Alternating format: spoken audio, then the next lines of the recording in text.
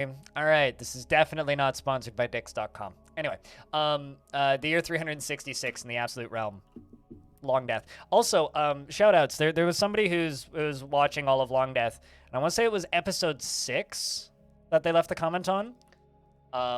But basically stated that they are trying to watch all of the episodes and get caught up without seeing any spoilers before tuning into the stream. So good luck. It'll take you a year. But apparently they stated that somebody said that the fortress wouldn't make it to 350 years. Anyway, we're past that. So we'll rip that person. No, we're never going to hear from them again. Yeah. I mean, there's a few people who've made it. Jimmy made it. So we've got a couple depressed merchants, which isn't a huge deal. It's usable. The current living dwarves are Pilot, Axon Disco, Quavenair, Volleyball, Nanochip, Tygo, Diamond, Blue Space, Weeb, Bastet, Don Caribou, Zindros, Stone, Massive, Lumpy, Rory, Knowles, Dragon, Arch, LaFonda, Zetsuki, Team Xeno, Kobe, Do It, Tele, Melanair, Jimmy Tibby, Paranoid Metroid, who just grew up, Ducky, Oswix, Letharticus, Aqua, Reinhardt, Lil M. Katsu, Criven, Anonymo, Anthony, and of course, Whitcode, and we are in the early spring.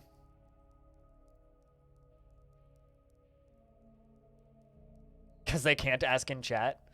I mean, that's what I did for Kobe. I mean, all you got to do is comment on the most recent episode and just ask. No.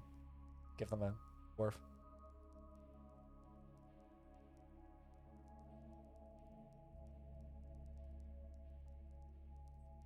That was you back in the day, Snow? Who said that it wouldn't make it past year 367? I mean, there's been people who've been pretty blunt about the world not making it that far, but... I mean, we've made it... Well, today will be year 367.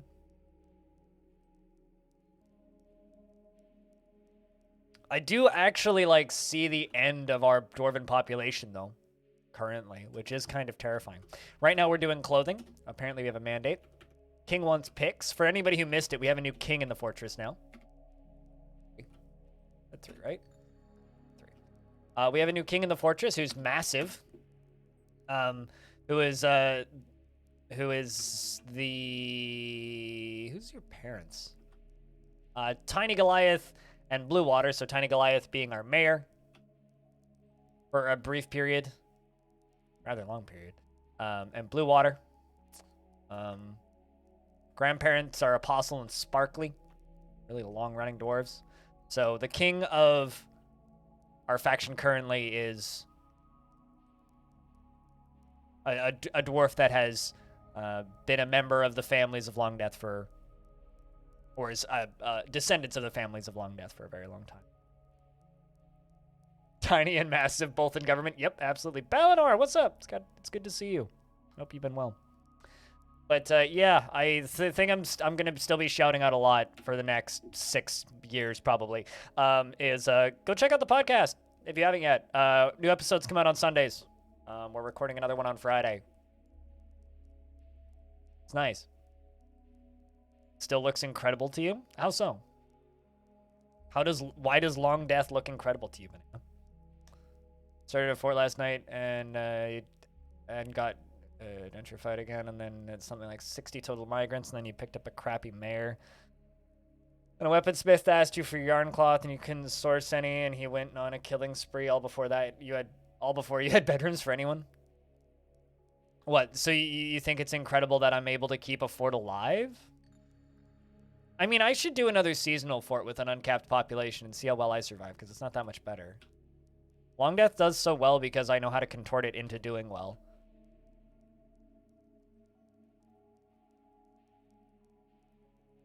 The problem with Dwarf Fortress is accounting for everything. I mean, I let a child go insane, like just recently, like not long ago.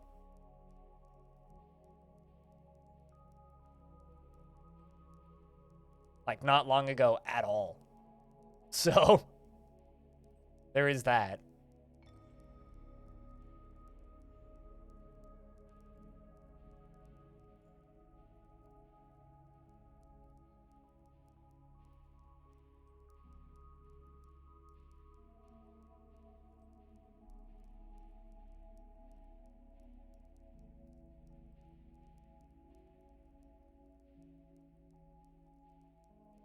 In Dwarf Fortress, definitely. Not in real life.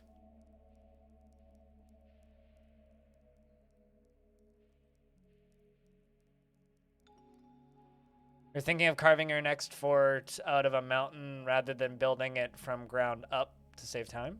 I mean, build a fort that looks the way you want it to look. That's all you should be doing. Right? Just build the thing that you want to build in the way that you want it to look. That's all that you should be doing.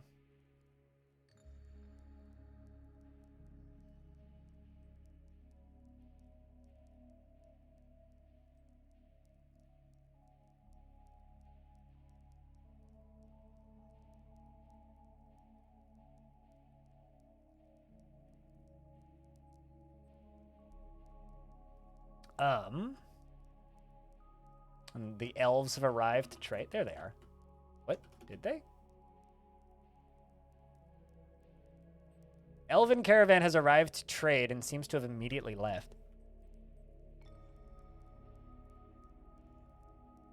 Time is not paused. Yes, it does. Eggman. Yes, it does. Also, how you been? What's up, Jacob? In regards to the acquisition, it's not final. It doesn't finalize until 2023. Hence why all of the articles say to buy it, like Microsoft to buy it. They've all agreed that they're going to buy it. Paranoid Metroid is indeed a big girl now, yes. But she is ashamed dwelling upon wearing old clothing, which is like the constant rough thing that we're dealing with. 13 years old. You are currently dyeing cloth. You're practicing your dyeing skill. And you're still wearing a lot of crappy clothing, so you gotta go get clothing. I mean, I don't know how I feel. The fact that it means Bobby, like, I'll be honest, I'm in a point right now where I kind of want to see Activision Blizzard, like, fall apart and fold and be sold apart in tiny pieces to a lot of people. Not one giant company keeps them one giant company, which is what's going to happen.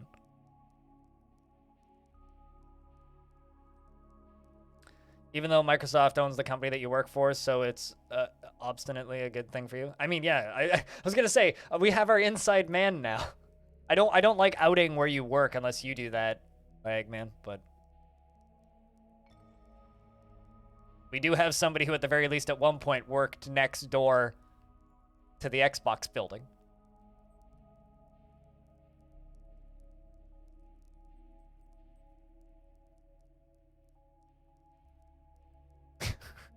Nintendo gets Battle for Azeroth and it's a Mario game.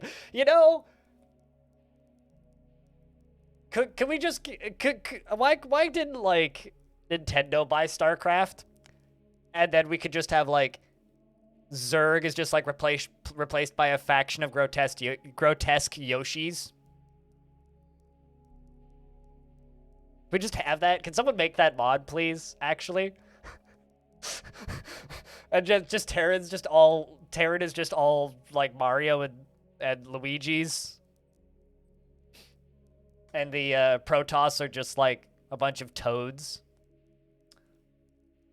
Actually, no, Zerg would probably just end up being like Bowser and his crew. Regardless, I'd watch that RTS. That sounds great. But anyway, all your answers will be like, fuck if I know. I know, right? Like the company that you work for that is owned by a company that might be buying a really big company is still, this might be a surprise to some people, a really fucking big company with a lot of employees. So of course, fuck if I know will be your answer for all of those things. But it's just,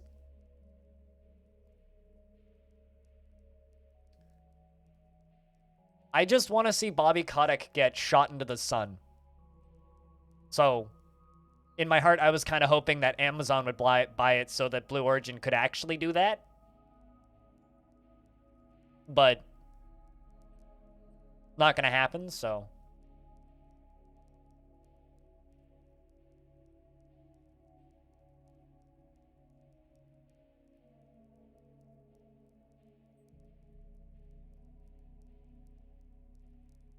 But I don't know.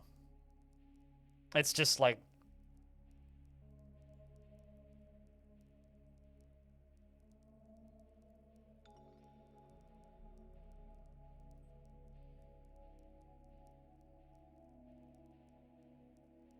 You could probably afford to shoot someone into the sun. Yeah, probably not a live person, though. I feel like the licensing and agreements for that would be a bit of a pain. That's good. Lots of happiness upon putting on better quality items. There. What's Paranoid doing? Yay, there you go.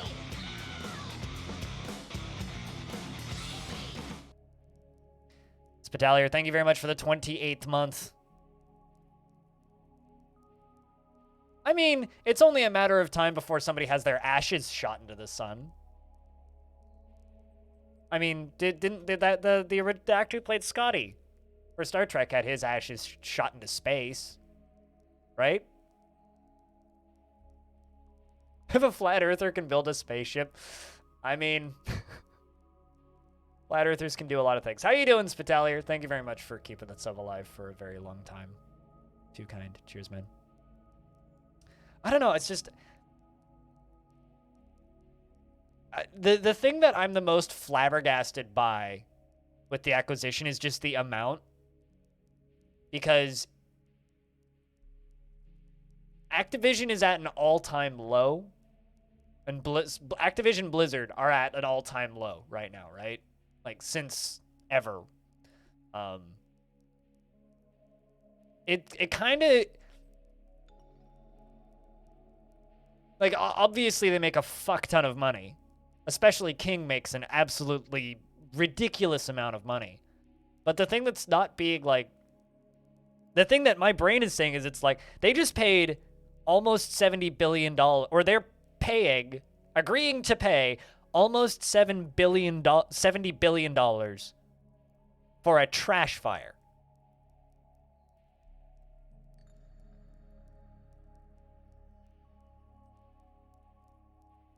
Like...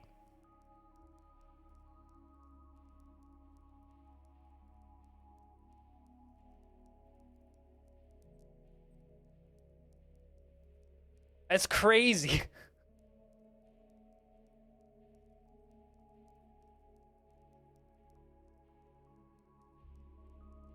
But you don't really know the extent of ActiBliz? The part that makes it so expensive is King. Let's see if I can find it. Because they make Candy Crush. King is like the dark horse thing behind it.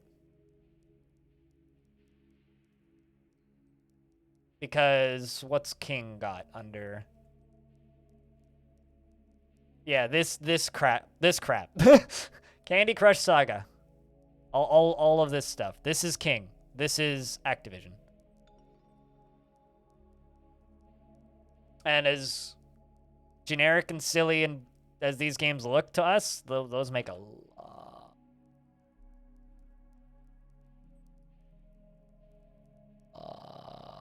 of money. So there is that.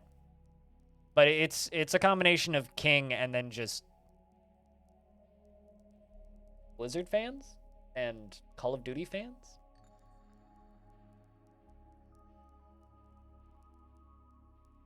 That comes preloaded in Windows? Yep. I mean, like, if someone, like, 2 days ago, if someone looked at me and said, Microsoft is buying Activision Blizzard, how much, Activision Blizzard King, how much are they going to pay for it? I would have said $20 billion. Maybe 30. Maybe 30. But 68.7? It's just like, this feels exactly the same as Take-Two buying Zynga, right? Like, Zynga was evaluated at, what, $8 billion or something, and they're buying it for 12. $12 billion they're buying Zynga. The fucking Farmville people. Ah!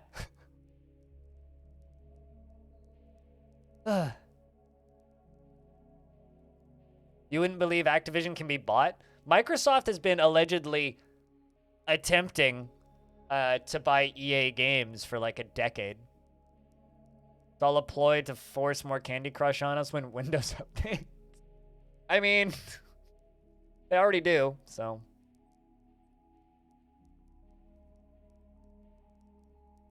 So what do you think of my thoughts? I'm just freaking out about the amount.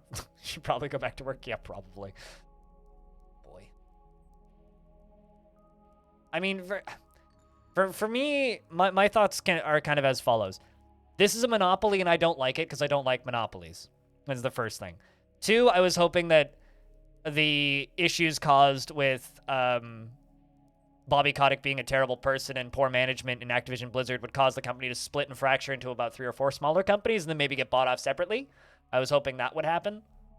I wanted to see the people at Blizzard unionize.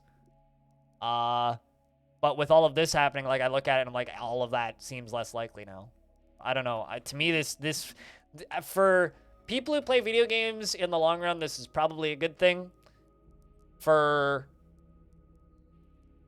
the industry at large, I don't know if it's a good thing. You have a good day at work, Beefcake. Cheers, man. That's my take. I don't know how to feel about it.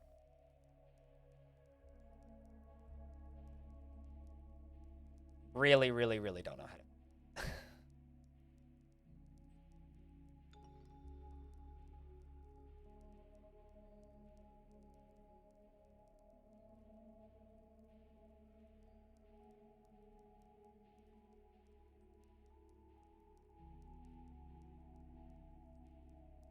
That being said, when it comes to companies like getting bought right now, it feel like, just from the consumer's perspective, the consumer being me, it feels like Microsoft does a better job handling companies that they buy than other companies tend to. So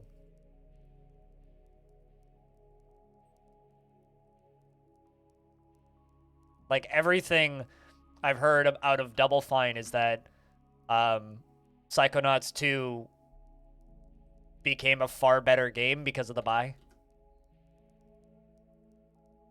If I think, actually, I would be less surprised if Tencent bought them. If Tencent turned around and was like, yo, we're buying Activision Blizzard, I would have been like, yep, okay, that makes sense. But Microsoft being like, yo, we're buying Activision Blizzard is like, whoa. You know, I want to know, because I'll bet you that Tencent made an offer. Wonder how much Tencent offered. Bet you it was a low ball.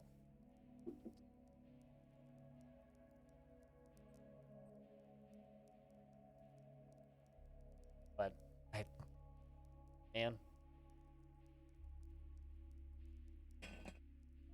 maybe they were competing with other offers. Oh, it's definitely possible. It's definitely possible. I mean, who else do you think would have been in the market to buy them? I mean, I could see a world where they tried to merge with another bigger company. Definitely not Nintendo. Valve? Doubtful.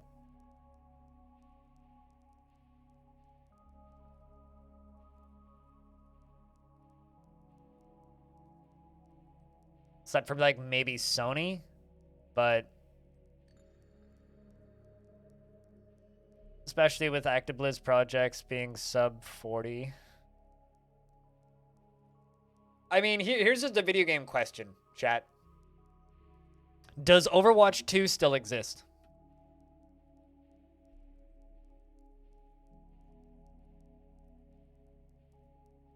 Will Overwatch 2 come out? Overwatch who? Will they ever make an Overwatch 2? It's a move that you can... An Overwatch, Razfane, is a move that you can do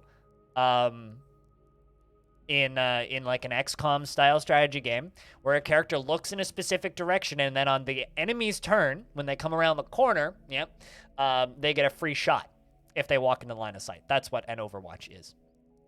Your homies play Valorant. Your homies play Valorant? Yeah, Valorant kind of did steal Overwatch's popularity lunch a little bit, didn't they? Not long ago. Yeah, that as an influencer, that doesn't mean shit. You want to know what I saw in early 2019? Humankind. You know what I played in early 2019? Humankind. You know what didn't come out for about 3 years? Humankind. And also looked totally different 3 years later? Humankind. So being shown to content creators or influencers doesn't mean it's coming out even remotely soon. You know, I'm actually like of the opinion that Star Citizen is out. It's out in the same way that a lot of games that are in perpetual beta are out. It's like people are just like, Star Citizen isn't out yet. It's like, yeah, but I can go to their website and give them $30 and play Star Citizen in like a couple of hours. That's about as out as you can get.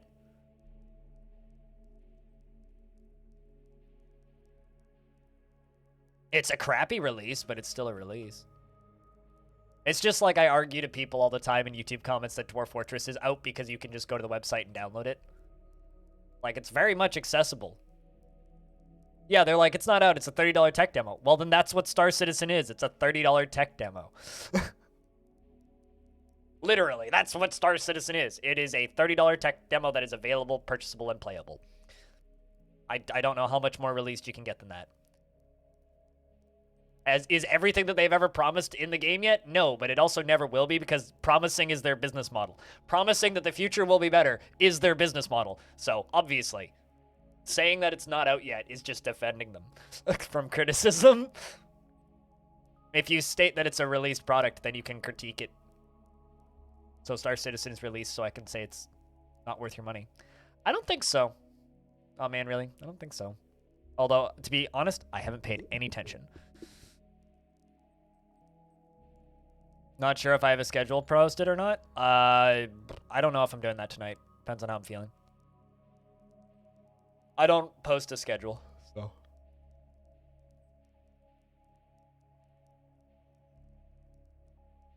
There's like 2 evening games I'm playing right now, and it's Songs of Six, and I have a Songs of Six playthrough, and Project Zomboid, so it depends on what I feel like doing this evening.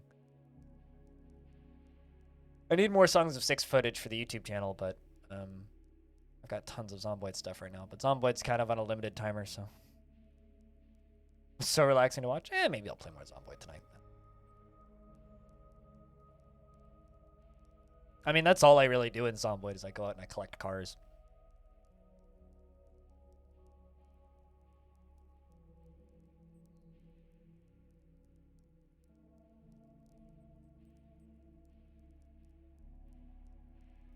But yeah, I could be convinced. My problem with streaming Zomboid is chat's always super quiet. You couldn't play it during the holidays. I believe it. It's a very, like, precise, clicky game.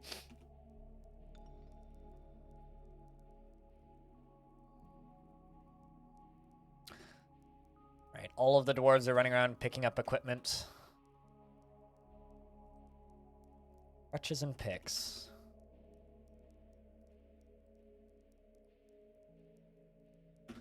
I have so many picks and crutches by the end of this king's reign.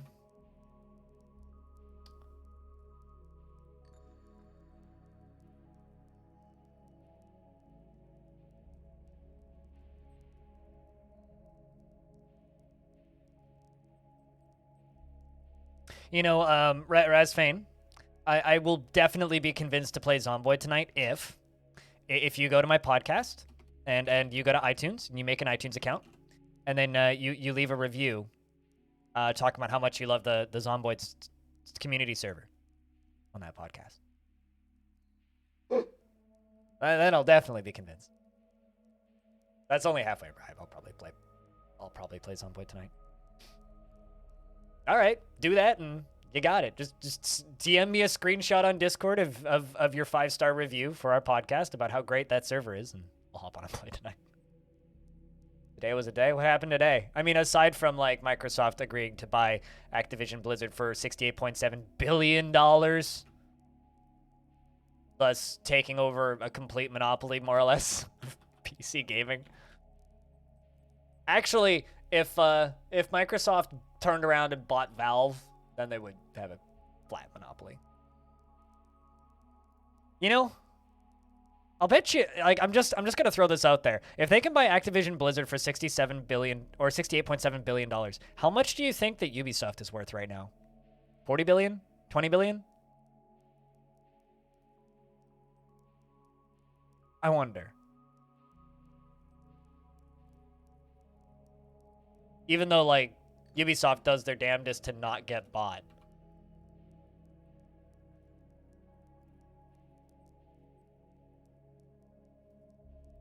If I name a dwarf banana the third?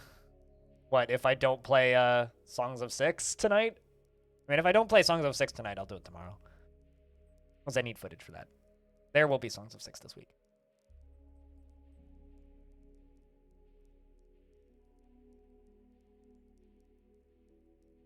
Interest into the game, that would be great. What?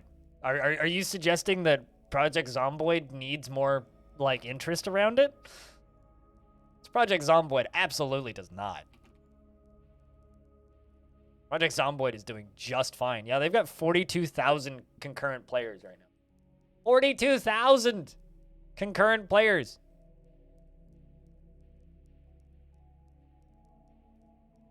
Like, that game blew the fuck up in December. Like, look at this. Zomboid's player history. It's like, yeah, back in 2013, they had 400 concurrent players. But they were like 1 to 4,000 pretty consistently. And then boom! Boom! Like, they're doing great.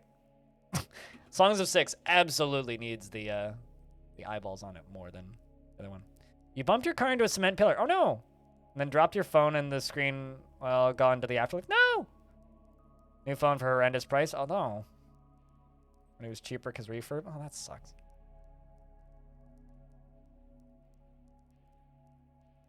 What happened in December? B41 got pushed to multiplayer. Which is their first, like, major patch in a couple of years. In November 2020, Build 41 came out, and they went from, like, a few thousand to, like, 3,000. And then they went up slightly slowly, and then they put out another pretty big patch around here. And then in November, or it was like very end of November, they put out the Build 41 in multiplayer, and it just went. Brrrt. Their combat update came out. It redid all of their combat and added in a shit ton of crafting and redid leveling.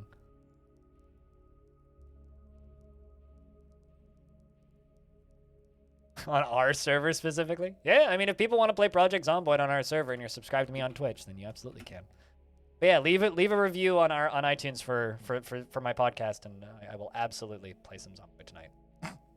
Zomboid's fun. I got nothing against playing on the community server more.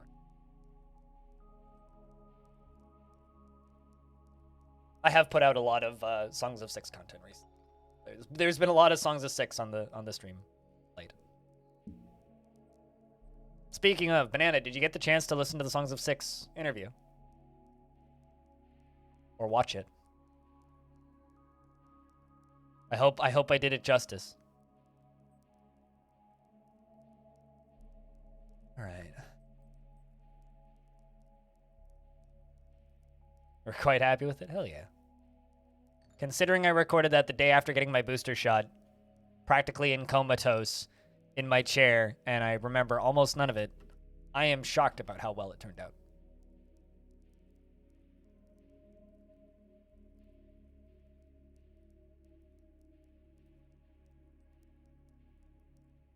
Just seems not very casual, but it definitely has its appeal. You can customize your game very heavily in that game.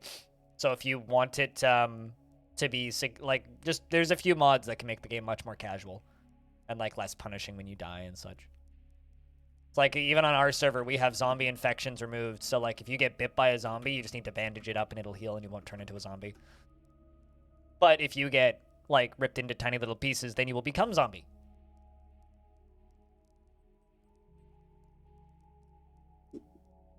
Also, Anton, what up? It's good to see you.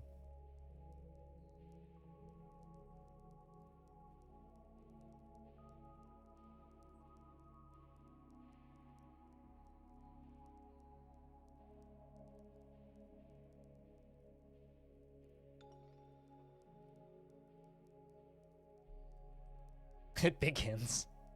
Thank you for the penny.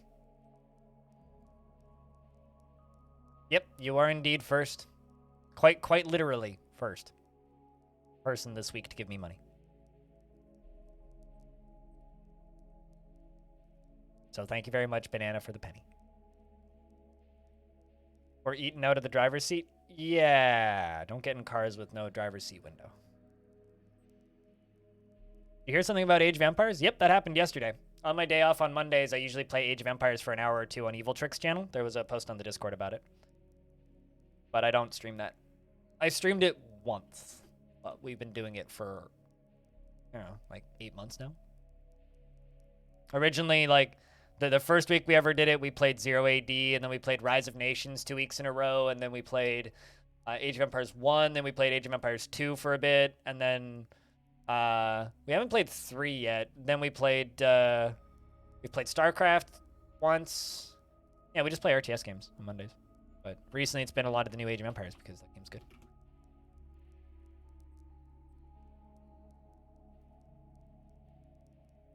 So yeah, if you heard something about Age of Empires, that's probably what you heard.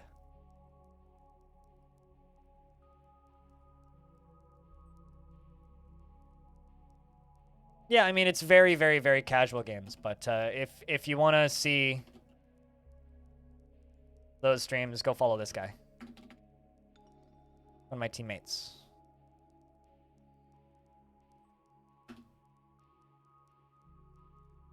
And that's usually Monday mornings that end around now.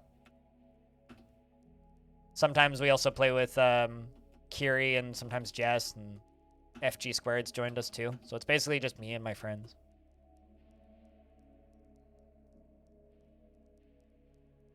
You miss Rise of Nations? What's stopping you from playing it? If you missed it so much, you'd keep playing it.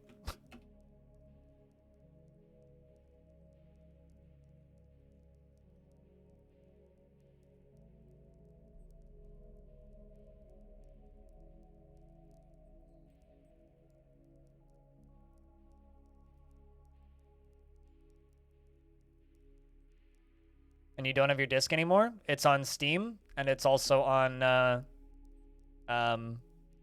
Game Pass.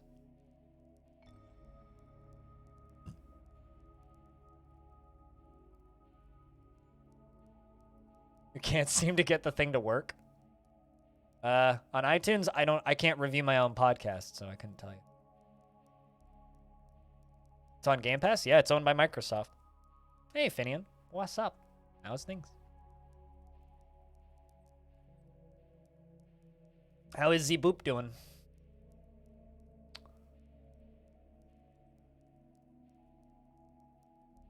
Does that mean you can get WoW via Game Pass then? I don't know, because that deal hasn't closed, but my response is maybe? Overwatch, probably. Call of Duty, for sure. Pictures posted of Nominoms? I may have already seen them.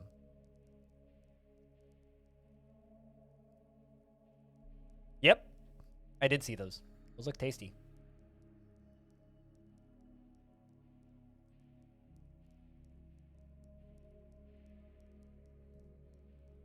It's right under the stars rating bit. Yeah, doing it on a computer is harder. You know, I was having some trouble with Apple yesterday because I turned on two-factor, or I wanted to turn on two-factor. But in order to turn on two-factor, you have to remember your security questions. And I made the iTunes account that I have right now like a decade ago, and all of my security questions were questionably difficult to remember. So I can't remember any of my... I can remember one of 3. I can't remember 2 of them. And you cannot turn on two-factor without having all 3. So I contacted their live support, and I was in live chat with a person, and they basically were like, yeah, you have to make a new iTunes account. I'm like, are you serious? Like, you literally have my credit card information. You can't just, like, push some buttons and fix this? And they're like, nope. So, fuck Apple. Considering, like, when I lost my Epic Games password, because I made an Epic account a billion years ago and then immediately forgot that Epic existed, and then they made Epic Games later and I wanted the same username back.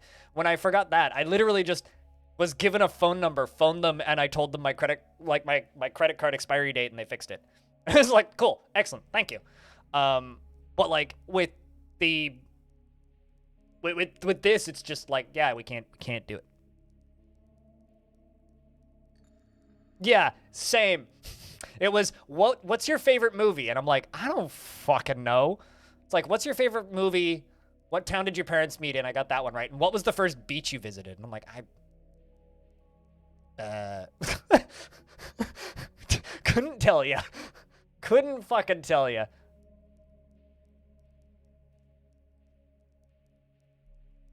So I get to like sit here for a while now going, all right, what was your first girlfriend's name?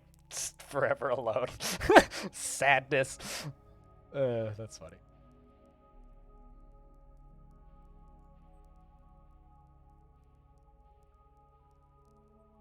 Apple, yes.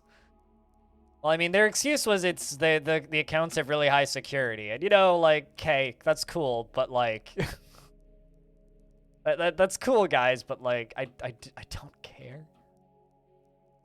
All right, we're making lead statues right now. Still trying to clear out all of those boulders. Trying to keep dwarves happy. So today is going to be still a lot of material cleaning. Where did you hide the cheese? The ones where they let me come up with my own, I forget even faster.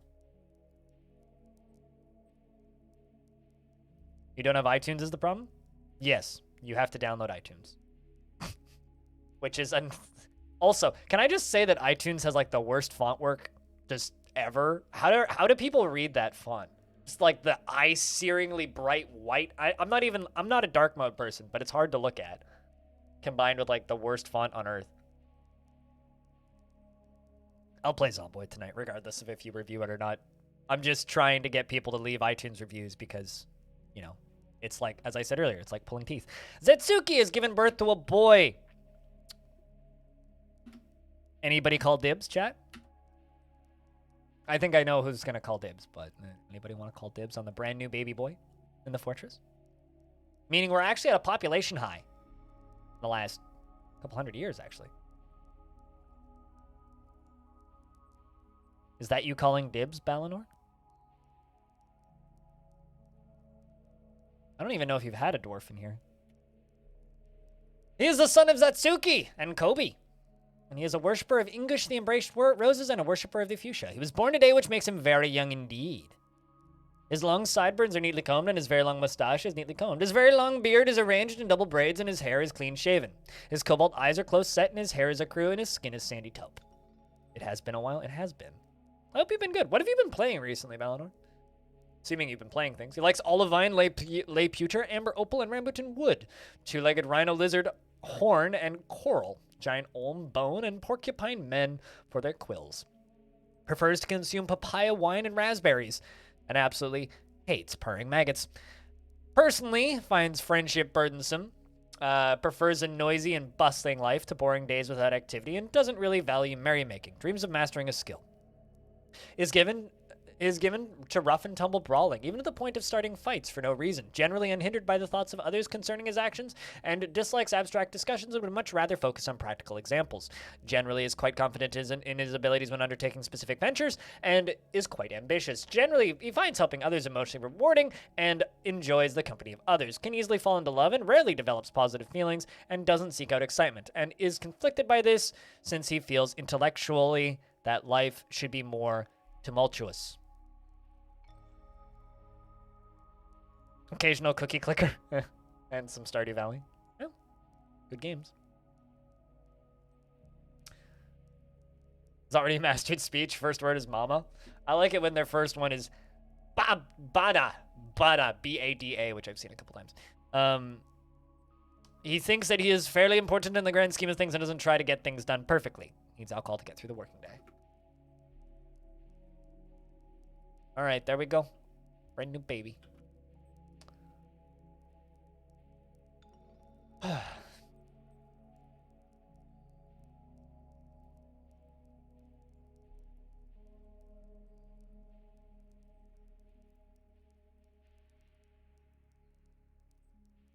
But yeah, I'm glad I'm not the only person who's in like this questionable, annoying situation. The funniest thing about like Apple is it's just like I would like to like change I would like to enable two-factor authentication. It's like, well, type in these security questions. I don't remember the security questions. Well, type in this one security question. I don't remember that security question. We don't have enough information to change your security questions. Isn't like the point of setting up an account that you give enough information so that you can recover that account multiple ways? It's like it doesn't give me an option to send a backup email. I can change my password just fine. I've done that. That doesn't require security questions. Why does it require security questions to turn on two-factor? I don't understand. Shouldn't just signing in be... Apparently, if I owned an iPhone, I could reset my password, which I think is hilarious, because they were just like, if you own an Apple device, you can reset your password. I'm like, or you can add in two-factor authentication without that, without using the security questions if it's an Apple device. And to which my response is, that makes absolutely no fucking sense. Like, actually absolutely no fucking sense.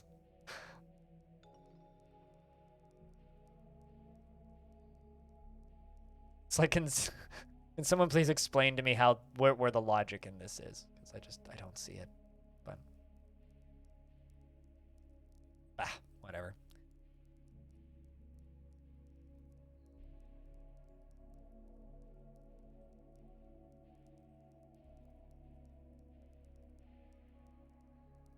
The explanation is depressing as to why that's the way it works. I mean, I don't think it's depressing. I think it's typical Apple. It's like, well, I understand why it's that way. Also, hey, Frog, what up? How's things?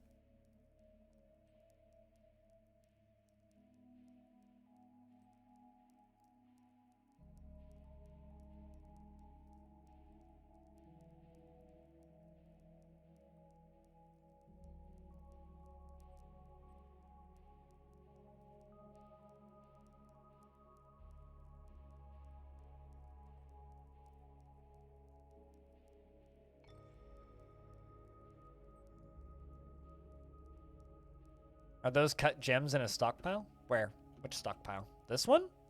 Those are blocks, if that's what you're talking about. So these are silver bars, bronze bars, iron, bronze, iron, villain, silver, like bismuth, rose gold, gold. And then these are nuggets. And then these are more of that. Not sure what else you could be seeing.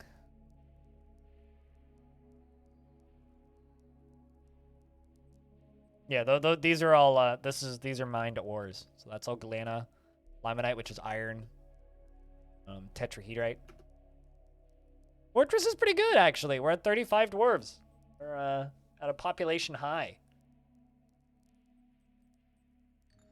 We haven't been at 30 plus dwarves in about 150 years, so pretty good, I would say. Microsoft might be buying Activision Blizzard for almost $70 billion, so that's kind of the main topic of discussion today. The other main topic of discussion is, well, this is just me advertising my own shit, but I've started a podcast. Another one. Not my first. But me and my stream team have a podcast now. This is what I would say be the first podcast that I'm actively trying to promote. All my other podcasts are like, hey, I have a podcast. Listen to it if you want. Okay, we'll record episodes whenever. But this one, we're actually on a schedule.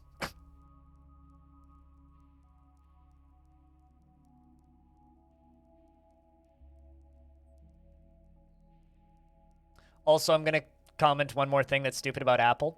In order to have a gaming podcast on iTunes, you have to be a leisure podcast with the subcategory of technology, with the subcategory of entertainment technology, and then you can be a video gaming podcast. So there technically are no video game podcasts on iTunes. They're all leisure podcasts. They're technology, entertainment, leisure podcasts. Apple does hate fun. This is true. Oh God, having to work after getting your booster. Which one did you get? Because I've talked about many times, it damn near killed me. I basically had flu symptoms for 2 days. They don't want Apple fans to look outside of the Mac ecosystem. This is true. Yep. This is true. And games are highly owned by not Apple, so. Ever seen a happy apple tree? I would say that I have, in fact. Trees can't be happy? I've definitely seen a sad tree, though. Sad tree is droopy tree with brown leaves that looks all sickly. Happy tree is tree with lots of leaves and lots of fruit.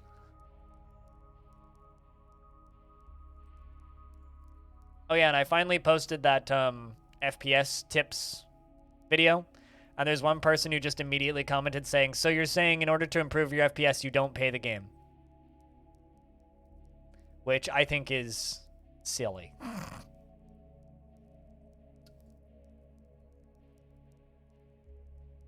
But that seems to be the general consensus from people. Crutches.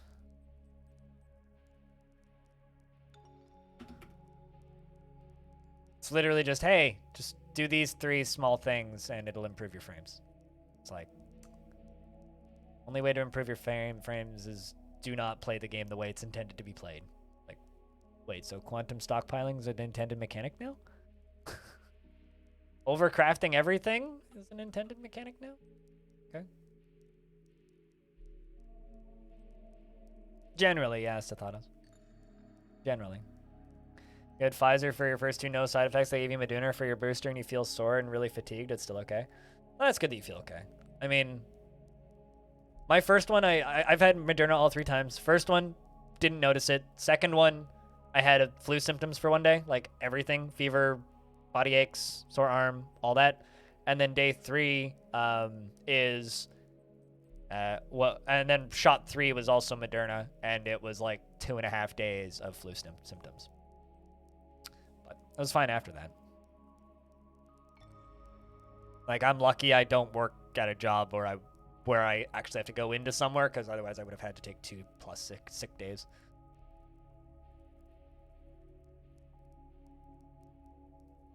Outside of the slightly sore arm, I'm very jealous of anybody who has like minor side effects, but it is what it is.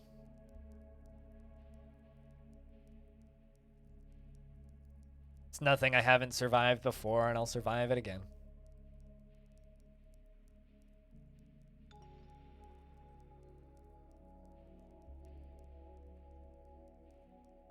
They need to have an overhang, and 3 walls that are smoothed are generally not climbable, or 3 high or smooth is generally not climbable. If they're not smooth, they need an overhang. But it also depends on what's trying to climb it.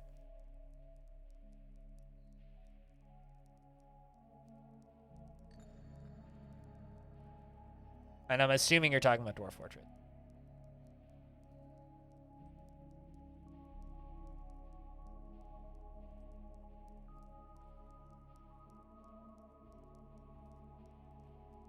Yes, constructed walls are smooth.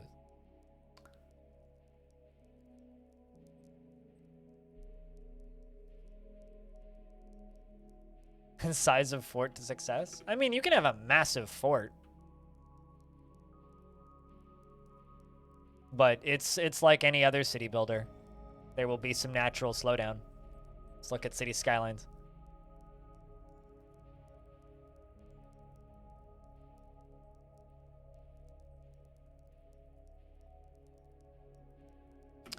Let's make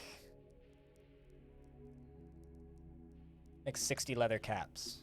Apparently a lot of dwarves have ended up without caps. So let's do a bunch more caps. Into early summer.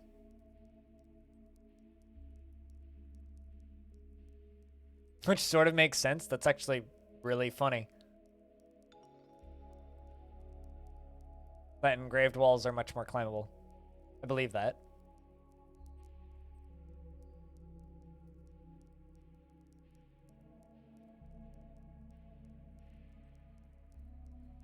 Berry bushes will be really quick. Trees will take a year or two.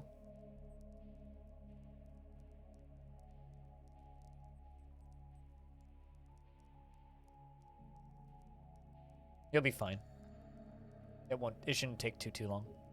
So the elves showed up to trade and instantly left. The humans are here now. They seem to be sticking around.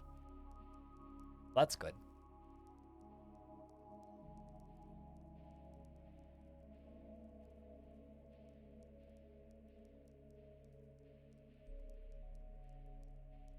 Just below the surface so that when you switch crops by channeling over them or building floors. I wonder if bridges work for that. Never tried it.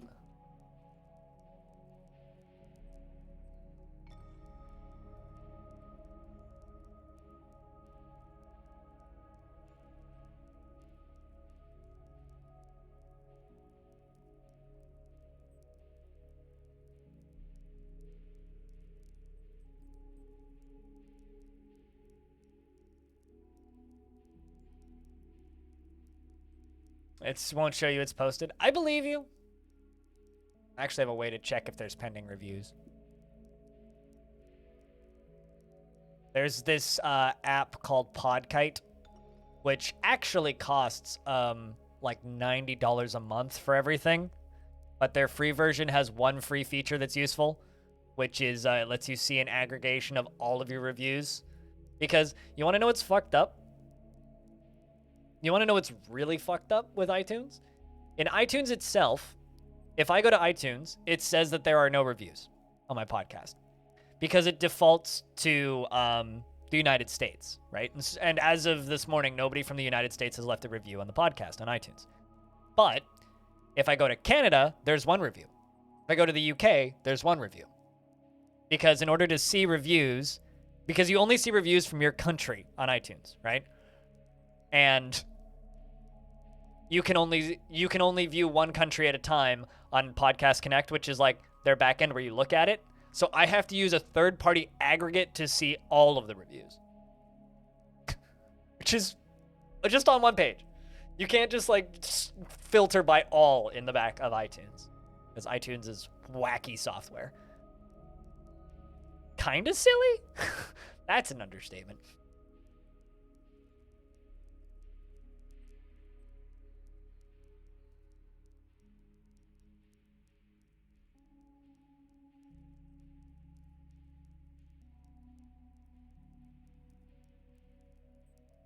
Also, all of their stats are delayed by 72 hours. Meaning that, like, up-to-date stats? Meanwhile, like, Google Analytics is updates once every 70 seconds, approximately. It's actually, like, wild how bad podcast analytics are. I have to use like 4 different third-party sites to actually figure out how many people listen to the podcast. But SEO tags to your Squarespace to at least show the website. As far as I know, we do have SEO tags. I mean, if you go to Google and type in Halcyon Frequency, the site shows up on Google now. But I probably need better tagging. They're falling down the stairs again. It's annoying. It wouldn't surprise me if I needed better tagging. Put it that way.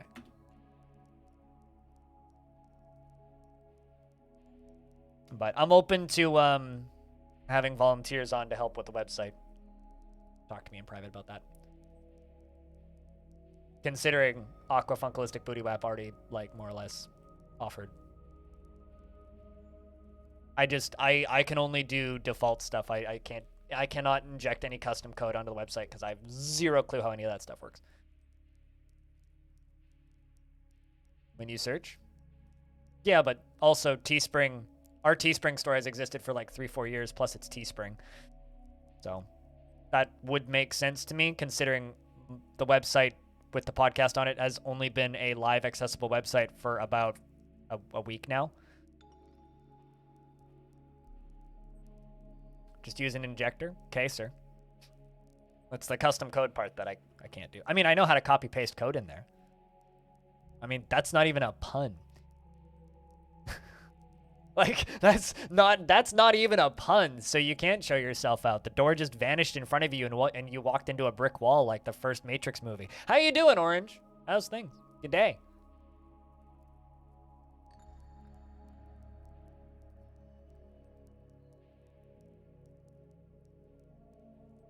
Also, Orange, while you're driving, you can now have me in your ears via a podcast.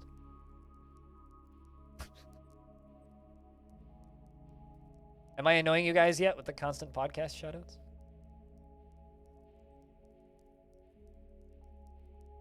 Someone's gonna get mad at me somewhere in the YouTube comments. It's time to put a massive strain on your feeble mind and try to learn how to play Stellaris. I've heard that Stellaris is pretty easy to learn these days. Okay, that would be much appreciated, because I know a lot about YouTube SEO, website, and I know a lot about YouTube SEO and like how to make people find a Twitch channel, but websites not so much. Like, I know how it works in theory, I just don't know how to go about executing it.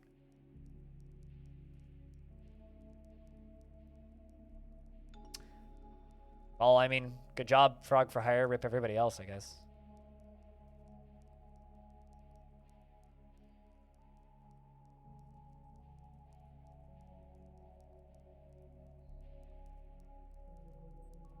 You're waiting for the company to get back to you on your counteroffer? Well, I hope that they get back to you. I hope that you get that better gig with trucks that don't break down all the time.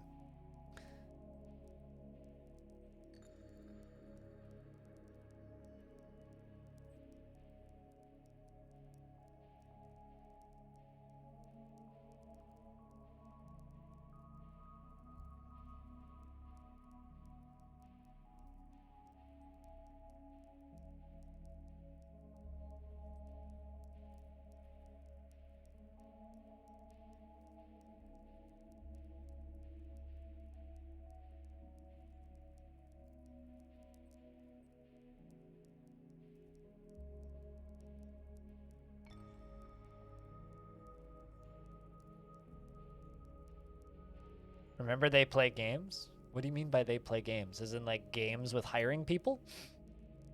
Or games as in like Call of Duty? What do you mean by they play games?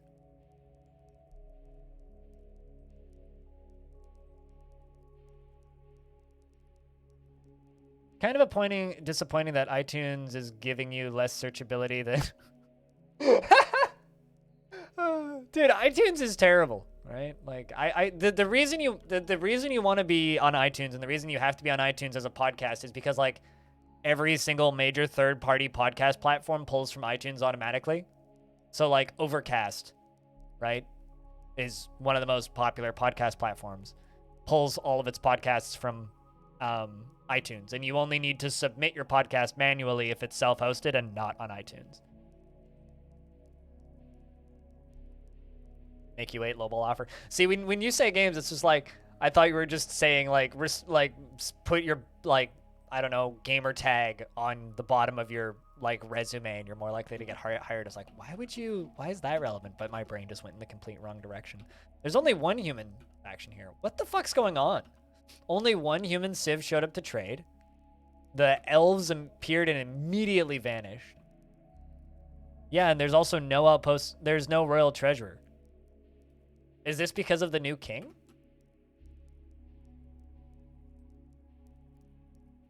Weird.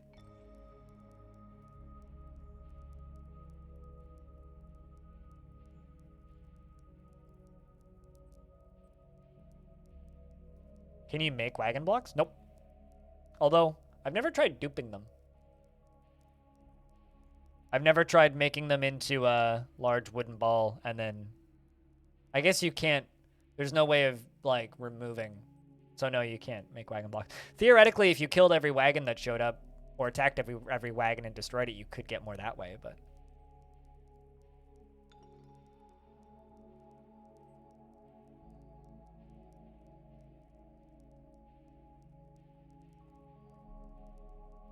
That seems like a reasonable response. Orange.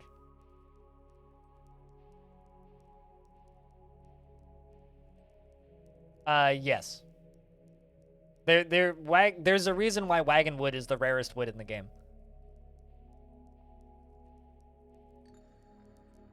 The new power structure of Longdeath has led to intimidation from ourselves and our allies protect racket victims. And our allies protection racket victims. Yeah, see, there's something going on right now. It's kind of weird. But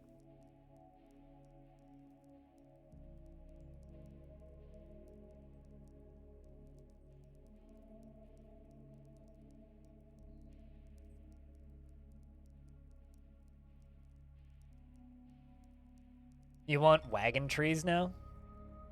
The question is, would a wagon tree grow into a normal tree that you chop down and get wagon wood from? Or would a wagon tree be a literal wagon growing out of the ground?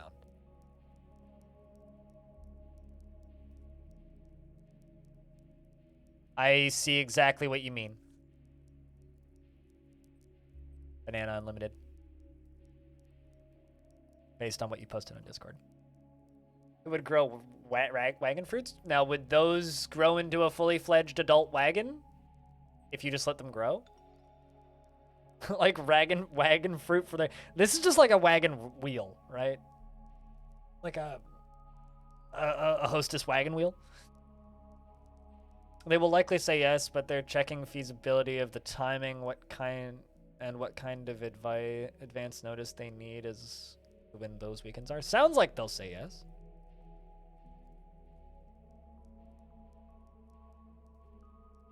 Seems reasonable. Orange. Seems reasonable enough to me.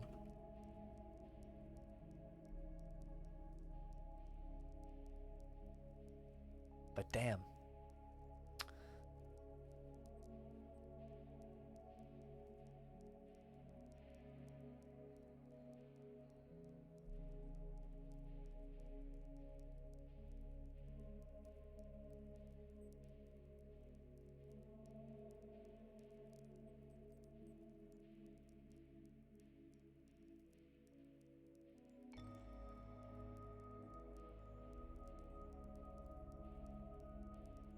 With a wagon tree life cycle?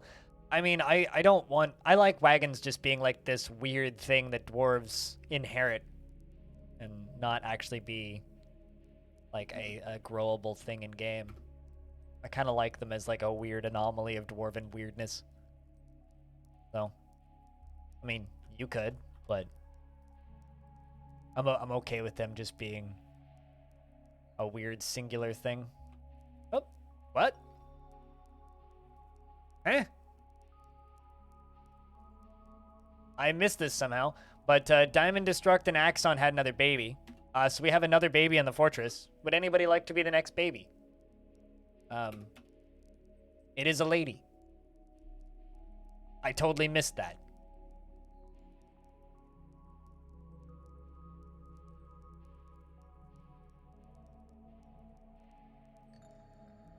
Who gonna be my daughter?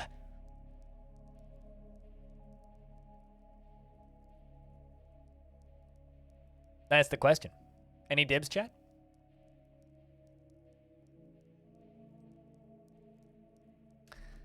Banana the third. The Third.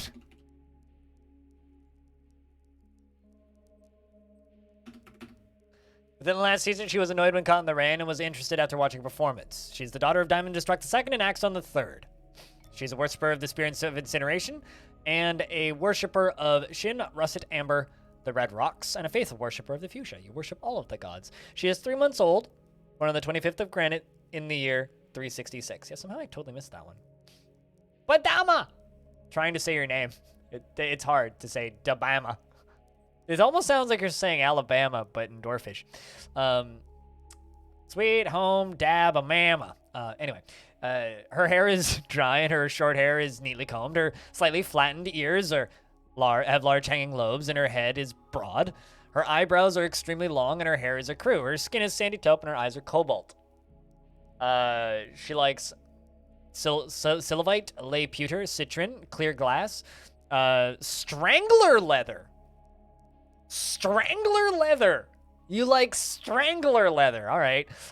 Giant monitor lizard tooth amber scepters and the giant and the sight of the fuchsia velvet. And when possible, prefers to consume amarillo and carrot wine and white mullet flower and caper leaves. Hates hamsters, but likes fucking strangler leather.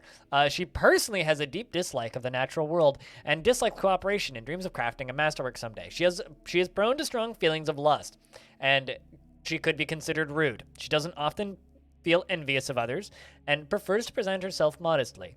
She tends to be passive in discussions and doesn't focus on material goods. That's like saying that you like Bigfoot leather, practically. She doesn't focus on material goods, and she is rarely happy or enthusiastic. She is conflicted by this, and she values parties and merrymaking as in the abstract. She isn't given to flights of fancy and has little interest in joking around. Generally acts with a narrow focus on the current activity, and she has a tendency to go it alone without considering the advice of others. She has a tendency towards forming deep emotional bonds with others, and she is not particularly interested in what others think of her. She exhales slowly and deliberately when she starts getting bored and needs alcohol to get through the working day, and is starting to work slowly due to its scarcity.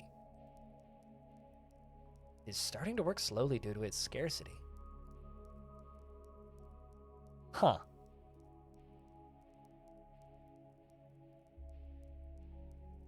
I don't think so, Stone.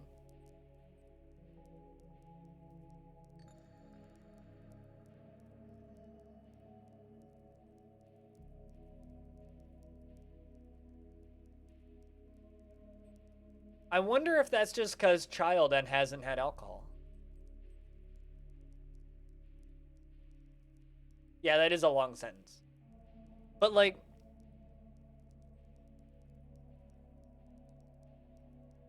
we aren't even remotely lacking in alcohol. Do other dwarves have that?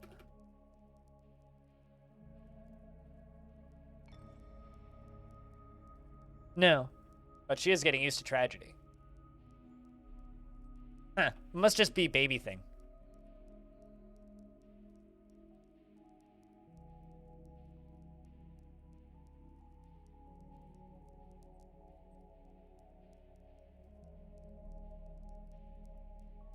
You got a strangler, leather-loving banana child. Yes. That's just wild, because I'm sitting here going, like, I don't think that there's any stranglers in this world.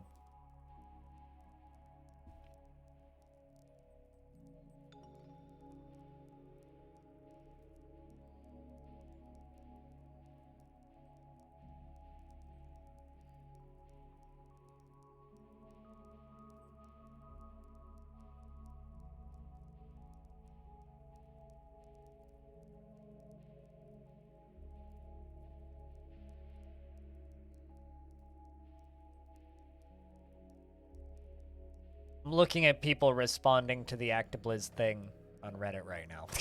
So if I seem kind of phasing out of existence, that's why I'm reading Reddit posts. I'm just like, my brain's melting about the whole thing. Just like entirely.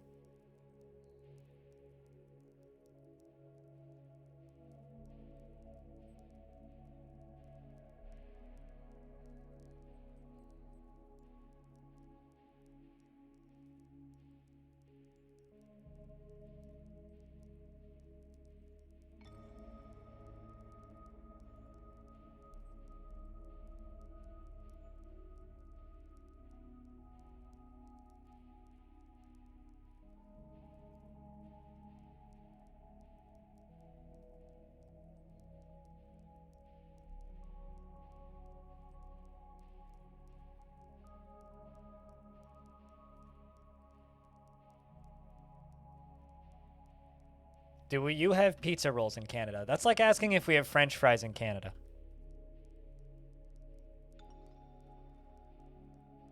I couldn't tell you when I last had a pizza roll. It has to have been more than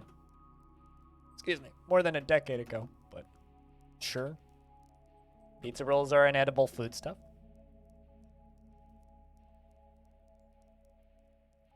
So to answer your question, no, we don't have pizza rolls in Canada. Never have, never will. Stupid American unhealthy food.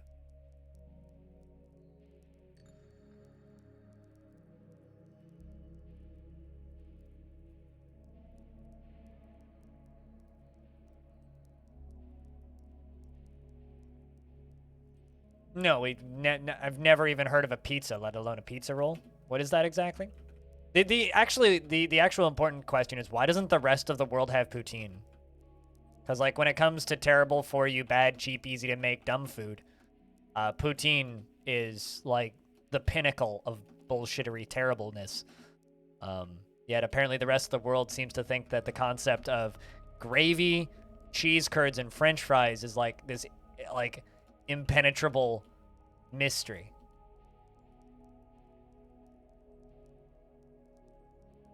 It's so hard to source curds? Yeah, because your guys' food system is, like, whack.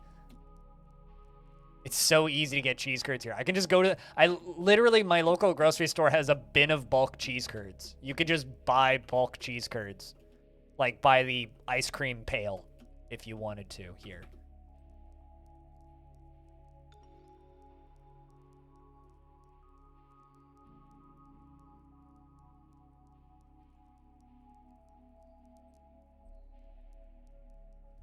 The world would be fatter, too. And that's already a problem with the world, so...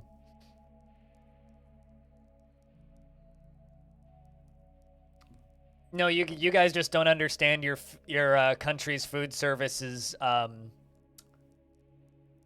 incompetence. There's no privilege. We're just competent food providers. America isn't. That's all it is. Really.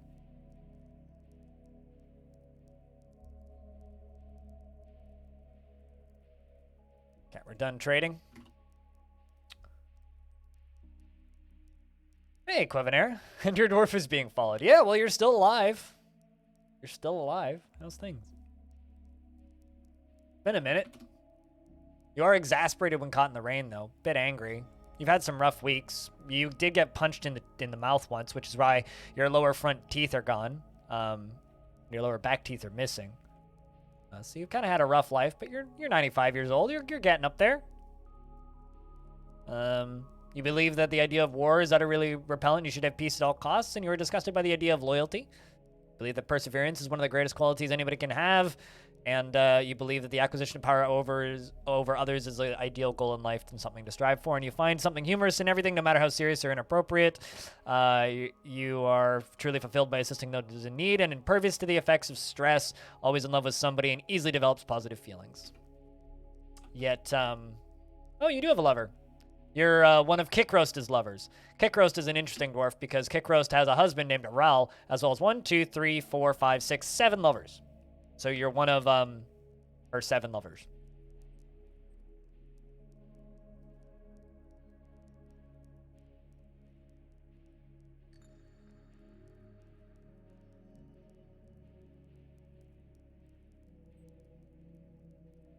Sounds a bit too much like you. Say if you don't have a lover IRL. Well, you certainly don't have a lover that's married who also has 6 other lovers? It sounds like a bad song. Or like an anime plotline. My lover's 7 lovers. I don't have a lover like that yet. Yeah, I just haven't gone to the right website yet. Anyway, I hope you had a good holidays, Quevinair. If you did. I'm just kind of nattering on about how everybody needs to listen to the podcast that my stream team is now providing, and also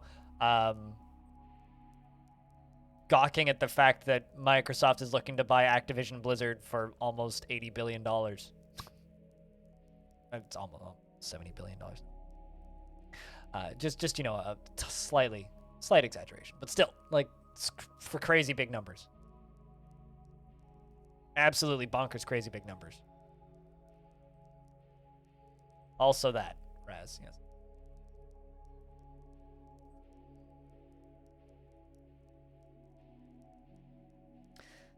Yeah, I mean, like, the concept of, like, first off, Navy, I just want Bobby Kotick to get ejected from the company, and I want them to sort out the lawsuits, and I want everything to end better.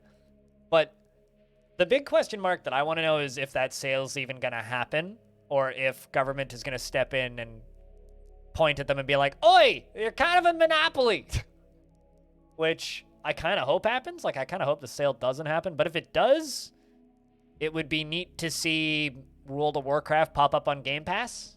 Like, if World of Warcraft was suddenly included in Game Pass, that would be kind of crazy.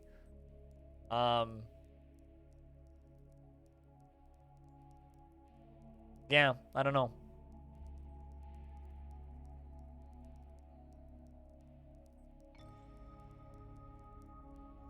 So a more focused, not one-sided conversation will be a lot more entertaining. Yeah, I mean, like the thing that I kind of promoted on the YouTube channel earlier today, Quevenir, is that, you know, I know there's a lot of you that listen to Longdeath just to listen to me talk. So if you want to hear me talk to other people, yeah, that's another thing. It's like, imagine World of Warcraft on an Xbox. I mean, if Final Fantasy can do it, in Longdeath currently, Stone, it is the year 366 Midsummer. 22nd of Malachite. But how you been, Navy? Those things. Although I would just like to point out for a second here, right? This is just me and my own vanities, right? Bruce Willis, from playing the role of the Die-Hard man in Die Hard. I can't remember what his name is now. I'm just blanking on it. But is in Call of Duty as a purchasable character, right? Meaning that Activision Blizzard have the right to Die Hard and that character's likeness. John McClane, that's his name, yeah. John McClane is a playable character in Call of Duty. Can we get John McClane in Halo? Since, like, obviously they own all of those licenses now. Can we have that? I just want to play as John McClane. Like, no Spartan armor or anything, but just, like, John McClane as John McClane against a bunch of Halo Spartans. People be in Fortnite before Halo. Probably already in Fortnite. But, like, I just want to play as John McClane in Halo. That or, like, just John McClane's head on, like, a Halo Spartan armor body. Halo's already in Fortnite. This is also true. Master Chief is in Fortnite. Yeah, that is actually a fact. John Halo's already in Fortnite. But I don't know. Fortnite's the fucking Smash Brothers of action games, so who cares? Everything's in Fortnite.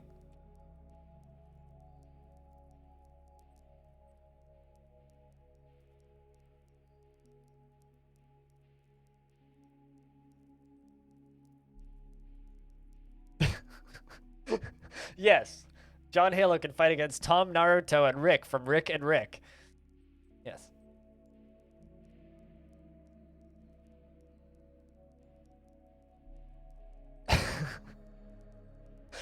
John 117 Johnson, the Jonovans, Truth and Reconciliation. Yes, there's a lot of Johns in Halo.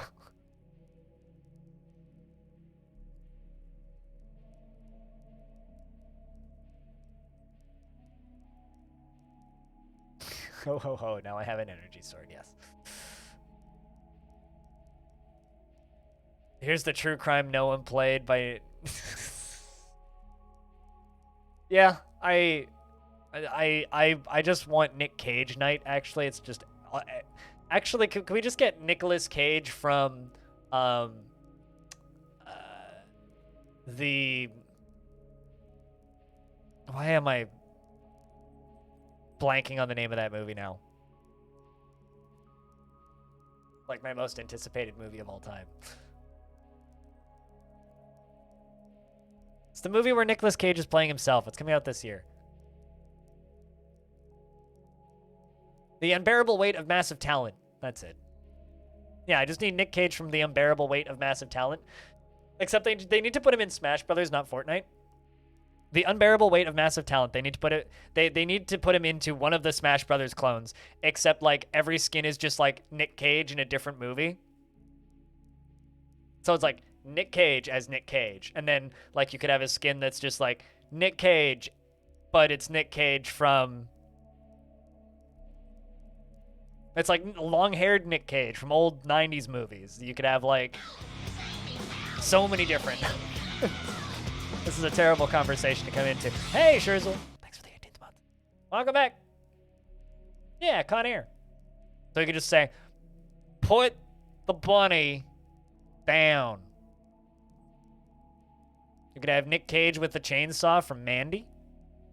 Going, ah! You could have Nick Cage with a toilet plunger from that Five Nights at Freddy's knockoff. Nick Cage in a cage screaming, not the bees! But yeah, it's good to see you, Scherzel. Welcome back.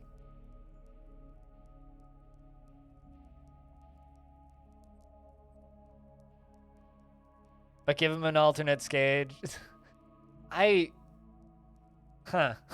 There's an era where I would have actually said that that probably would be a good idea, Quevinair. We're not in that era anymore, and I like Nick Cage.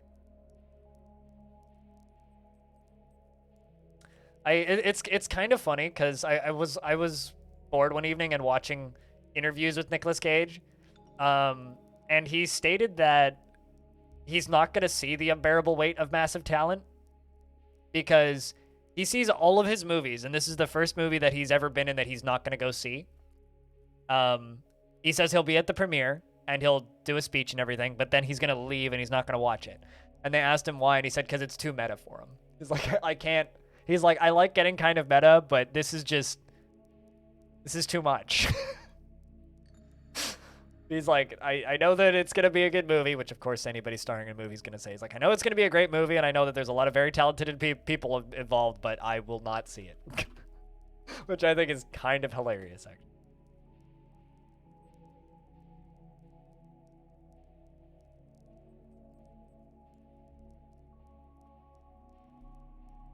Anyway. I hope that you had I hope that Scherzel and Quevinair, I hope that all of you guys had like a good holiday season. I hope the year has been good to you so far.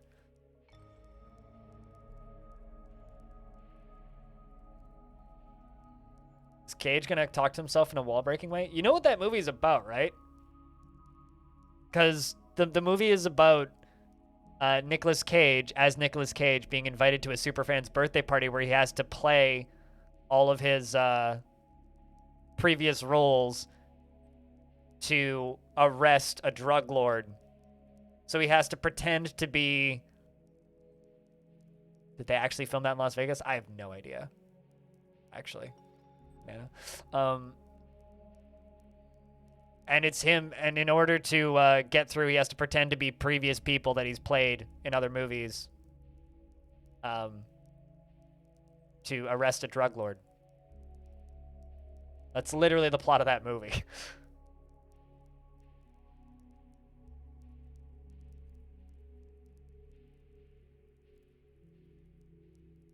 Be a Nick Cage so is there going to be a Nick Cage that's pretending to be a normal Nick Cage? No, there's only one Nicolas Cage. I think that's the part that you're missing. There isn't multiple Nicolas Cages. I think that you should read the movie synopsis. But yeah, I agree with that. Well, I mean, I have such a weird feels about 2021. She's 11, but it's all Nick Cage. I'm sure somebody's done that face swap. Someone has to have done that deep fake face swap already. But yeah, 2021 was better than 2020 for me personally. But overall was still a pretty crappy year. It was kind of just like more of 2020. And now we're into 2022 and it still feels about the same. Like right now, Vancouver has more people in hospital than we did at the beginning of the pandemic. Like there's more people in ICU right now in Vancouver than there was at the beginning of the pandemic. At the peak of the pandemic at the beginning. So yeah, it's fun right now.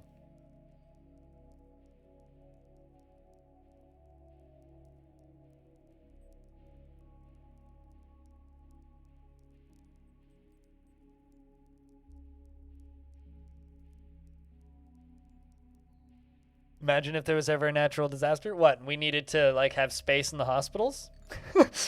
So why would you suggest such a silly thing? Space in hospitals? We don't get that anymore. Wait, imagine if there was an earthquake or a tsunami.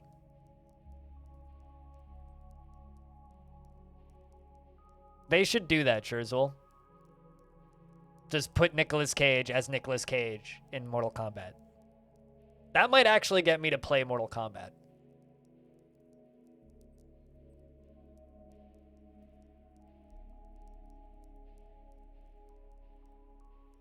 Although it should just be like Nicolas Cage, but Mandy Nicolas Cage for Mortal Kombat, because Mandy Nicolas Cage has a chainsaw and a crossbow that's made of steel that's doubles as a hatchet. So, as well as a weird metal scythe.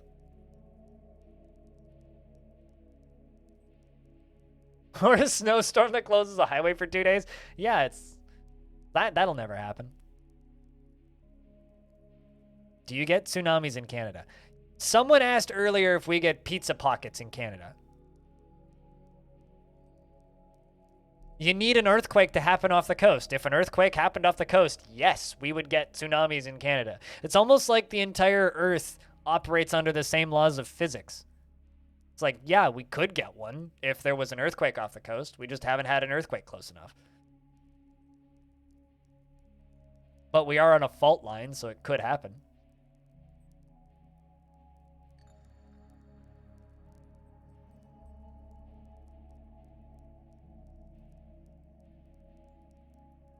But takeover companies, so yeah, that's been a disastrous 2 years. Drizzle. Been a disastrous 2 years. Sucks. Hope things start to go up. Hopefully the kids brought some joy somewhere.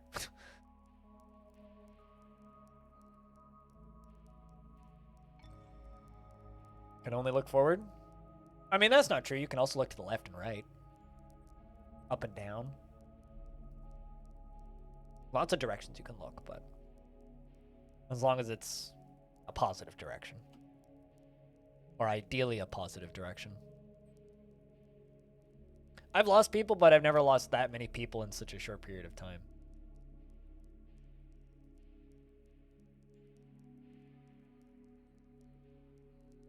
I'm looking diagonally. Yeah, I tend to agree. It's like, I'm going to go that way. Still forward. It's just forward relative to your current position. I mean, there's definitely parts of Canada that are safe from tsunamis, but, you know, like Vancouver's definitely could get hit by a tsunami. Absolutely.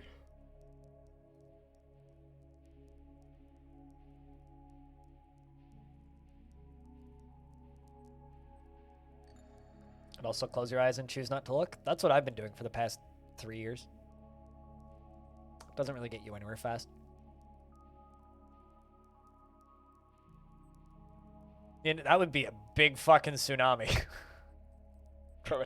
That would be a really big tsunami. I think that if there was a tsunami that was big enough to take out Saskatchewan, I think most of the continent would be gone. Like, all of California would probably also be gone.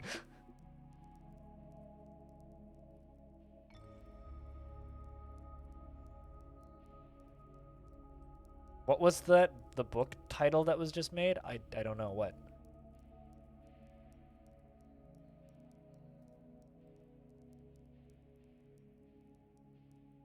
Okay, looks like the dwarves are mostly finished making caps. We're gonna head up here. Late summer.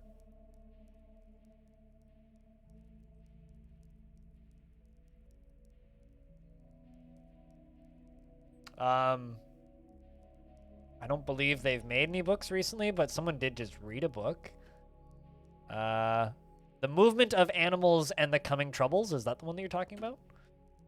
Because that's not a new book, but that's a book that's been around for a bit.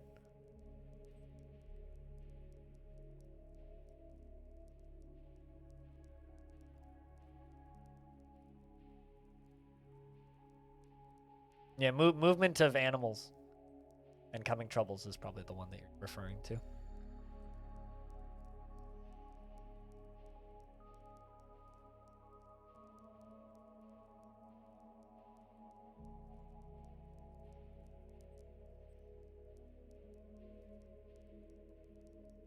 Oh man, I are stupid. I didn't buy that record. I want to buy that record, but I just haven't. My records budget has been lower recently because taxes are coming up and I get to pay taxes soon, and I want to figure out how much I owe in taxes before I start spending a lot more money.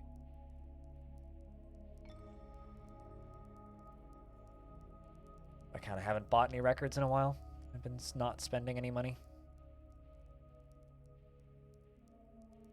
Outside of the one that was paid for by a viewer.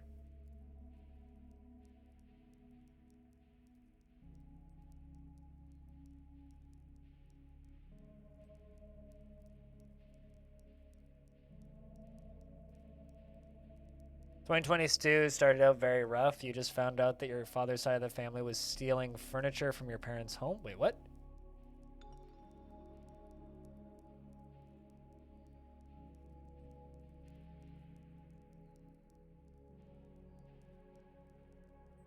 They decided this year to sell the house with all the furniture in it, and the real estate agent called and said, "What furniture?" That's fucked up.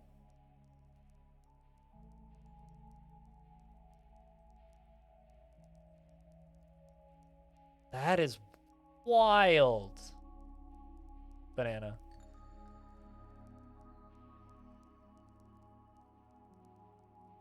What, can I ask where their home country is? You don't have to out that if you don't want to.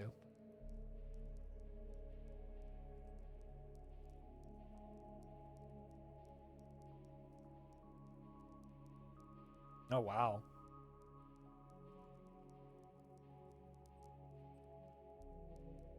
Yeah, I'm in the same.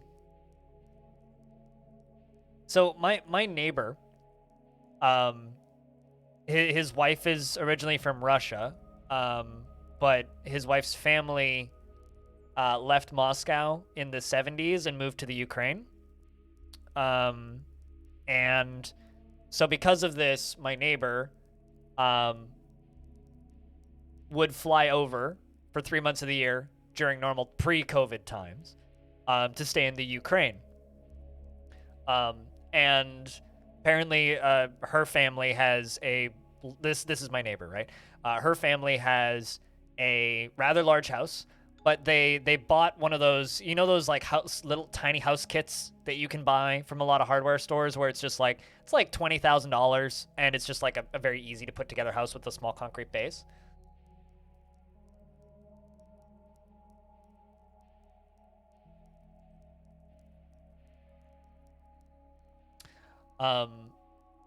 Anyway, they received this I just got a notification for a thing from Windows that I didn't give permission to give me notifications, so I just had to disable it. So they bought and built this house in 2018, this little house, and they would go over there and stay in this little house. But my neighbor has stated pretty bluntly that he doesn't trust the family in the Ukraine. Also, the donations have arrived because autumn has come. Aw, Axel says, "Chief Medical Dwarf, I want to spend time with my family. I'm lonely." That's very sad. I'm gonna put them up there for a little bit. Although Mayor wants something. Cabinets. Anyway, so they built this house, and my neighbor would take cash and leave it over there. And stated that at one point he had as much as 40,000 euros in cash under the floorboards in that house. My neighbor owned a pretty large welding company and sold it off when he retired, and I talked to him quite a bit during the summer months because he's outside a lot and it gets hot in the apartment, so me and a lot of neighbors hang out outside and just talk. And he's spoken openly about having a very large amount of euros in that house. Then the pandemic happened. And he says that that amount of money is still under the floorboards in that tiny house. and the family in the Ukraine doesn't know about it. And he says he doesn't trust the family in the Ukraine to send them the money if he were to tell them where it was. He says especially his wife's brother. He's like, do not trust. Like, there's no way in hell they would give us the money if he told them where it was. So he's been trying to get over to the Ukraine as a senior citizen who is a type 2 diabetic and extremely at risk for COVID. Also, the family in the Ukraine is considering moving back to Russia and selling the house. So, like, I've heard about some pretty weird situations that you can get into now, with, like, you know, untrustworthy families. And he's just sitting there going like, well, it's a 70-acre property, and the little house is about a 20-minute walk from the main house. So he's like, there's a possibility even if they sold it, the money might still be there, but we'd need to get into the house. So he's like, the last time I spoke with him, he was like planning this weird Ocean's 11 thing where he'd fly over. I don't know if he's done it because he was planning on doing it around like, it was like December or something he was planning on doing, where he'd fly over and have his wife wait off the property in a rental car so that he could go in, pick up the money, and then get into a car and then put it into cryptocurrency, fly home and cash it out over here, or just keep it in cryptocurrency alternatively. But it's just like, that's wild. Absolutely wild. I'd watch that movie. I'm just gonna put it out there. Where are the others? A one. People live interesting lives. I guess, like, moral of the story is don't leave 40,000 anything cash on a family member's property that you don't really trust, even if it's in your own house. Coming to a theater near you, starring Nicolas Cage. Yeah, I could see a movie about Nicolas Cage having to get, like, cash from a non-trusted family. I could see that be that. Yep, that could. Leave it in Dogecoin. Well, he was saying Ethereum, but my neighbor's in his like mid 60s. So, oh, also the first time they were supposed to fly back, which was summer 2020, which was like actually kind of a low point before all the vaccines came out. He was going to fly back, and I kid you not, he slipped on his cat food bowl in his apartment and broke his neck. He's fine. He can walk, but like he was outside for a while there with like this big ass brace on his neck all the way down his back, and was like, it was like an 8 or 9 month recovery, and like he walks around, he's fine now, but like he like cracked his spine, slipping and falling.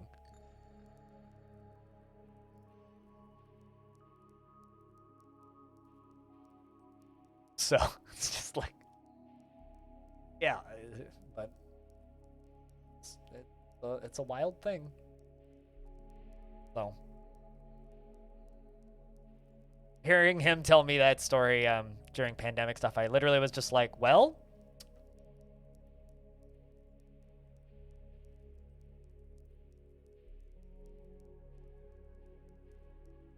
and I thought I had problems during the pandemic. Learned recently that you have osteoarthritis because you injured your back in the shower, had to be hospitalized. Back injuries are not fun. I have a disc that has in my lower back that will need to be replaced at some point. Because when I was homeless, I slept on a lot of benches and a lot of air mattresses, and it's not good for your back. So that disc has a tendency to slip out of alignment, and when that happens, it's very, very, very, very, very, very painful.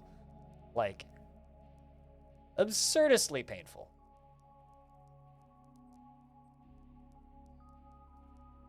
So, but fortunately, it hasn't been inflamed in a while.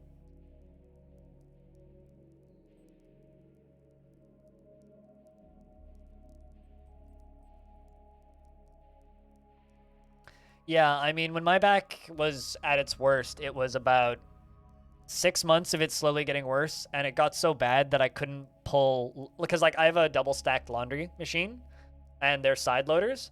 I couldn't bend over to get laundry out of the lower laundry machine and put it in the top one. And if I lay down, I would need someone to help me to get up. That's how bad my back got for a bit there. That was like 2014, 2015. Hasn't been that bad in a while, but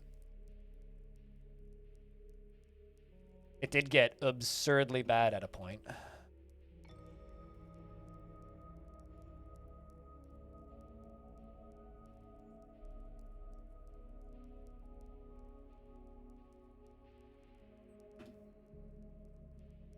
Hope that this is making you feel less lonely, Dwarf.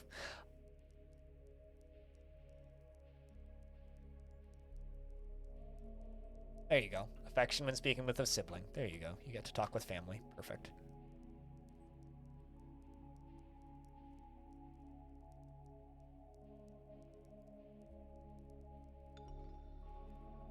You called an ambulance. $1,000 ride to the hospital because of the USA. I mean, that's like when I was telling people, oh, hey, the dwarves have arrived to trade. When I was telling people that I took the ambulance to the hospital when I was hyperglycemic and got diagnosed with type 1 diabetes. When I told people in chat that I'm like, yeah, I took the ambulance to the hospital, I had multiple people ask me, they're like, so are you bankrupt now? And I'm like, I live in Canada. And they were like, oh, right. Oh my God.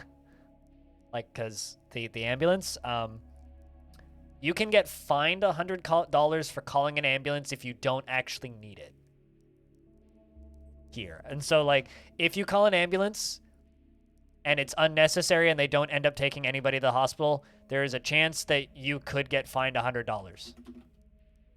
Otherwise, it's just free. So.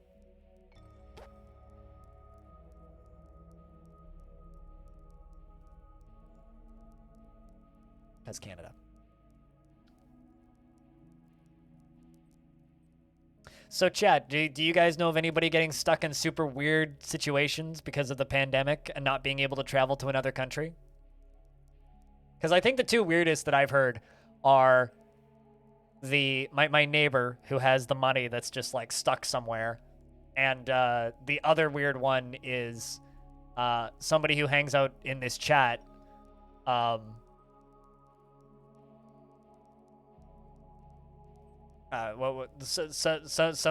Somebody in this chat went on vacation to Iceland in spring 2020, and I remember him stating that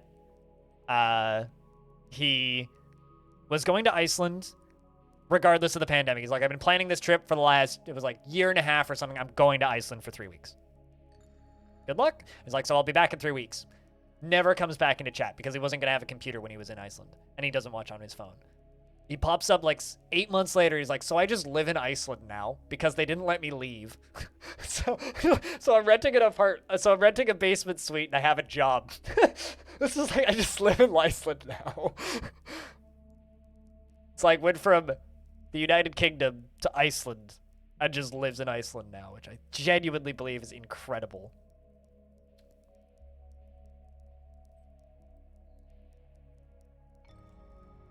Think such extortion is normal? Oh, it absolutely is extortion. Anthony, the dwarven child, is in a strange mood. A fey mood, nonetheless. Not even just a possession. Full on fey mood. Just gonna get trades going.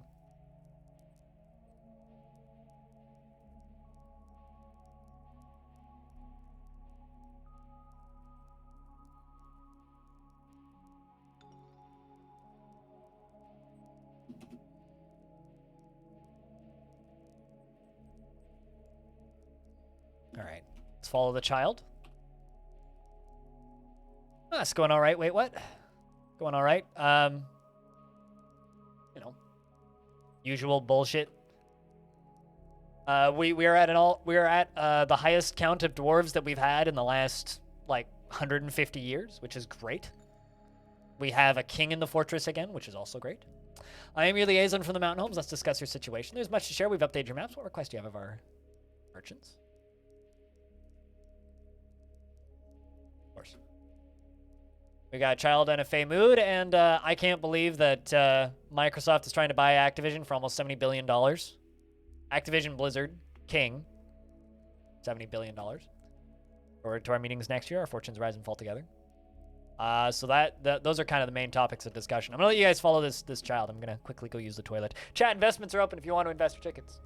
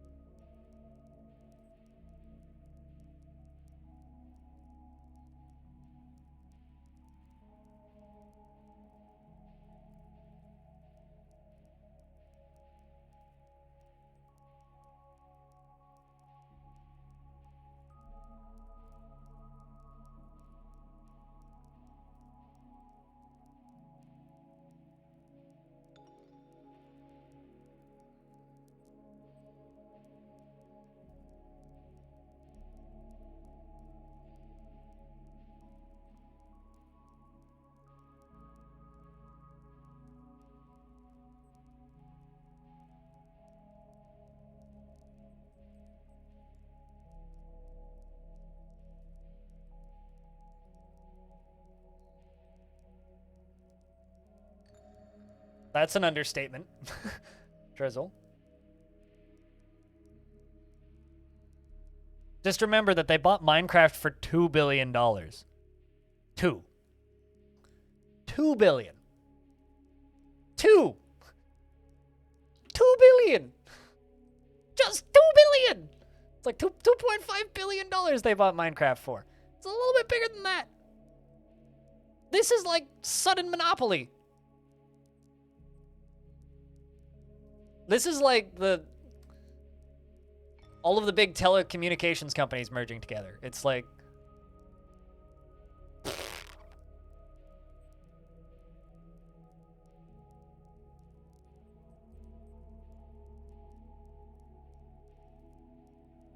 You have very few social programs that everyone needs? Yes, these are all facts, Anna. I don't know if we need to just sit here and talk about healthcare again.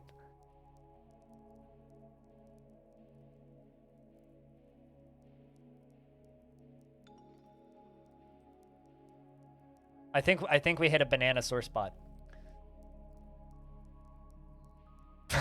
Call of Duty might finally go on sale on Steam. The most recent Call of Duty isn't even on Steam, dude. So yeah, Call of Duty might come back to Steam. Yeah, Black Ops is or Black Ops 3, I think, is the most recent Call of Duty on Steam.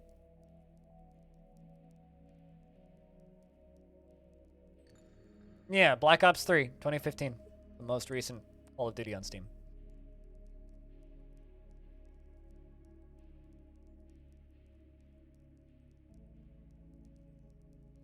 Oh, no, sorry. World War II is the most recent Call of Duty on Steam.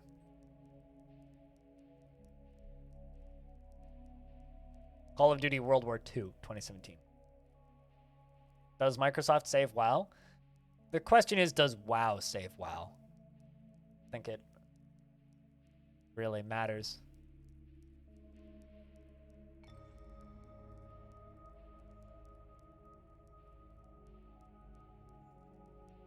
But I also don't care about WoW, so WoW could just, like, keel over and die, and I'll be like, nah.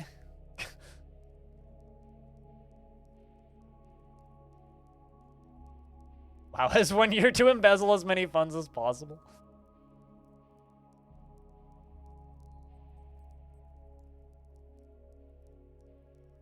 Blizzard shouldn't be left to do their own thing because Blizzard currently needs to get through all of the lawsuits. Like, that's the thing that, like, people can't forget, is there's still... Blizzard and Activision are still getting sued by California. So I personally don't think that anybody in those studios should be left to do their own thing. It'd be nice if Blizzard could actually unionize and the workers could actually get some control there, but this will probably just make that even harder. Like, I think, here's the most important thing to take away when it comes to Activision and Blizzard. Activision Blizzard is not the company that you remember as Activision or Blizzard. You know, they're not good little indie companies with, like, and most of the creative minds that made those games that way don't work there anymore. It's just like when people are like, oh, like, Valve never makes games. It's like, no, Valve makes games. Valve just doesn't make games for you.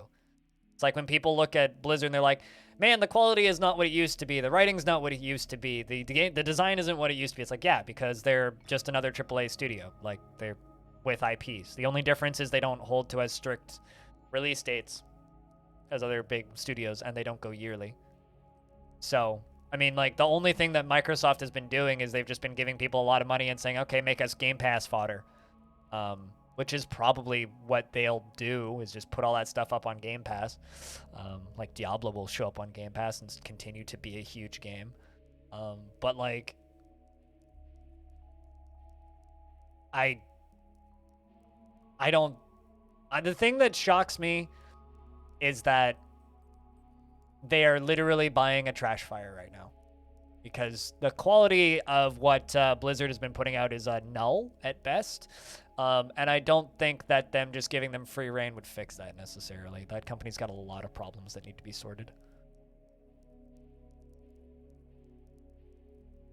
Well, I mean, it depends. What's Microsoft's stance on Hong Kong and Taiwan? Are you suggesting that they will unban a certain player immediately? Because he's been unbanned. But I'll bet you that if he did that same thing again, he would get bopped again. I guess I'm just surprised that it's Microsoft buying Blizzard Activision and not Tencent. I was expecting Tencent to buy them. Or to buy part of them. I was expecting that those studios to just get pieced out. Like, an apologies in order? It's never going to happen.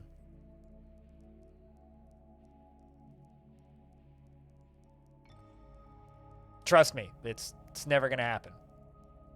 And you want to know why? Because unfortunately that's old news and nobody cares anymore. It's just, you're not going to get that.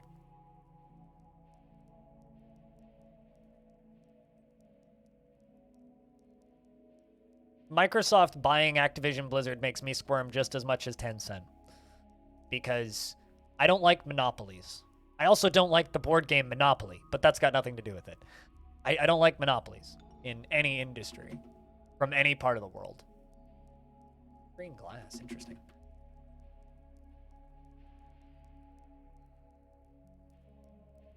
You grabbed 2 pieces of wood, so what do you need?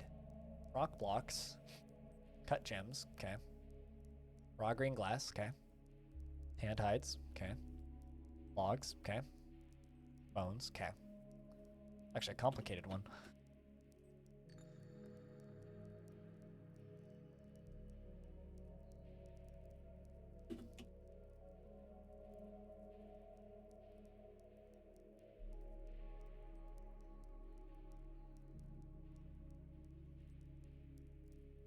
We've seen very little from the purchase of Bethesda?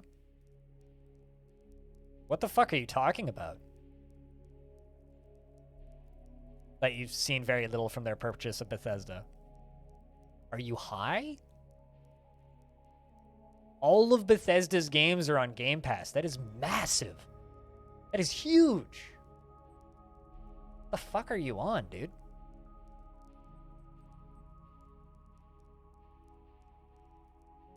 Every single studio that Microsoft has bought is doing better than they were previously.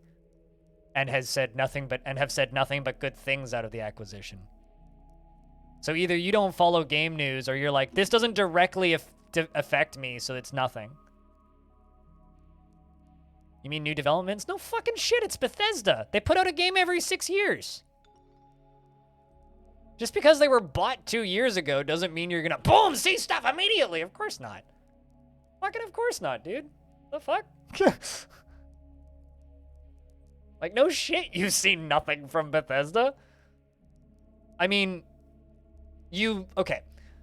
Microsoft bought Bethesda, right? Since then, you've seen little indie game, Deathloop.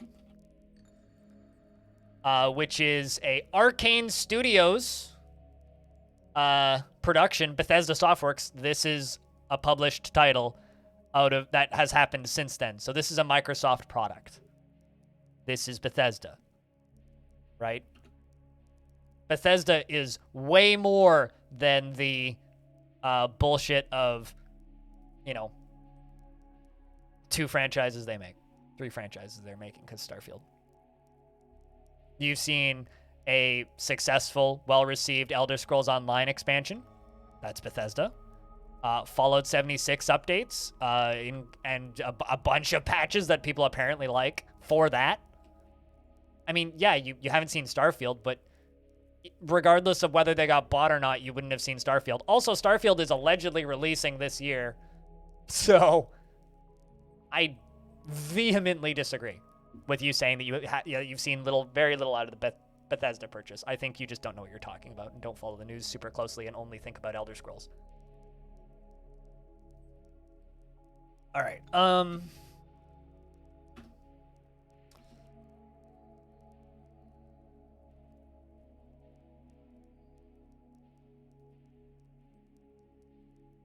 Need to make sure that child doesn't get sick or doesn't go nuts.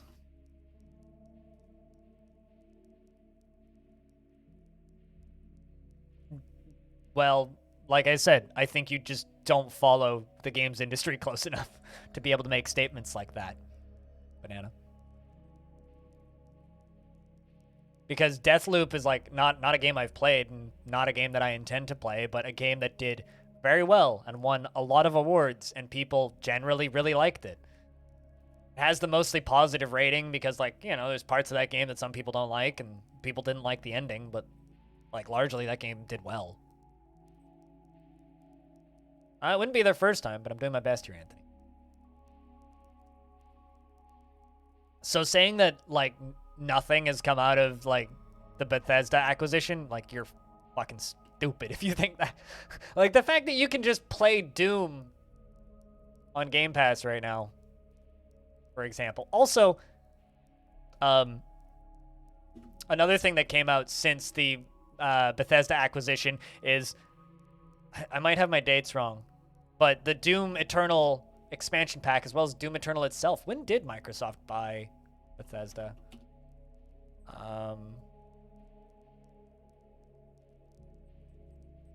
When was that date? Okay, no, that was in 2021. So yeah, they put out the expansion pack post then. So an expansion pack for Doom, Deathloop released, content in a massive patch and an expansion pack for Fallout 76, who nobody cares about, and a successful, well-received expansion for their MMO.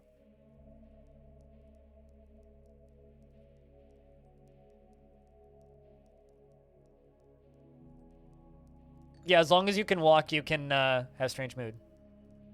They didn't have skills before they were adults. You don't need skills to get a Strange Mood. They just default to crafting if they have none.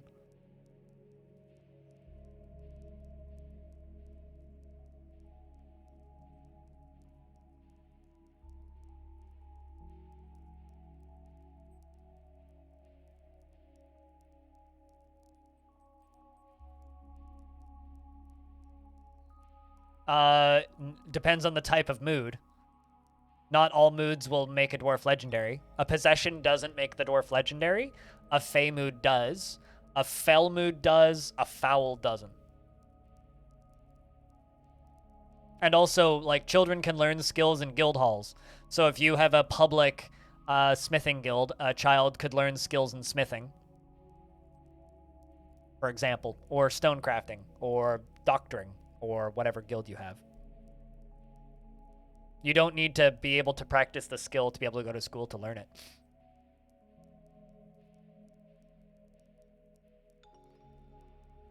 Children in Dwarf Fortress can absolutely gain skills by watching.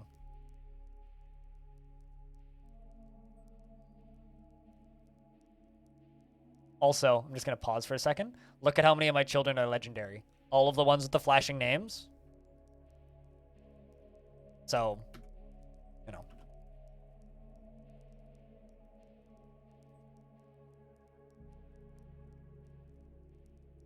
Also, once you've created an artifact, it's impossible for you to go to completely insane.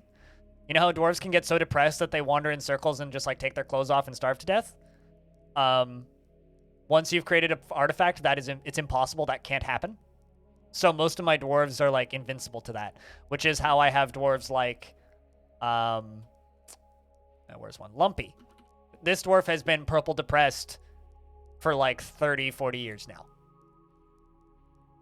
Constantly depressed, never tantrums, can't go insane, even though is wandering around with a little exclamation point on them all the time. Because the game thinks they should go insane, but you can't because he's made an artifact. Got several dwarves like that.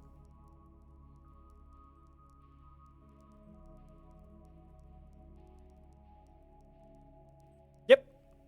That is indeed what that means. You didn't know that was implemented? That's been in the game as long as artifacts have been in the game, as far as I know. Nobody is free, and it is pointless to act if you are. Wow. This child's a philosopher and a political activist at 1. For you, Anthony. What is Anthony's dream? Crafting a masterwork someday.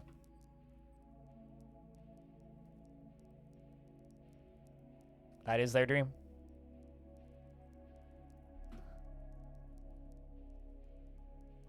Having no children in your forts and DFs actually is like the worst, because children are great. If you're willing to keep a fort alive for longer than 15 years, children are great because they almost are always hardened by the time they become adults, and are often way more efficient and better and mentally tougher than dwarves that immigrate to your fort. Also, chat, I'm going to sell out for a second and just say, it costs you 2 pennies worth of bits to get the #1 spot on the leaderboard, and streamers got to pay bills. I'm not saying you have to throw money at me or anything. It costs you 2 pennies.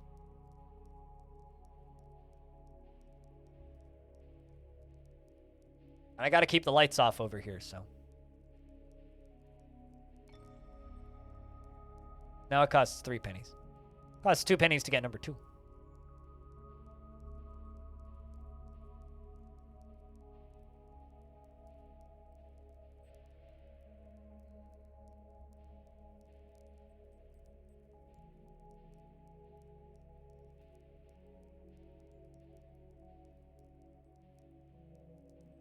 Prognosis.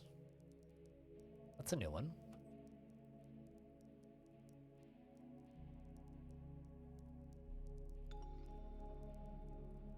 Topic being considered is determining the likely outcome given a patient's current status. Neat. Thanks for tying with first, Anthony.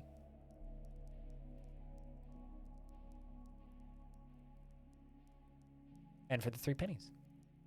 Congrats. Outside of resubs, I've now made 6 cents in revenue today. That's actually probably more than I've made in ad revenue.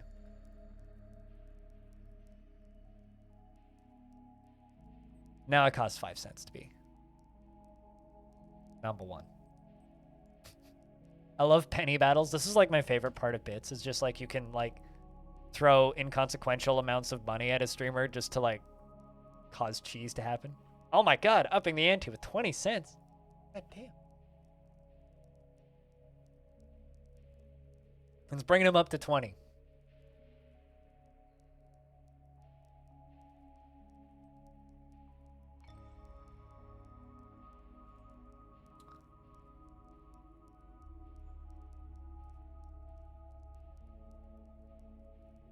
Already becoming one with the dark arts? Naturally.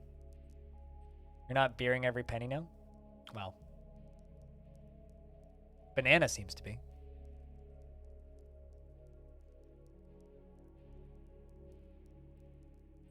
Thanks for all the pennies. Here's you 2. 41 cents in total. Oh, damn. Another 27.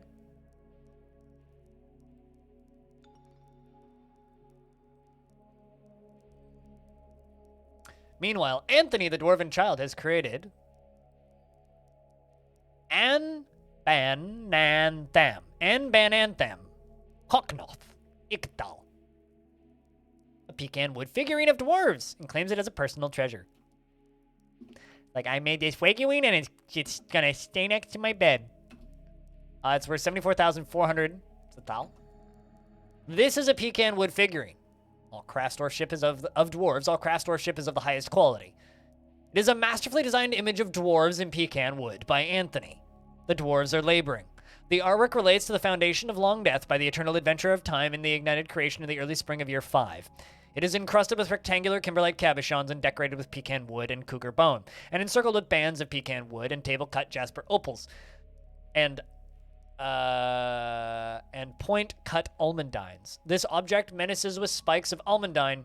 On the item is an image of cushion-cut gems in green glass. On the item is an image of Uzul, geared flicker, the dwarf, in unicorn leather.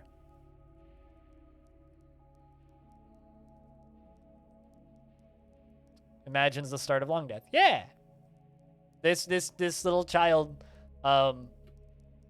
did their history lessons and is now making history or historic items based on history. And it's leather focuses the confinement of trapping. What that shortens down to? The confinement of trapping, yeah.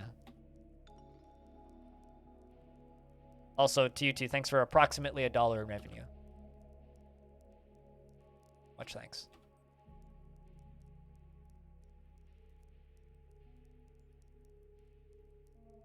And another 53 cents, bringing it up to $1 from Anthony. So it now costs $1 to get number 1 on the leaderboard. Cheers. Truce. I was just gonna like even it off at $1 each. All right. Seems like a fair spot to cap her off at. B always comes after A anyways. Damn. Starting to get too much. Yeah. Damn. Thanks for the $2, you two.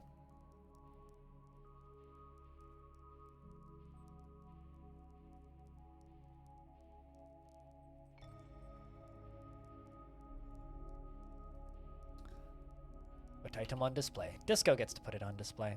Meanwhile, the dwarves are leaving.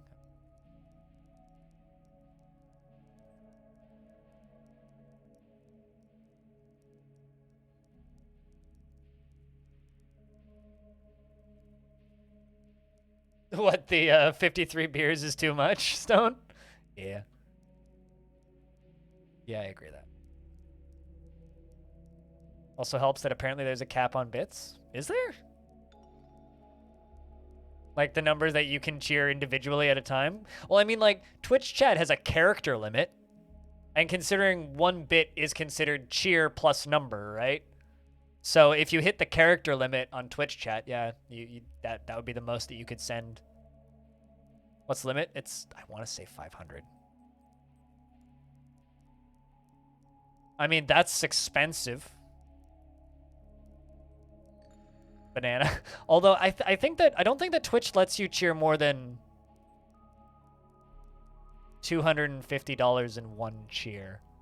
I want to say that they changed that at some point where you can't do that.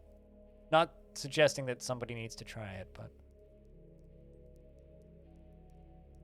yeah, cheer 1, 2, 3 is 123 bits. Yeah. So, but like if you're just doing cheer 1 for every single one to split them up, like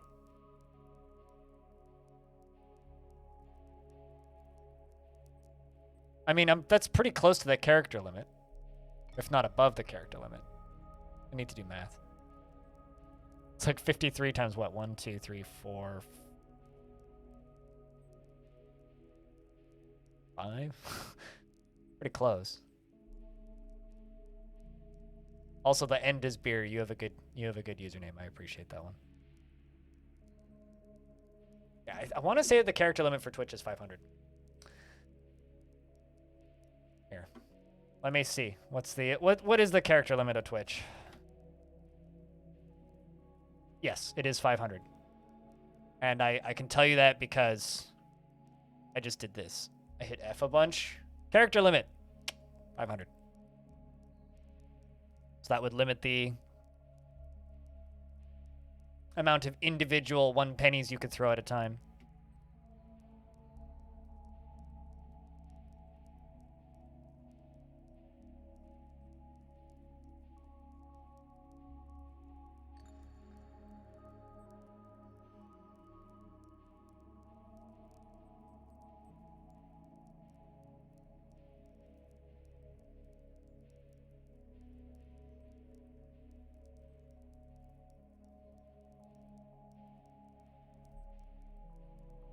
I have no idea. As somebody who has never, as somebody who's never really watched Chinese streams, and as somebody who doesn't speak Chinese, I have no idea how they would operate. Assuming they operate. They probably don't. Yeah, that's probably the reality of that. Let's come in here. Be able to wander. Just gonna let them put stuff, a little bit more stuff away, and then we're gonna lock everybody upstairs. Ted, you're depressed. Why is that? Practice martial art? Are you in a squad? Put you in the bear fighters. Let's get the bear fighters training.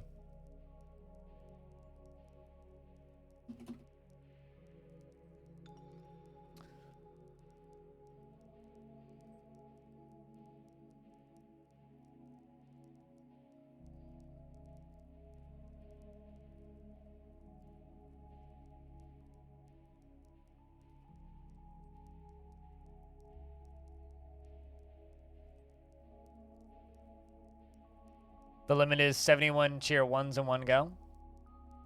Based on the 500 character limit. That seems mathematically maths.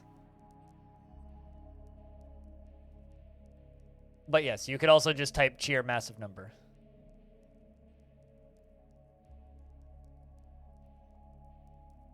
You've watched Japanese streams, they often have a translation bot in chat. Oh, really? I believe it. It tries to. Oh, I mean, like, I have closed captions, which live captions everything I say.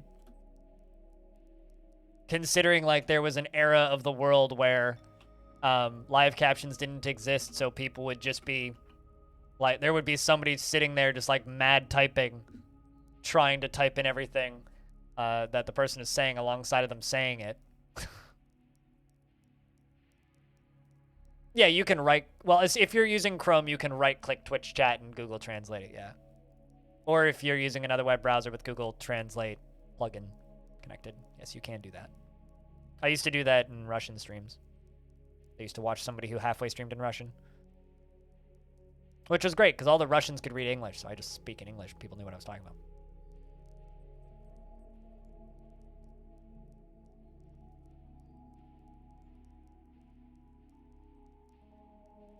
I like listening to German streams sometimes because I have to focus really hard to understand what they're saying, so I usually just kind of phase off into falling asleep.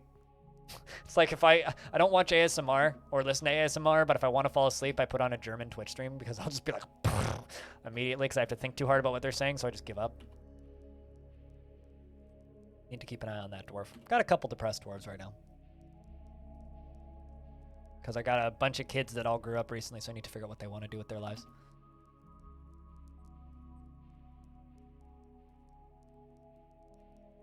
You DDoS your speech processing centers? That's one way to put it. Or a way to put it.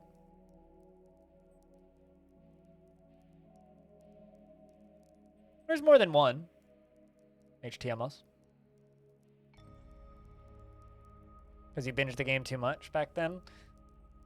Actively searched for DF content and found you this way. Yeah, I'm like one of the... I am the most consistent. But there's at least a dozen of us. there's a few. Whenever the premium versions come out, there will be more than a few. At least for a time. But like, there's me. There's Tekud, who recently switched over to Twitch. There's RNG, who streams on weekends. There's Sal, who kind of rotates in and out of the Dwarf Fortress area. People like Zest. There's quite a few people. Like, there's at least a dozen of us. There's a bunch of like really small hobbyist streamers, but I'm probably the biggest consistent one.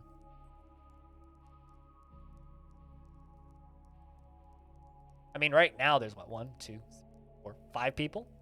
I mean, retired Navy vet who I think is still in chat streams sometimes.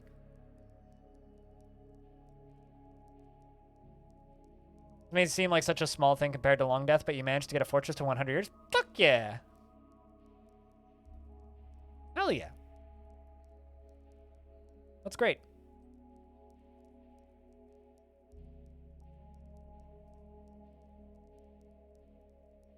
Yeah, I mean, 100 years is a long goddamn time.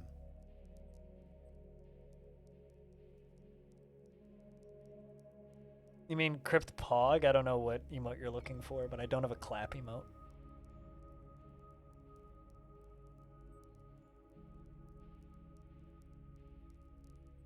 Next to a volcano? Fucking awesome, dude.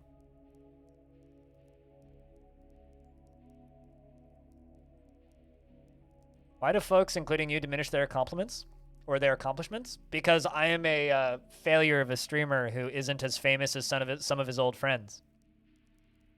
Yet, I have people all the time, maybe not all the time, but frequently enough, comment that they dream about getting to do what I get to do for a living. And I sit here on my own time, sipping my tea late at night, sitting on my sofa going, I'm a failure. I don't know. I think that, I don't know if it's humility, but I think that we all hold ourselves up with unrealistic expectations.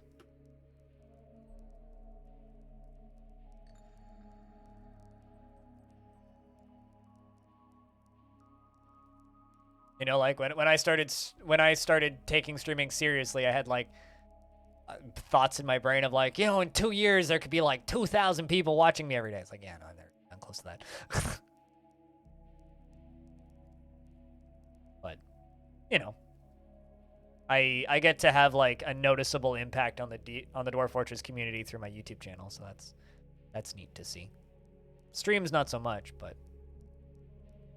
still get to do pretty cool things, even if I don't have as much impact as somebody like a Splattercat or a Quill18, which is like the end goal, but maybe one day, or even like a Krug Smash. I think it's really hard. Like, taking compliments is a skill, and also being humble is a skill. And I think a lot of people overdo being humble, and it just becomes self-deprecation. Like, it's easier to just say, oh, it's not all that, than it is to accept a compliment.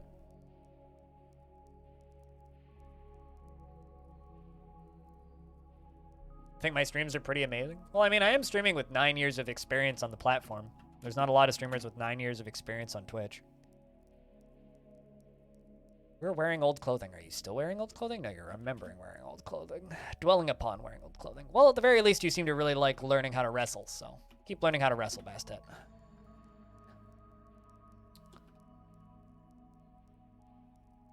Satisfied remembering ignorance, learning ignorance question. Rory is interested in pawning diseases. Nobody's in the temple right now. Although there is a dwarf worshipping, although they're in the other temple, all the way down here.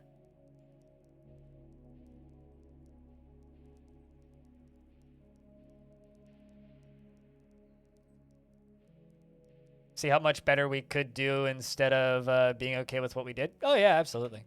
For sure.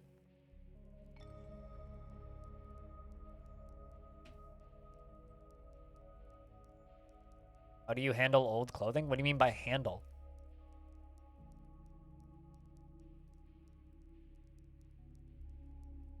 You just make them new clothing and give them a stockpile to put the clothing in, and they go get the new clothing. Like, they will just, like, if they have crappy clothing on, they will just go get new clothing if there is clothing available, so you just need to make clothing available.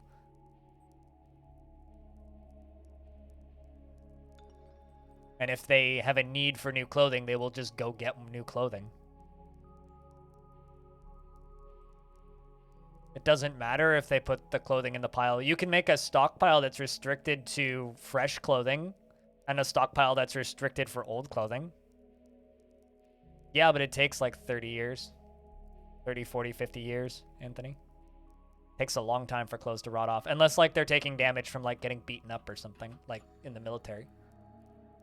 But, they will store some of the old clothing in their bedrooms, which is fine. When they die, it goes back into circulation and you can sell it. When you trade, whenever traders come by, sell clothes and sort by X, just one X, and you'll get all of the degrading clothing, and just make enough clothing for everybody every 2 to 3 years. Yeah, just produce fresh clothing and dwarves will put it on. I don't know how DF Hack handles it, but like literally you just make clothes available and dwarves will go wear it. It doesn't matter what stockpile they're in. Like I made fresh clothing this year in this fortress by just making 60 of everything. And this dwarf, Rory, was wearing almost entirely 1 or 2x quality clothing, which means tatters, is all fine now.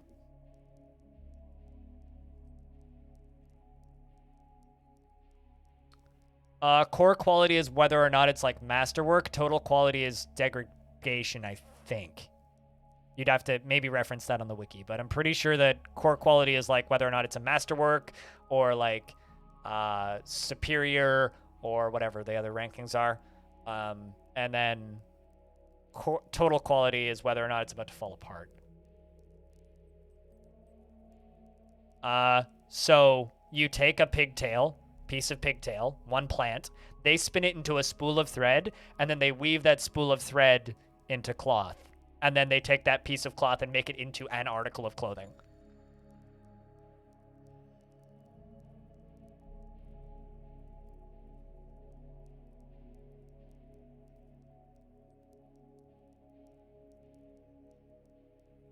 And they go and find the best clothing available instead of what they took off? Yes.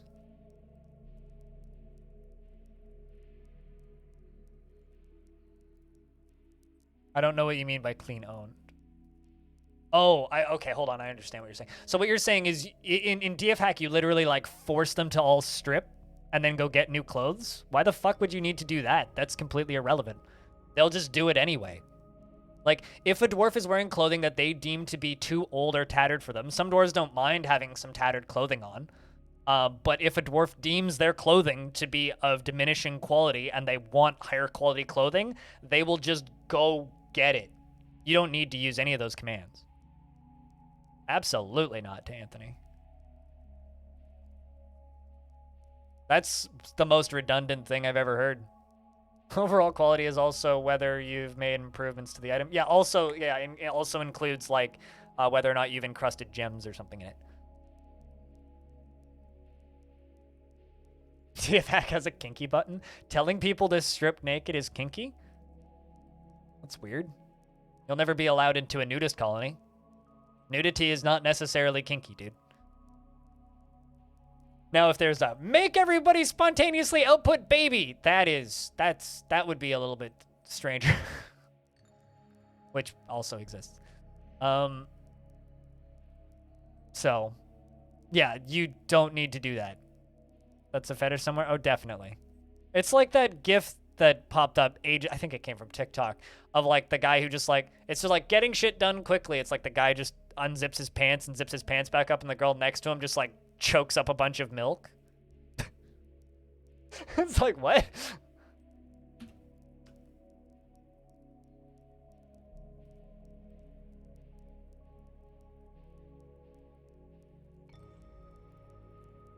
But yeah, no, you don't need to do that.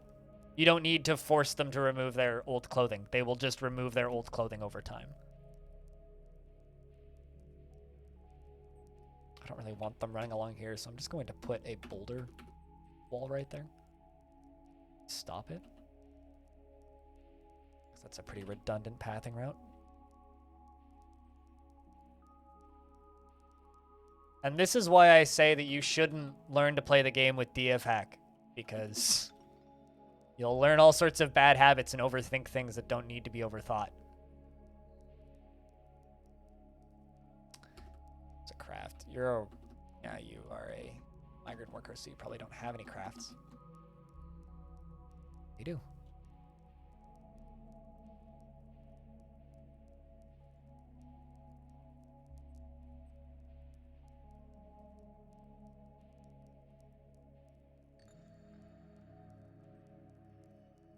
What quality X is? Does it matter? Like, genuinely, does it matter? Because it's good. The clothes gonna need to be replaced in 2 years anyway.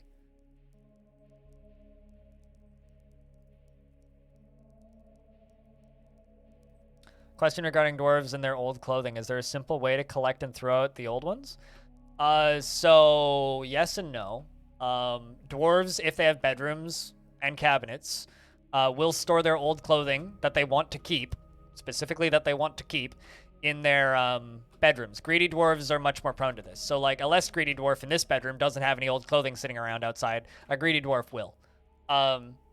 But for the ones that aren't claimed, you can just trade them away instantly, which I can't show you right now because there's no traders here. But you go to the trade screen, you hit S to search, and then just type in 1X, and then go to the clothing sections, and it'll automatically filter to only damaged clothing, and then you can just sell off all unclaimed damaged clothing. There is no rent. Dwarves do not rent. So that used to be how it works, Anthony. Dwarf Fortress used to have an economy where dwarves would have to purchase their clothing from the fortress. They would have to, they would get paid for their labor, and they would have to pay rent. That was a system that was in the game briefly. The problem is Dwarf Fortress was too good at simulating capitalism. Two problems happened. Problem number one or two dwarves would become really, really, really, really wealthy and accumulate all of the wealth, and everybody else would be homeless. And those one or two dwarves would rent all of the housing and not let the other dwarves have housing. That was the first problem that happened. The second problem that happened was, in order to actually make an economy that functions, you needed to mint so many coins, you'd either run out of metal, or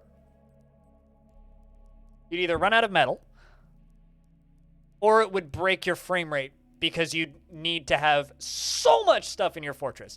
So this was also a while ago when performance in the game was significantly worse, so it probably would work better now. Coins still exist in Dwarf Fortress, but they're just a trade good. And now, oops, I accidentally deconstructed my trade depot. Oopsies. I can fix that. Okay, I need to do that every, like, dozen years anyway.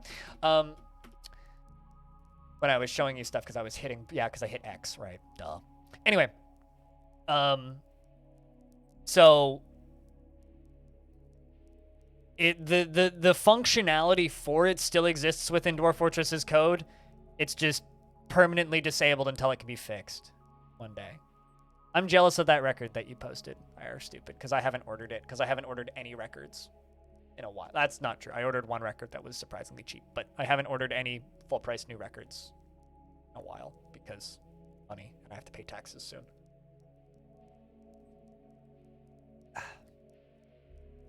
So let me know how it is because I'm jealous. So yeah, dwarves are now anarcho-communists, and they have been that way for a while.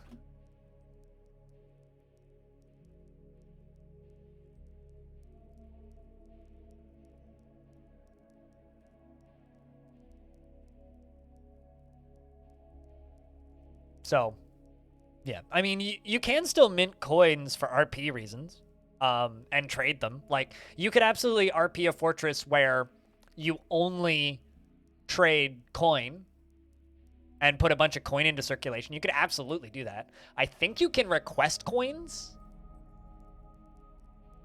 as a trade good, so you could do that. But I replace them every 2 years. You don't have to replace them every 2 years. I replace them every 2 years because I find that's about when they start to complain about them in this fort. If you're fighting with things and just have, like, say you're fighting with goblins, right? The frequency at which you'll need to replace clothing might be less because you'll have 200 odd goblins showing up at once or twice a year that immediately die and then dump their clothing everywhere, and then dwarves can go wear those. So in a combat heavy fort, you might not need to make clothing as often, but I try and make a full new set of clothing for every dwarf every 2 years for this fort. But to give you an idea, like my holiday fort, I didn't make clothes once, and that fort lasted for about 15 years. And it was just goblins, and we were constantly fighting with goblins and dwarves. So there was plenty of like fresh-ish clothing on the ground, and I wasn't really worrying about keeping them super happy. But That's about when they get to the point where dwarves start to complain about them, I find. And it's beyond the first level of wear by that point.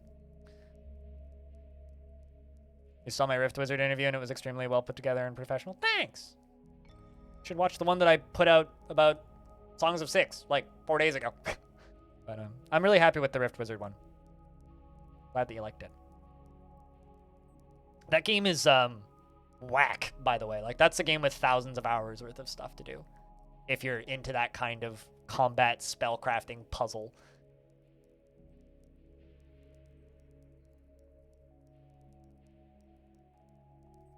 That prevents any civilization from being at war.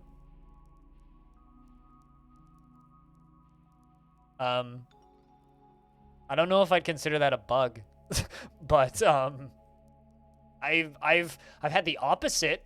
I've had civilizations be unplayable because every single individual fortress is at war with every other fortress in that faction. So not all of them caused by me. Some of them caused by me, some of them not.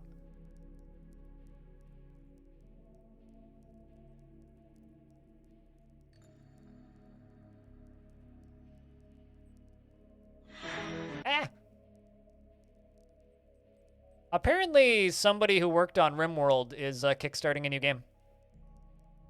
And also made the RimWorld Extended mod. Huh. This looks Don't Starvey.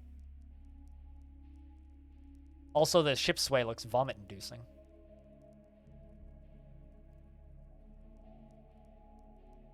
That might be worth following. Hit a remind me button, I think.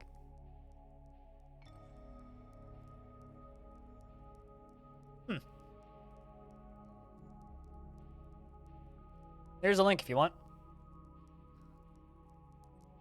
It's the person who made the RimWorld Extended mod.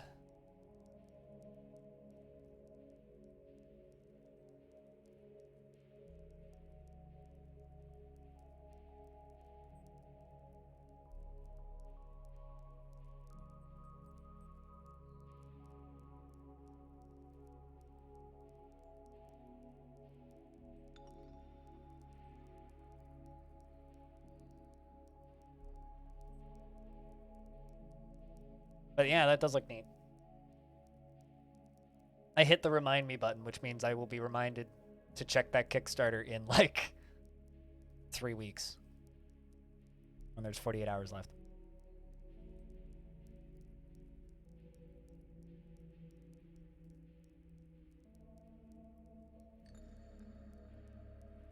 But yeah, I don't believe I've ever had issues with factions refusing to go to war with me in Dwarf Fortress. Knowles is researching something, meaning Knowles might write a book soon.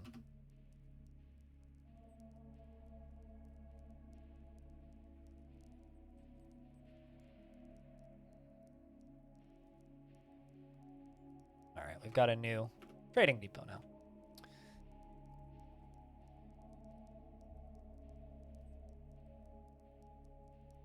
Well, we are in early winter, meaning everything's frozen.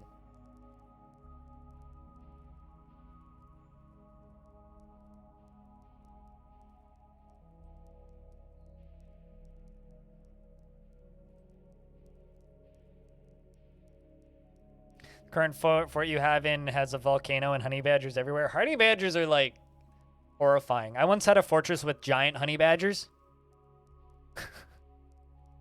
The only thing scarier than a giant honey badger is a giant undead honey badger, which fortunately I've never had to see before. So, you know.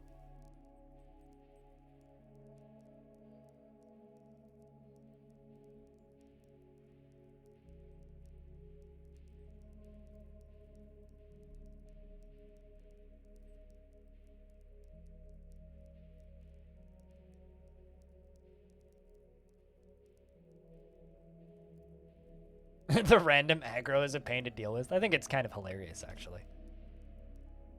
Giant undead honey... Oh no, it's the neck of a giant undead honey badger! And it's crawling towards us, guys! It's got murder on its mind, assuming it has a mind. Alright, cabinets, picks and crutches. Iron pick, 2. Smelt limonite 100. Wood crutch 2. Or was it crutches 3? Wood crutch 3. And rock cab 3. I think I got at least one of those numbers. Got those two right. Hey, I got them right.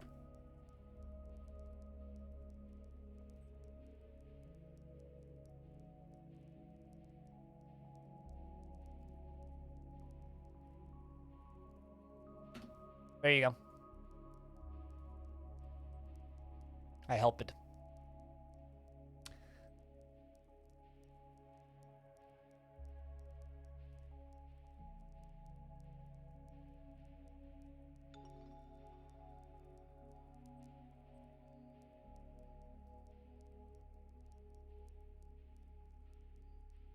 But yeah, I'll say this. The more big companies in the game space state that NFTs are a good thing for video games, and the more big companies in games become monopolies, the less I want to take part in mainstream games. It's like there's definitely like mainstream big company games that I play and take part in, you know, like I was on a stream yesterday that streamed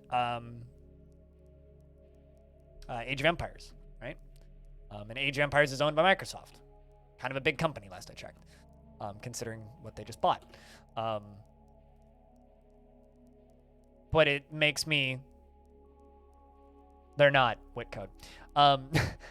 It makes me less and less and less interested in participating in mainstream gaming, which is fine for me because, like, you know, I play Dwarf Fortress, I play like harsh indie games.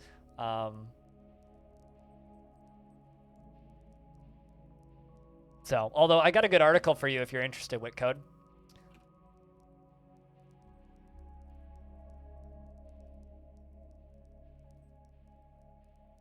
This is a Vice article by Waypoint, written by Patrick Klepek. A pretty good author, generally. This website sucks. But this is a solid article, if you're interested.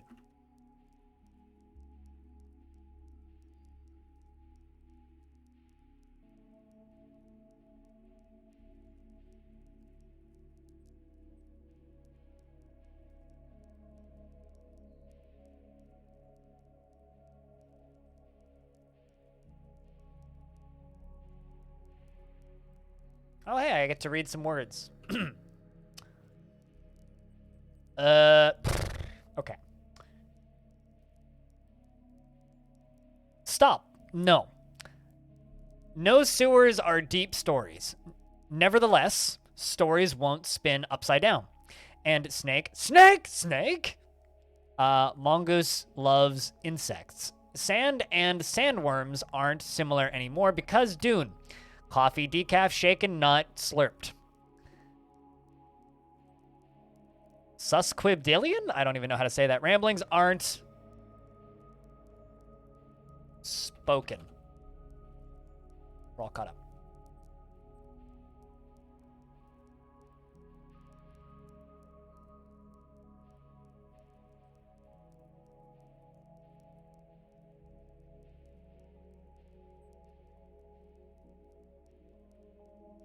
All right, how's this dwarf doing down here?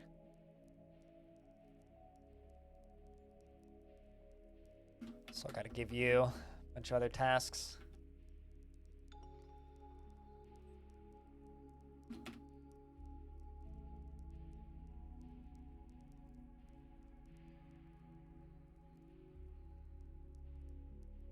And also investments are open, chat.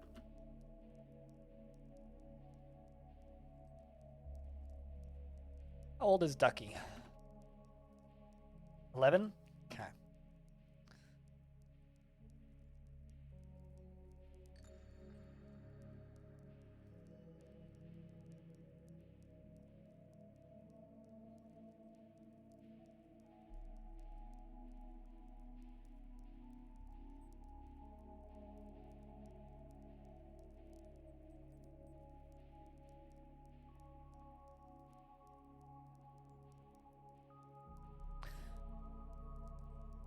A word that describes words with lots of syllables and says quipedalian. Quipedalian, okay. And I probably said that wrong, and I'm gonna just respond with, don't correct me, please. Yeah, they are going hard in the numbers channel. They do that sometimes. It's called the highway. The high numbers way. Or the way to high numbers. Whatever you prefer. Also, if you haven't yet, chat, check out my Stream Teams podcast at halcyonfrequency.com/subscribe. Leave us a review on iTunes if you want to help us out directly. They're hitting 200 now? Yeah.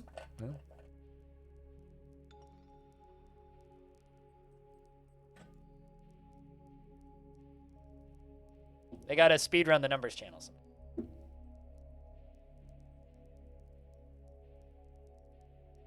Bad time of day, chat. Last cup of coffee. You know, it's funny, right?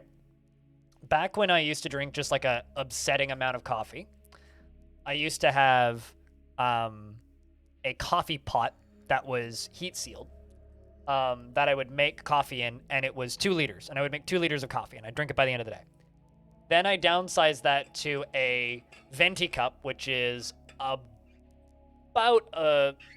it's like 20 ounces sized cup. Swap to that. And now I'm on a thermos, which is 750 mils. So I'm just like slowly purchasing smaller sized coffee containers. So this has about 2.5 cups worth of coffee in it. I can have one full cup from here, and then about a 3/4 cup full at the bottom of this. So I'm down to about 2.5 cups from the original like 8 cups of coffee I used to drink, which is good. Slowly weaning myself down on the caffeine intake. Very slowly. Does it ever get to the end? The highest we've gotten is almost 2077 in the numbers channel. We're on year 366, meaning the fort is 361 years old. Because it's minus 5 years. Which means we're past 1/3 of the way done.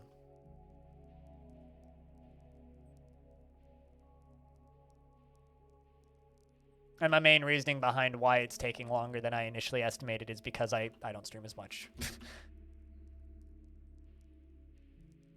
Keep an eye on this dwarf.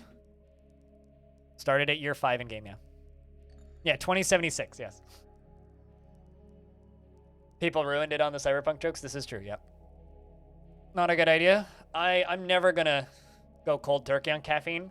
I tried a couple of years ago. Can't remember exactly what year. It was around the time I cut my job hours back to almost nothing. Went cold turkey for about 3 weeks until the headaches stopped. And was drinking tea. And I like coffee. That, I think, is my biggest problem. So my life is just better with coffee in it, but my life is best with a reasonable amount of coffee in it. I used to have a full-on caffeine addiction. Like, I used to take caffeine pills, drink 5-6 cups of coffee a day, plus some energy drinks when I was working full-time nights while I was streaming. So it's like, I've gotten it down to about 2.5 cups, and I think I'm going to keep it at this. I think 2.5 cups is a reasonable amount of coffee. As long as I finish drinking it by like 5 p.m., I think it's a reasonable amount of coffee. On my off days, I usually have about a cup of coffee. When I'm not streaming, I have about 1 cup of coffee. And then after that, tea. So it's like on my day off, on Monday, which was yesterday, I got up at like 7 and I walked to the coffee shop and I got a cup of coffee and a muffin. How do I like my coffee? Black. Well made in black. And I'm not particularly partial on what kind of roast, as long as it's a good roast. I think blonde roast is for certain things. I don't generally buy blonde roasts. I usually buy a dark roast. I like Kicking Horse coffee a lot. Ethical Beans also pretty good. Dead Frog coffee's good. I try and go for things that are roasted locally, and I try and go for things that are organic and come from sustainable sources. I don't really like mass-produced coffee. Also, just doesn't taste as good. So I'm a bit of a I will accept the title of coffee snob if you want to give me that. I'm the guy that weighs his coffee beans and weighs his water. I have a jug of filtered water specifically for coffee. I'm sorry, what? I did not say deep fried coffee. You need to clean some wax out of your ears. I said dark roast coffee. Oh, I see. Monogram said deep fried coffee. Deep fried coffee. You mean like deep fried coffee beans? Or are you talking like deep fried chocolate coffee beans? Because I could see that. But, man. Although yesterday I did something amazing, chat. I went grocery shopping, and picked up a container, and I now have cannabis infused olive oil. So that's what I did with my day yesterday. After like doing podcast things from like 8 a.m. until about 3 p.m.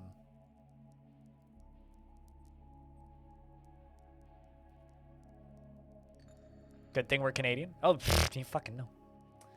You fucking know. I've got a jar this big of like cannabis olive oil now. It's great. It's almost exactly the same color as normal olive oil. So you can sort of taste it, but put it in with a stir fry and you'll never taste it. So pretty pleased with that. Happy with that outcome.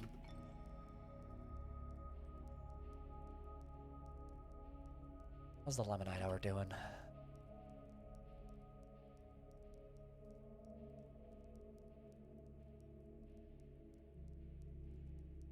I think they just did, Banana. I mean, here's the thing. I've had chocolate-covered espresso beans, and those are incredible, right? And I've also had deep-fried chocolate bars. I could absolutely see somebody taking like 3 or 4 espresso beans, putting them into a little ball, covering them in chocolate, and deep-frying it. I could absolutely see that.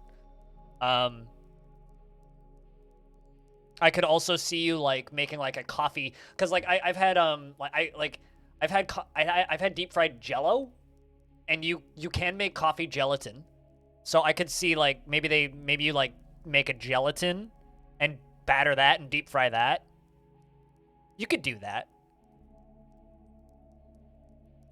You had a small chemistry set in your basement and you made pure THC extract a couple years back. The process is long. That seems like the best like basement mad science I've read in a minute. I made my own my own pure THC extract. We need to make more rock crafts. Crafts. 500. My king really wants 2 picks. Iron pick. Oh, I see. It's because that's above lead statues.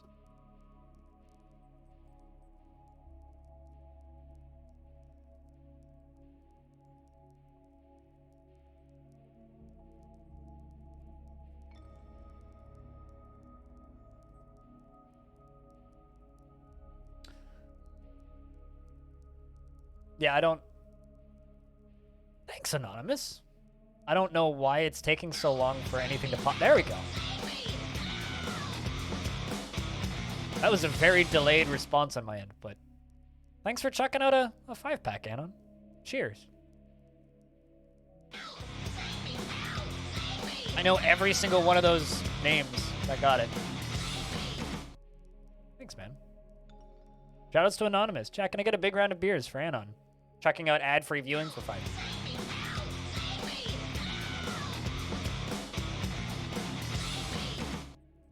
Also, hey, Dragon.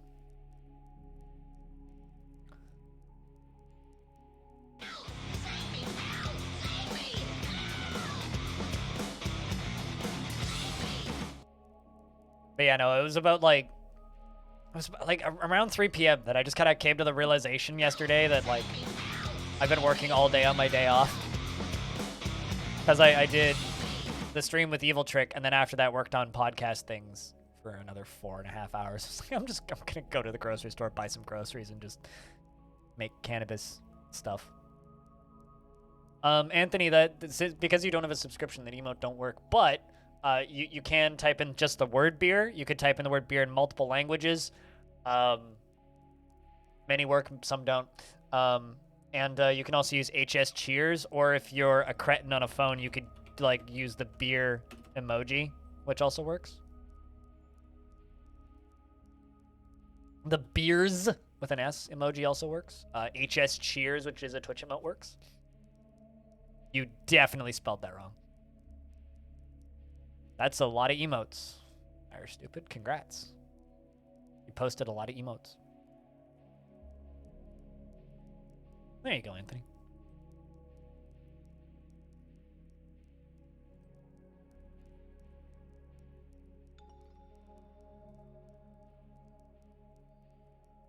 But you can copy paste it?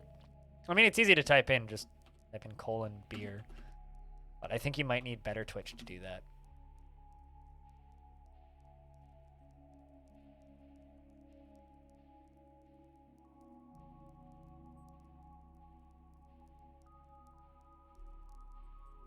Nobody's made that iron pick yet. Come on, guys.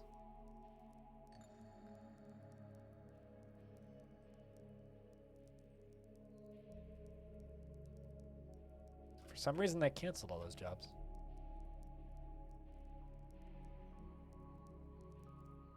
Iron. Nick, do it now. Nick, do it now.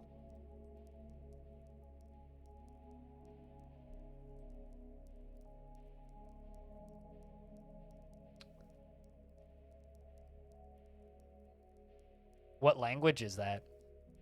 If you can tell me what language it is and Google agrees, then I'll add it.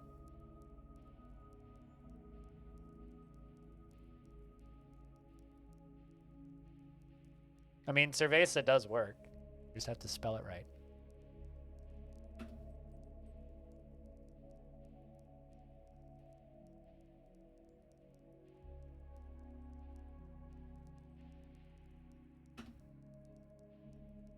That's Latvian.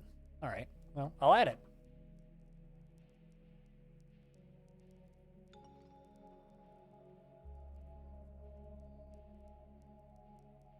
Try her out.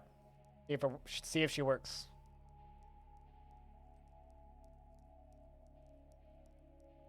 I know a YouTuber from Latvia, actually.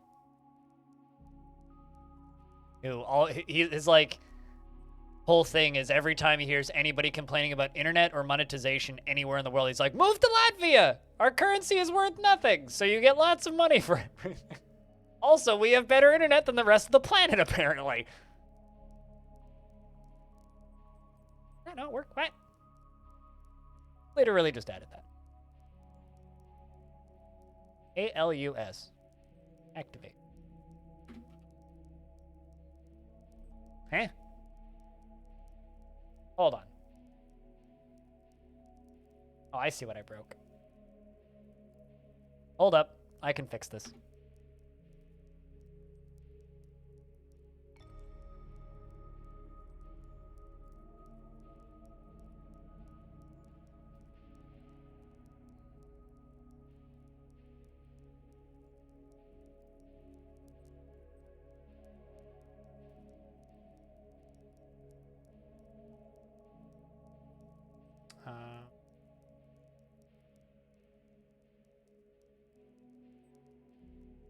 Huh. Why does it do that now? Bizarre. Okay. I had a setting wrong. Anyway, I fixed it. I accidentally made it user specific. Should work now.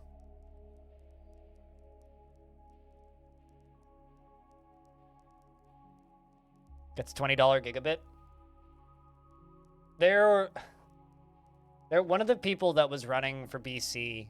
One of the people that we could theoretically elect, which we didn't, wanted to make internet gigabit fiber internet into a mandatory utility. People didn't vote for it. Makes me sad. And the population continues to climb. Imlish, the merchant, gives birth to a baby boy. Yeah, they didn't vote for the person, though. Is it's better? I mean, I have 1,500 up, 1,500 down, but I pay too much for it. I have fast internet, but it costs me money, which is why I need to be like, hey, chat, throw bits at me every now and again, because, like, my internet's expensive. Anyway, we have space for a brand new baby. Does anybody want to be the brand new baby child in the fort? Any takers? Hell yeah. You know, I was trying to explain to my dad that internet access is a human right these days, and he, like, just doesn't understand. Sometimes, Armor. Depends on the day.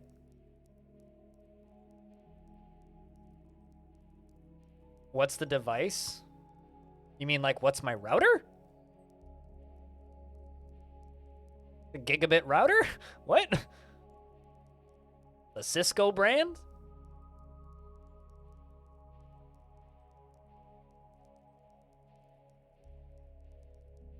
At about 2 o'clock in the morning, I actually have that speed. It's on cable. During the day, it's generally around 1,100 down and about 900 up.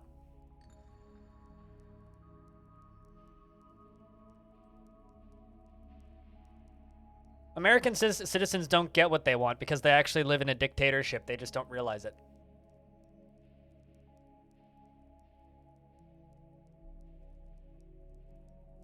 Yeah, I don't know. I'm not a hardware person. But does anybody want this child, or do I get to give it to somebody? Politics? You haven't been here in a while, then, Armor. This chat talks about politics all the time. We were talking about healthcare earlier.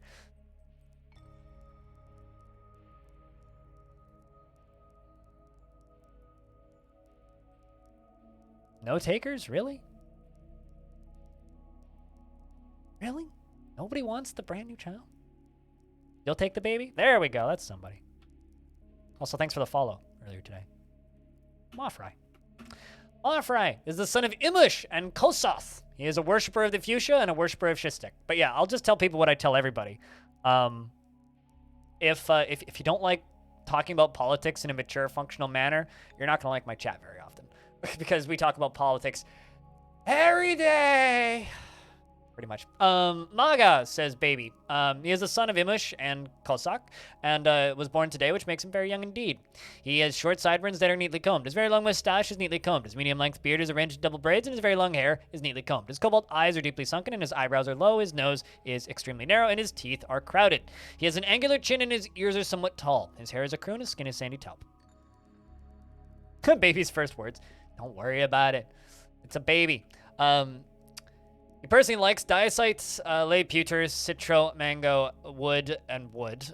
Clear glass, the giant lion leather, cave spider silk, or giant cave spider silk, linen fabric, and hemp paper. Caps and large gems, and lice for their ability to infest. Ugh. Whoa.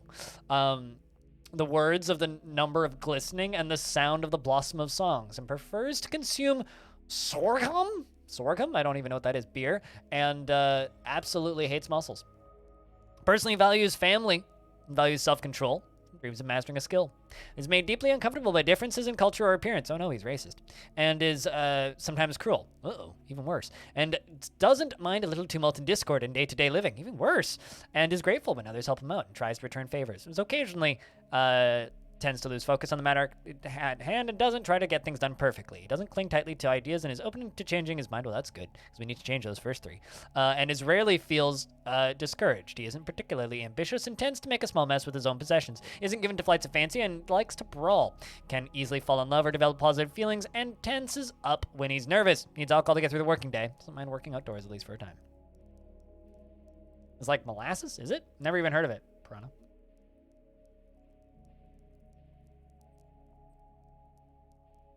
Not far away to give dwarf names. Not fair to give away dwarf names while you're doing your eye drops. Well, I mean, I don't know what you're doing. I don't have like a buzzer saying what you're up to at any minute. Well, that seems like it's on you, not on me.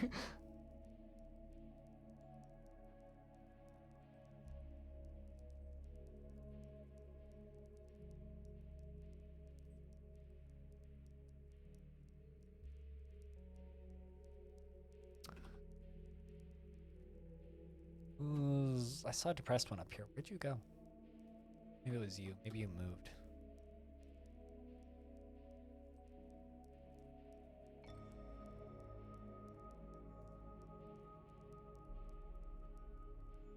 But yeah, no, politics and political awareness are both daily discussion points that pop up on this stream all the time. So.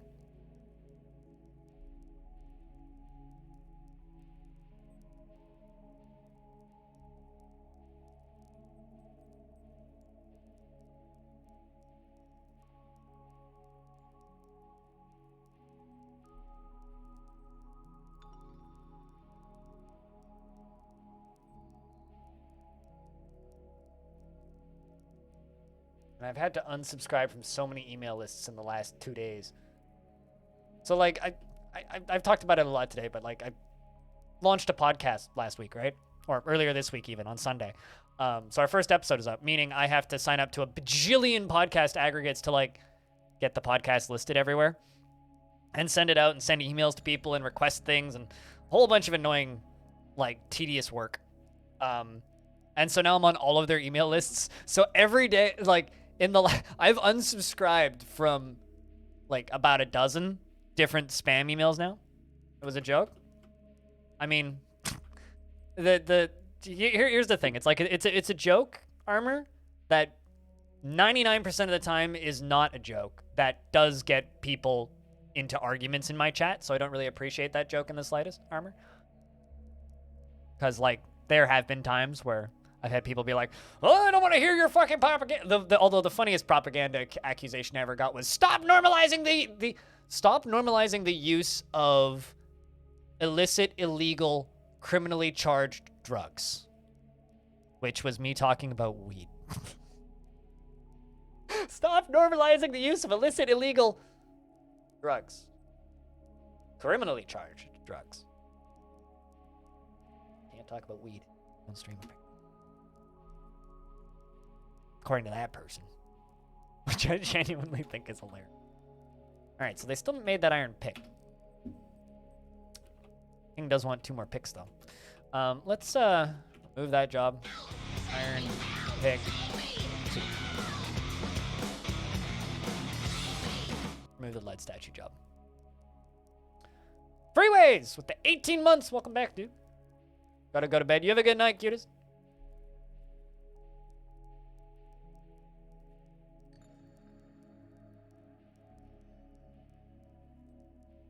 There was politics, it was just a lot more brutal, which is lion eat rabbit, rabbit population go down. Lion run out of rabbit to eat, thus lion population go down, then rabbit population go up, then lion population go up, then lion eat rabbit again. That was just politics in the past. Now it's just stupid people yell at other stupid people over stupid thing that doesn't matter, so things that actually matter don't get done. And it just kind of goes on perpetually. You could also lie in 2024. Careful with that. Because who's the lion in this instance? But, like, you know.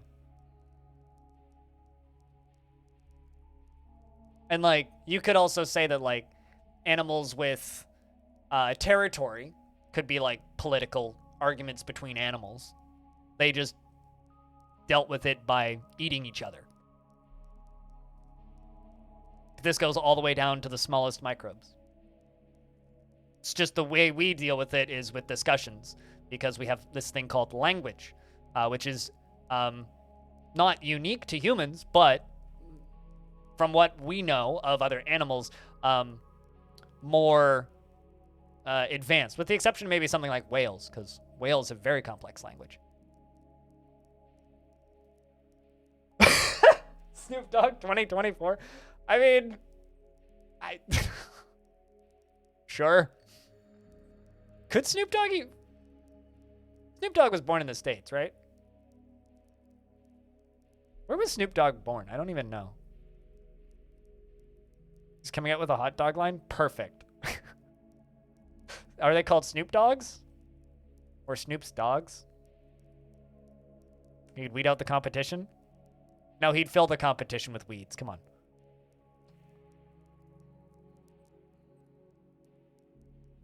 Yes. Elephants, dolphins, orcas, chimpanzees, orangutans. I saw a video last night. I don't know if it's fake or not, which didn't seem fake, of an orangutan driving a golf cart, which is really sad that there's like an endangered animal living in someone's captivity to the point where it can drive a golf cart, but like still a good video. Snoop Dogg hot dogs? Really? Oh wait, so they actually have like weed in them. Or are you just making shit up, Armor? I mean, if he won, then at least I could do your job and have edibles. Not necessarily. There's a lot of bureaucracy in there. Orange. Snoop Dogg planning hot... Of course they called them Snoop Dogs. Of course. I mean, that marketing sells itself. Also, I love that this is a Yahoo News article. Proves it's very serious. Very serious.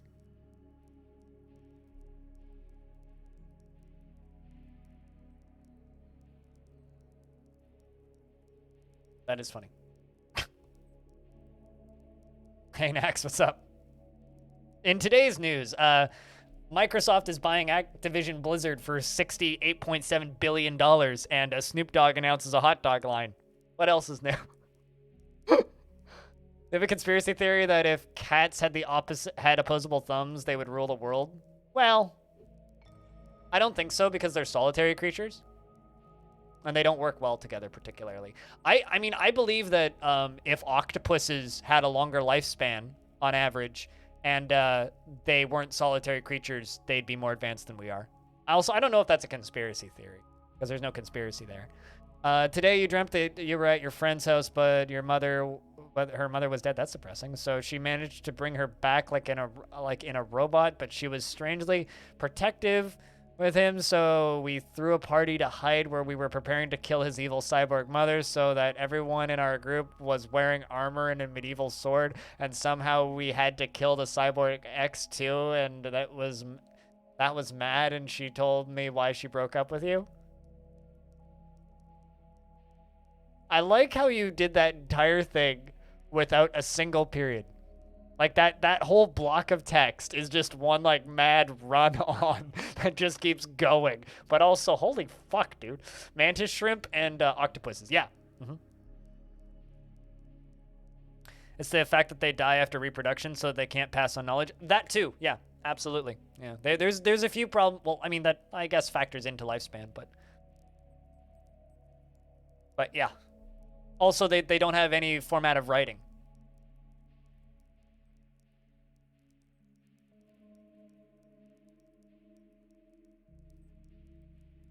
But, like, it's just like if whales had thumbs. You know, it won an Oscar, so it's cheesy to, like, suggest this movie now, but watch Octopus Teacher. Very good movie. Or My Octopus Teacher. I made my mom watch it, and it made her cry. Well, I'm very opposed to thumbs. We should be all thumbs. Or shouldn't be all thumbs. Speaking of being opposed to thumbs, how are you, Katsu?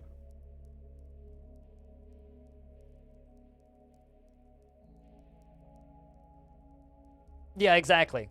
And now imagine if they could also output paper.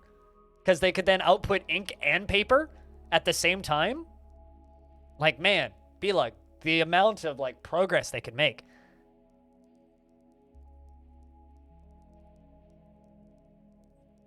You're lactose intolerant? Yeah, I understand. It makes you real sick being near people without toes. Pecan crutches. Man, this king...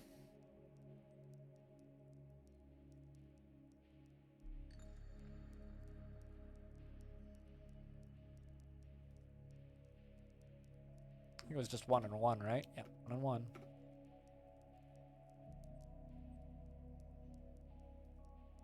I mean, certain breeds of octopus and crabs now have rights in the UK because they're considered an intelligent species. Let's teach octopuses how to kill birds and convert algae into paper. Fuck yeah, let's do it.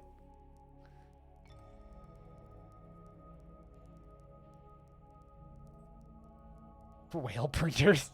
Whale printers. I mean, see, sideways. The reality is whales are what's keeping Clash of Clans up and running already. So, you know, if they're keeping Clash of Clans running, they should, like, at the very least be able to afford some paper.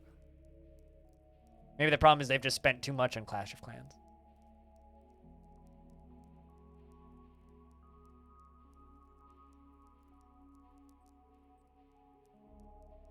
As somebody who puts all of his energy into reproduction, I haven't died yet, so that means we're probably doing pretty. I was trying to come up with a joke there, and it just like fell flat before I even found it.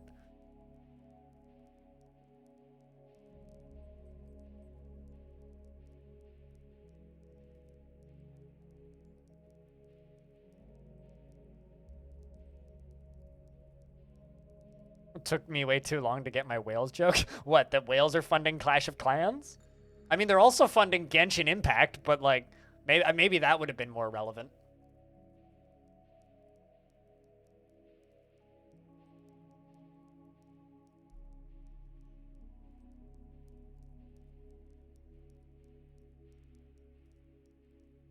That is a human having to live with a crab and a whale roommate. I mean, that's like 2 or 3 steps away from, that's like 2 or 3 steps away from this, right? It's not like too far away from Octodad. So, I mean,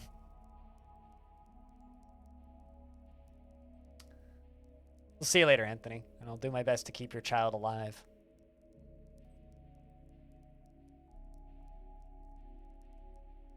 So I don't need to, like, make an instant sequel for you like I had to do with Anonymous. You're a real happy dwarf, actually. Only grouchy when remembering being caught in the rain. Everything about you is satisfaction and happiness currently, so. I'm playing make-believe on a pile of old clothing.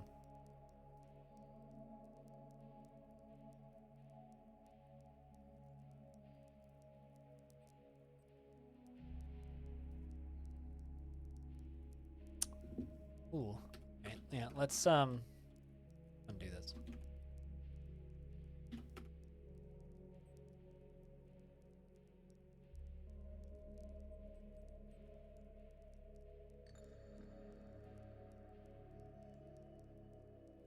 If not running a mobile game didn't seem outside of the realm of possibility.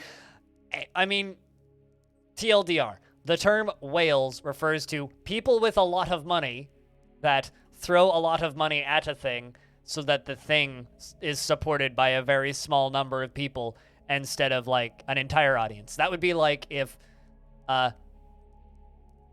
you know, 0.5% of an audience of a thing are the people that fund it and keep it running.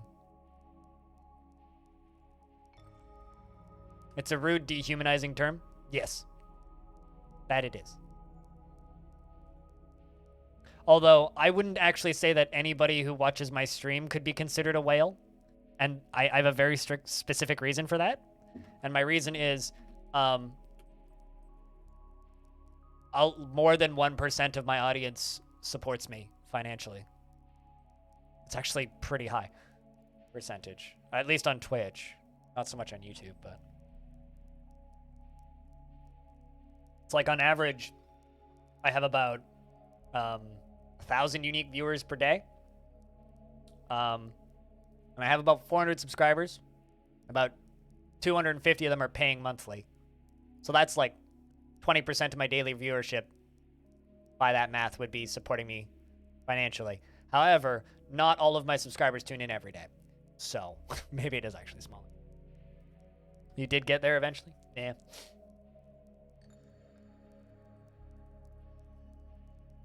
A lot of games with microtransactions are supported by whales.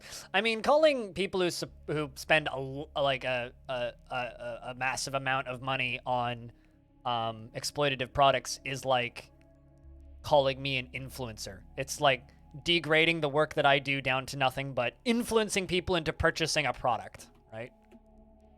I do a lot more than just influence people into purchasing a product, I think.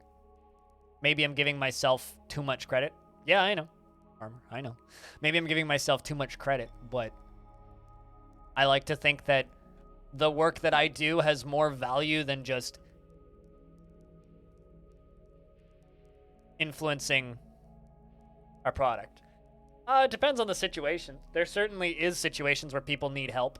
But there's also situations of people that just have a lot of money and just put a lot of money into the things that they do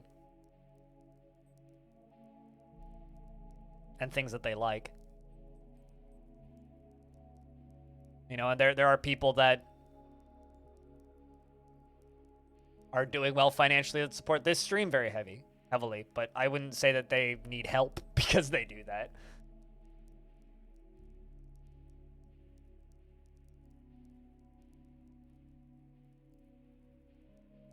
Because they used enchantment magic? Yeah, but I really hate being referred to as an influencer. You know?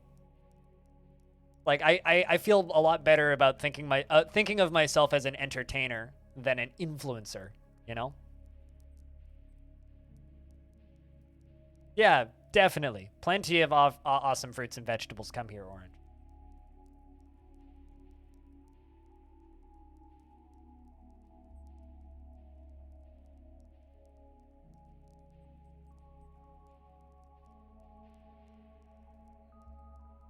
If you had a 6-digit bank account, you'd be willing to spend a few thousand on a game you liked. I don't, so I'm not a well. Yeah, absolutely. I mean, like, if I had... I have addictive tendencies, right? So I avoid all games with exploitative financial mechanics, right? So anything that exploits your finances or makes you feel like you should be putting money into a thing in order to progress or keep up, I won't play it, just on principle, which is why I hate the concept of NFTs in games. And it's also why I hate the concept of loot boxes in games or any kind of gambling mechanic, which is why I refuse to play any gacha games, and I think that they're exploitative and kind of disgusting. Because I'm myself am prone to addictive tendencies and will overspend in games. And I have almost no self-control. So, because I realize this as an adult, I just don't do it because I know I will spend a lot of money on those games. But at the same time, I spend a bunch of money on music, on records and tapes for bands that I like. Not a huge amount of money, but probably about I haven't in like since December, but I spend about maybe about $60 a month usually on music stuff. Some of those get traded back in. Some of that's just kept. Most of it's kept. I've traded a handful of records back in, but most of them I've kept. And Stone, we have a shipment from the humans because we've reached the 1st of spring and it is the year 367. So am I like a whale for artists? I doubt that very much.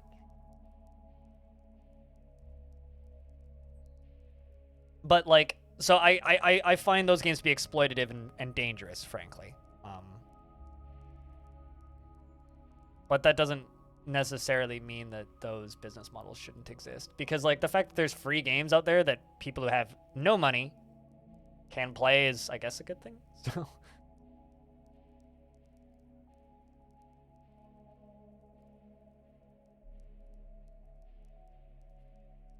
You spend, you'd say, a lot on donations last year. Fair enough, Nax.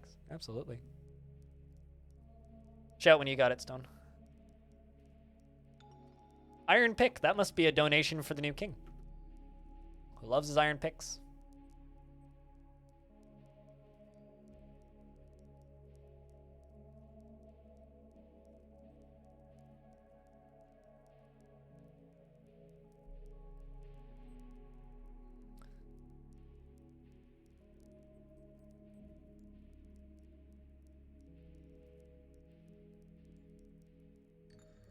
Do I just not have enough? Yeah, I must just not have enough weaponsmiths.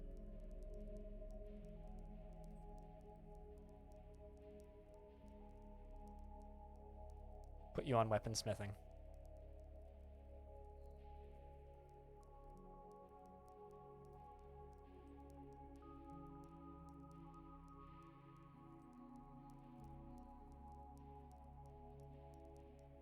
But yeah, I'll be blunt. If I had unlimited money, or not unlimited money, but like if I was like wealthy, if using the Quicksilver's comment of if I had a 6-digit bank account. If I had a 6-digit bank account and money to spend, if I had that, I would kickstart a lot more games. Or invest in a lot of games. Because there are games that I want to see get made that I see fail on Kickstarter pretty frequently that then 3 years later than they would have originally, with a lot of struggles, managed to come out eventually. That I would love to see come out quicker. I don't think that supporting things on Kickstarter or Fig or any of those other platforms is necessarily a good idea if you actually want to get a game out of it. But I like the idea of donating money to an idea. And if it's an idea that I think that is worth pursuing, you couldn't afford a personal chef with a 6-digit bank account.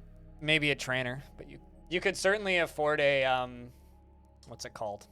If you had a 6-digit bank account, you wouldn't have a 6-digit bank account for very long if you had a personal chef and a personal trainer. You could afford a personal trainer with way less than that. I could afford a personal trainer a day a week. Anyway. What was I saying? Personal trainers are not that expensive, I guess is what I'm saying.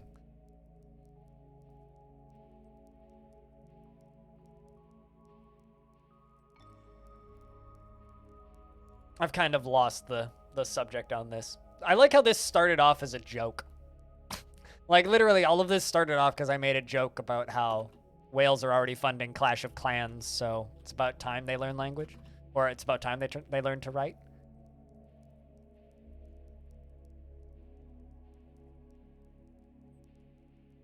Yeah.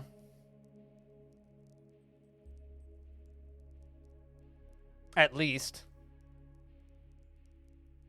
Banana. I mean, maybe if you made 6 figures annual. If you made 6 figures annually, then maybe. Still, that would be a large expense for not a lot of gain.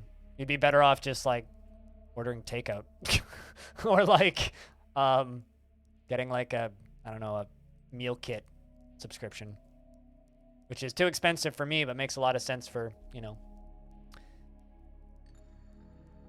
people that make more money than me, I guess.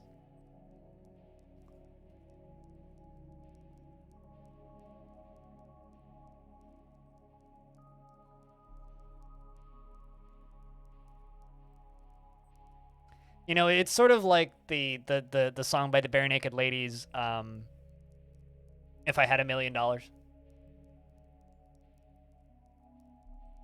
People misvalue money and think that they could get a lot more. It's like, in the current world that we live in, if you have, let's say, $500,000, cool, you can put it down, you can pay off a house halfway here, maybe. You could get half of a house. It's like you could buy a car outright. But like that's not like, yeah, that's a lot of money, but based on what people imagine as like rich people life, like you can't do that much with a couple $100,000.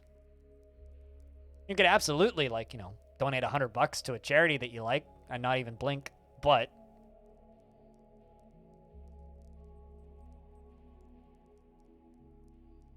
that love to cook, a friend of yours is going to fill your freezer. Oh, really? Hell yeah. I don't like frozen food, so. Although I made barbecue cauliflower bites last night. Roasted cauliflower. There's a pub that I used to go to all the time that isn't open anymore. That used to make fantastic cauliflower bites, and I wanted to make cauliflower bites, so did my best to replicate them, and it mostly worked. Still great reheated. I hate freezing food. I'll freeze a loaf of bread, that's about it.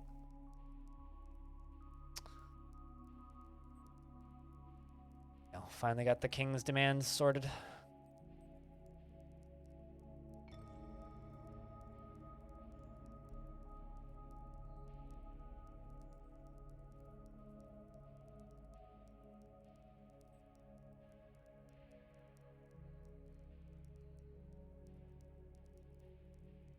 I'll put it this way. Whenever this subject comes up of if I had X amount of money and people start talking about what they'd spend, always what happens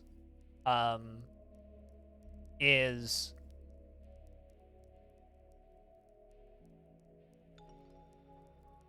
it becomes obvious that a lot of people just think about all the things that they would buy and not how to maintain that wealth. Like, having wealth and spending it is easy. Having wealth and maintaining it isn't. Often what happens, and in my experience with people who obtain large sums of money, is it becomes obvious that people have no idea how to manage money. And it's really quite amusing to me hearing the way some people talk about, like, if I had X amount of money. It's like, no, it's like if I had a six-figure bank account, the only thing that would probably be different is I would own a 3090. I would have probably a dual PC streaming setup and the newest graphics card. I'd probably still live in this house. That's about the only thing that would really be different. And that's a tax deduction for what I do for a living.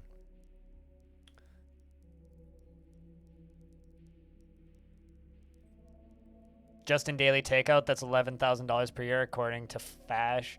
For a personal chef, you would be about $12,000 to $25,000. You'd be underpaying that chef at $25,000 a year, unless like it's not a great chef. But that's a low salary for a chef. A salary for like, unless you're just talking about like one meal a day from the personal chef. $35 per meal is where their estimate comes from. Okay, but are you also paying for the product? Okay, so you're talking about just an hourly wage, right? So if so let's just say, for sake of this discussion, you're paying your chef $25,000 salary, which is fucking low. You also have to pay for the food, right? So on top of paying the salary, you also have to pay for the food. And you're talking specifically about just the cost of takeout. It's going to get more expensive. Like, it should be double that. Unless, and even that, you're like vastly underpaying a chef. Like, if we're talking like a full-time job chef, like, you should be paying that chef $60,000 a year. Like, that's something that you have to go to school for. That's a career. That's like you need to be able to pay for a wife and kids job.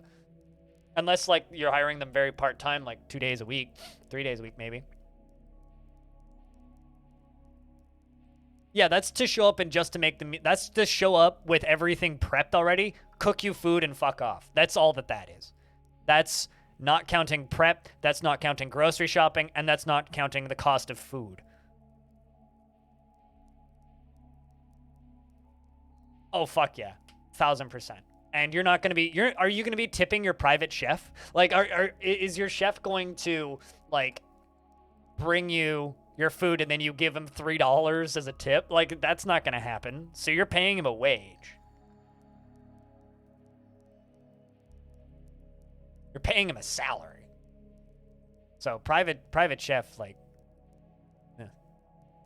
like, I would estimate if you're paying a private chef, you're talking 6 figures annually. And maybe, like, 10,000 of that a year is for food. 15,000 of that a year. Also, for reference, my food costs, personally, for me, I live off of about $40 a week. Sometimes less than that. It's like $30 to $40 in groceries a week.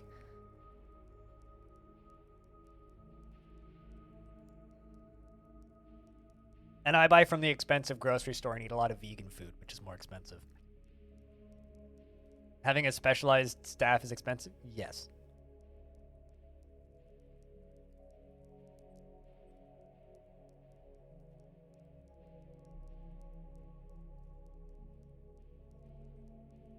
So what you're saying, Orange, is if you had unlimited money, you would cease doing everything that can bring a person joy in life and slowly become a husk of a human being like Elon Musk. Got it. Because cooking is something that gives you joy in life, generally. It's like if I had unlimited money, I would do my best to work as little as possible. That whole concept of just like hiring help is kind of gross to me. It's like I'm not a good enough person to learn skills and take care of myself because I have so much money. So thus, in order to make myself feel better as a person, I need to have a private chef and invite them to sit at the table with me. You realize how awful that sounds? Like, genuinely. The whole concept would just, ugh, gross.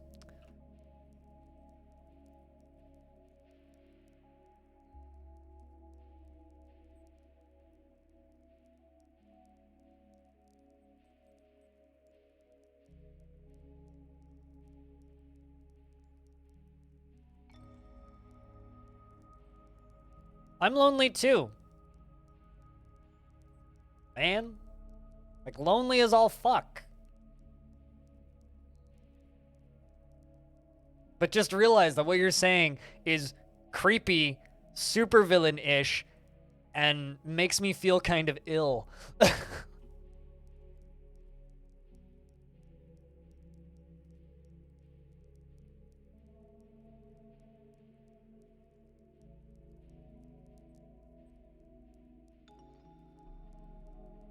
You'd use yours to establish a charity? I mean, I already donate money to charities that I like.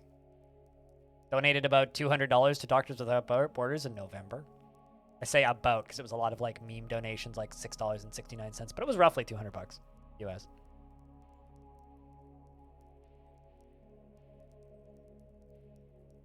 You'd probably start a legit guild house IRL, and then you'd want to kill all of your guild mates in 6 months. Also, that works so well for 100 Thieves. It was 100 Thieves that built that gamer house, wasn't it? Hold on. Let me like triple check this.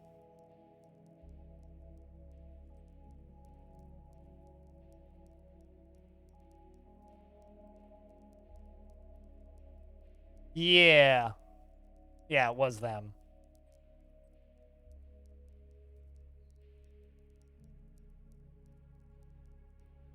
This fucking headline. 100 Thieves renames Content House following Lexus deal.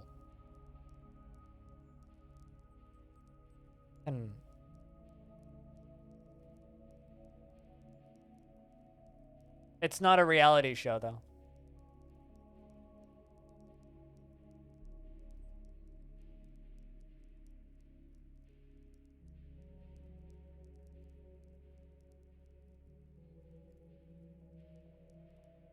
Was it just a company house? What, the 100 Thieves house?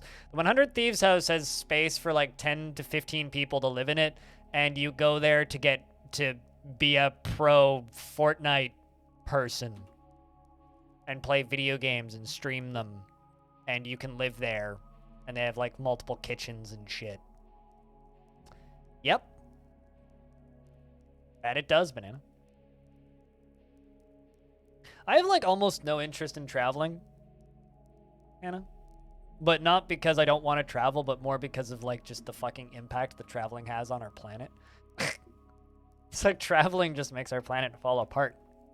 It's like flying in a plane is one of those things that it's like, I just don't ever want to do that anymore. Outside of, I take a train, but flying in a plane, I don't know if I want to do that much these days anymore, if ever, especially in the world with the pandemic.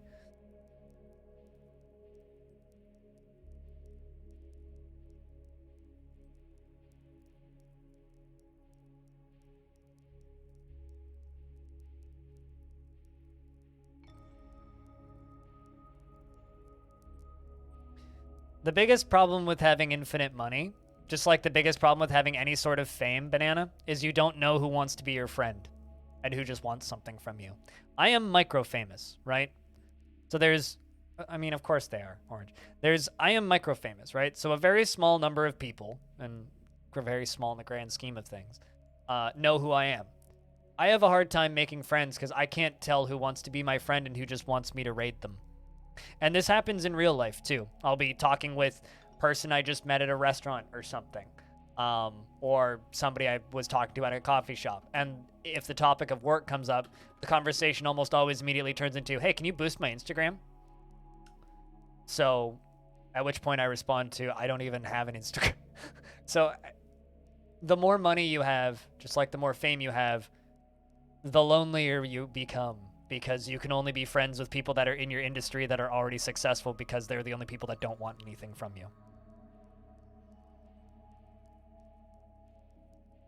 And it's to the point where, like, I'll have a friend or somebody that I know who works in this industry, and then they'll get some sort of a fucking boost, and then they'll get cooler friends that are bigger than me, and then they just cease talking to me. That's happened more times than I can count now. Like,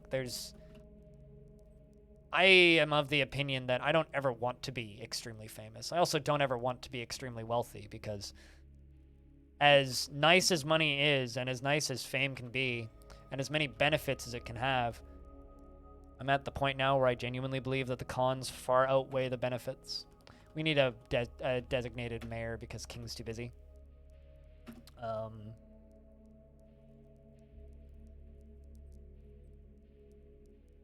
You know what, Rory? You can have the job. Rory can be my manager. Rory just hangs out in the library all day. So Rory can be our manager and a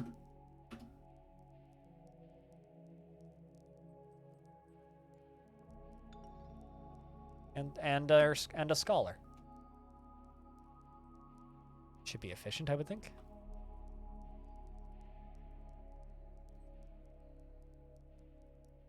Lightning bolt of power strikes Rory. You could say that.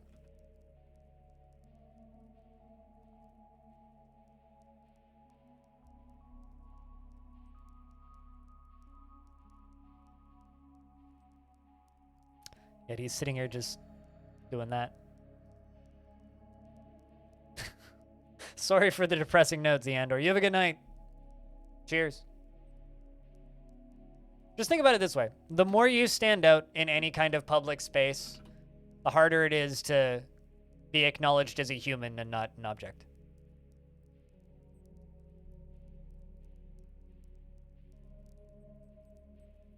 I mean, that's literally all online dating is. But it's just the reality of being somebody in a privileged position. If you're in any kind of privileged position, people will want that. It makes sense.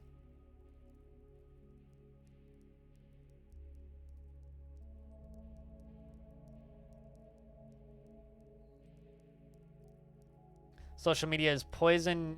You also don't have any. Also, social media isn't poison, so seafood is okay. Wait, what?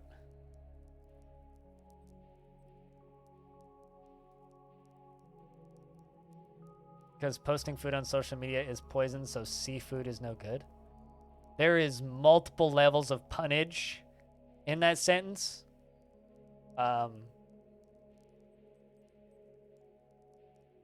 know. I know, banana. I know. That's a point. That's a pun that I can read out loud and nobody will understand it because you need to be able to see it to get it. But I like the pun.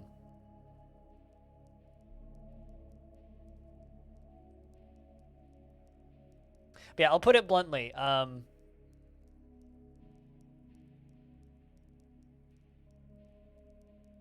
Dan's Gaming said it best a couple of years ago.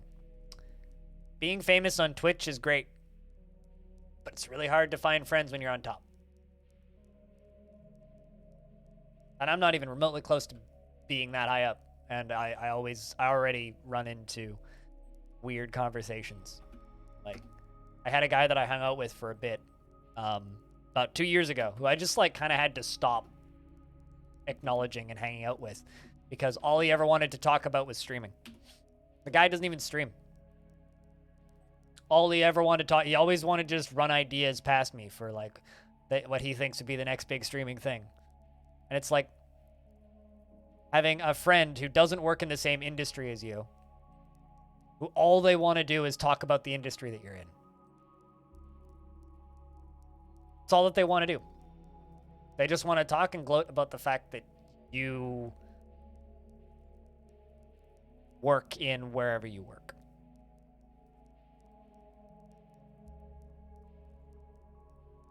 Artificial people behave? You think people only behave artificially online? It's just how people behave now because people have been staring at phones for so long that they're forgetting how to behave around other people that they haven't met before.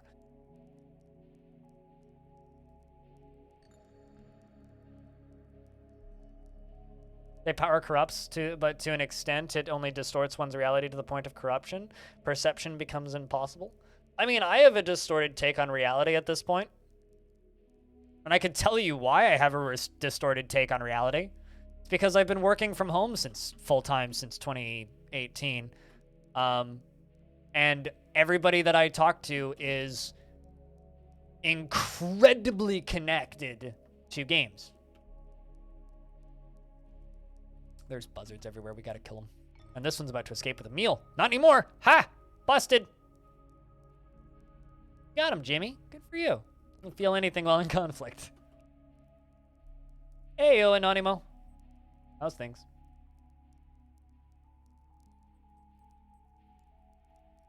I've never been able to really make eye contact with people, but that's because of my vision problems, not because of not being around people.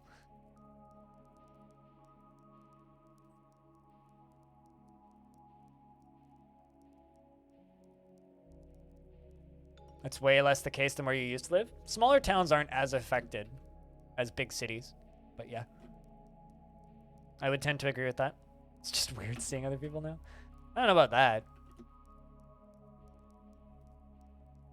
It's like when I went to a bar, went to a pub that I like to go to a couple weeks ago, and the girl working at the bar just started talking to me, and I'm just like, right, yeah, I can speak with humans now. Like, that's a thing that you can do.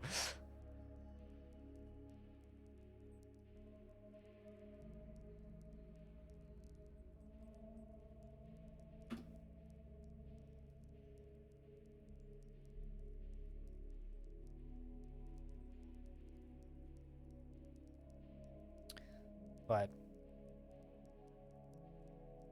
yeah, I don't know.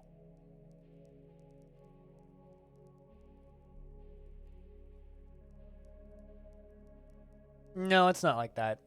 It's more just there are people that actually want to talk to me, but in reality, like, people who work at a bar, they just want to talk to you because they know that if the person wants to talk back and it strikes up a conversation, they're more likely to tip more, which is true. But also, it's literally their job to talk to you. Unless it's a person who obviously wants to be left the fuck alone, in which case then it's their job to not talk to you.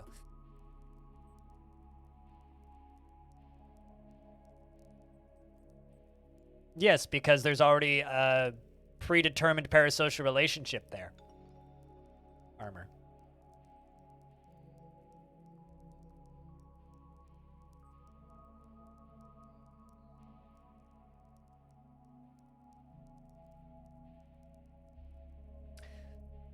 You also, bouncing off of the wait, I don't have to wait for you to type to message me. It's also, I don't have to wait until the scene response pops up.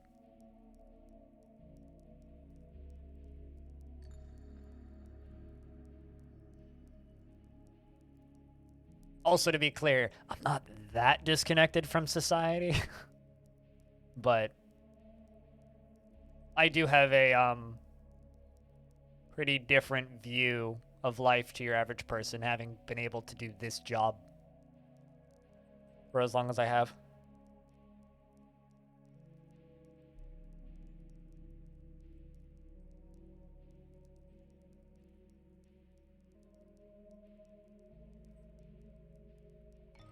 I mean, that's what I do whenever people ask me for change now, because I haven't had change in my pocket in, like, years.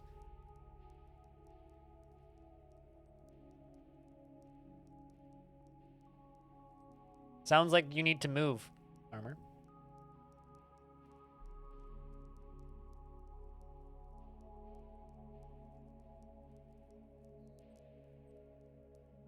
But just realize, Armor, that, like, You saying that you'd talk to me because I'm awesome just kind of reinforces what I've been talking about. It's like you need to realize how weird internet friendships are from my perspective. I don't know any of you, chat room. I mean, I kind of know, like, Jess, who's lurking, who's also streaming. Like, I kind of know some of you. I know Stone pretty well. I've talked to B-Lug on voice chat.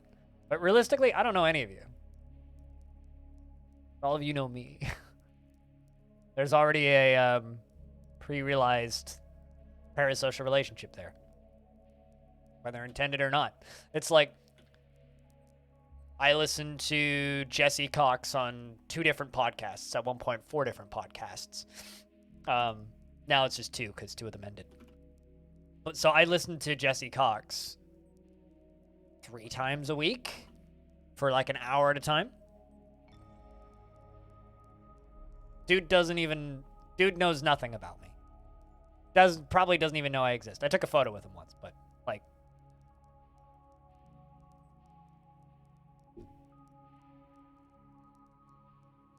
yeah, I heard your voice once, or twice, Stone, a couple times in videos. That's about it.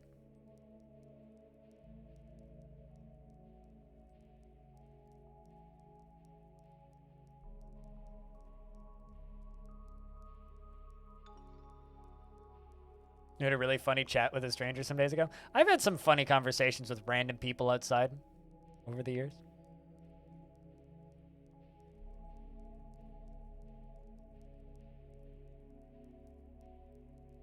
On stream and are fun to watch and listen to? Sure, Max. But there's people who listen to me a lot more than you do.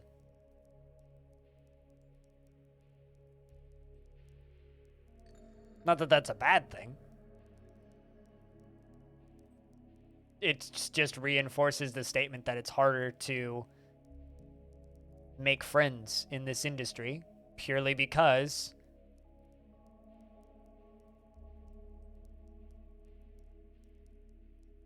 the only other people who understand what that is like are other people who work in this industry or in some other position of fame.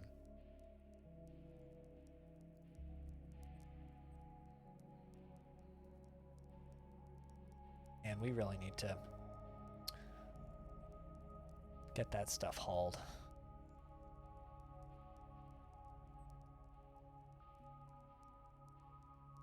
We kill all of those buzzards? 2 left. That's probably...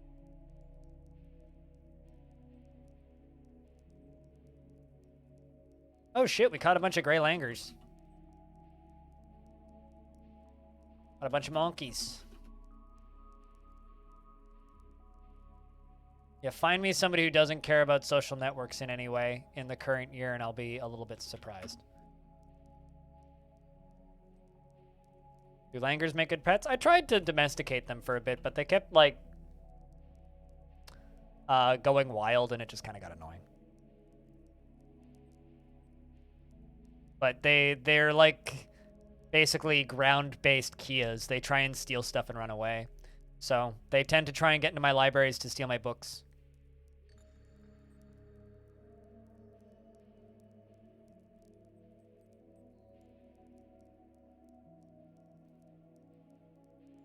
For a cab ride home? What? You had a bad experience with a streamer once. You had some extra money a few years ago and you donated to a streamer you watched a few times, and then this streamer started messaging you on Twitter at 3 a.m. asking for a cab ride home. Huh. Like, I've heard about shit like that happening, but nobody that I've known directly. Remember there was a person who got canceled off of the internet a while ago, but like banned from Twitch, who used to DM one of his viewers to send him Uber Eats, like at random hours of the morning. It's like, hey, like, I just got home from work, could you send me some McDonald's and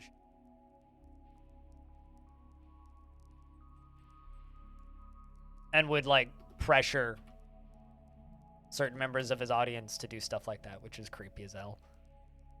Yeah, that's fucking weird.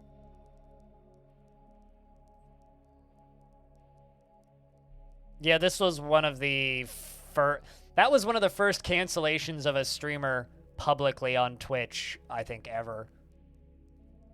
I can't even remember the dude's name now, but it was like it was more than just that. That was just one tiny anecdote out of like somebody who was grooming minors. So, yo, what's up, Mike?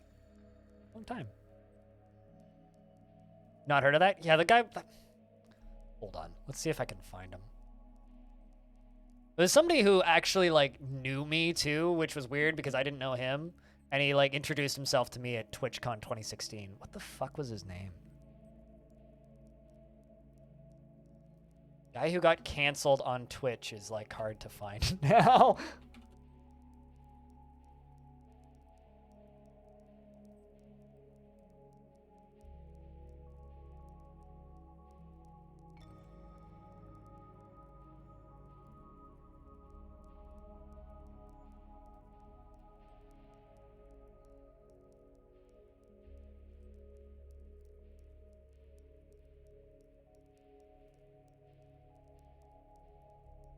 Yeah, the problem is there was so many people canceled in like early 2020. There's no way in fucking hell I'm gonna find this person.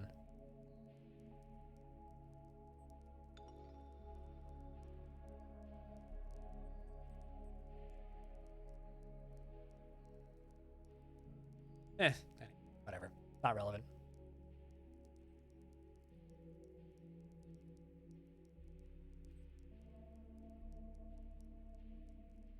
He had like a weirdly long name. I remember his real name, but I don't really want to drop his real name.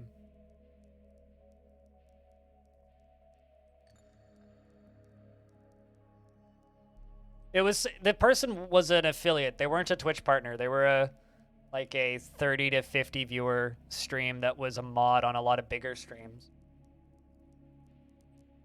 If that helped. Anybody wants to go digging. DM me on Discord if you think you know who it is, and I can confirm or deny the person I'm thinking of. And never mind? Yeah, okay.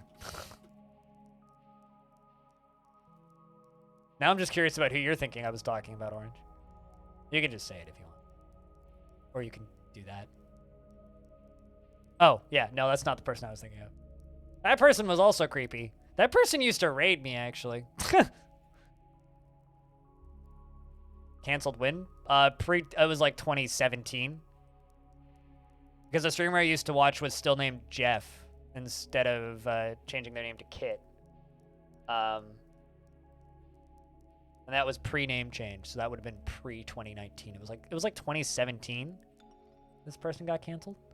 2017, 2018. I just remember everybody tweeting report X person. Just can't remember what that person's name was. Or what their username on Twitch was.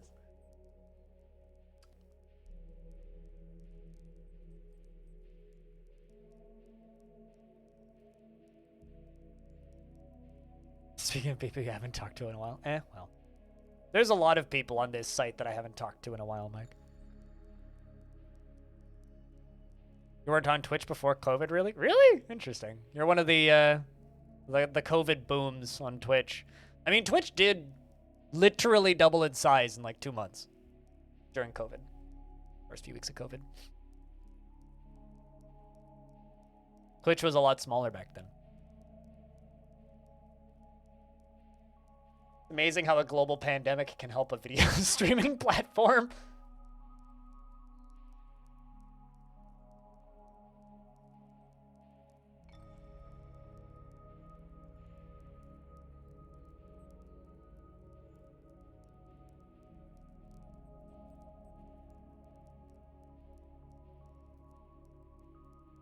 It was the one dude who was in a wheelchair. Oh no, that's Zillion OP. The dude who was in a wheelchair. I will never forget that guy. Zillion OP, for those of you who don't know or don't remember, was a streamer in a wheelchair who streamed on Justin TV back in the day, and then the very early days of Twitch.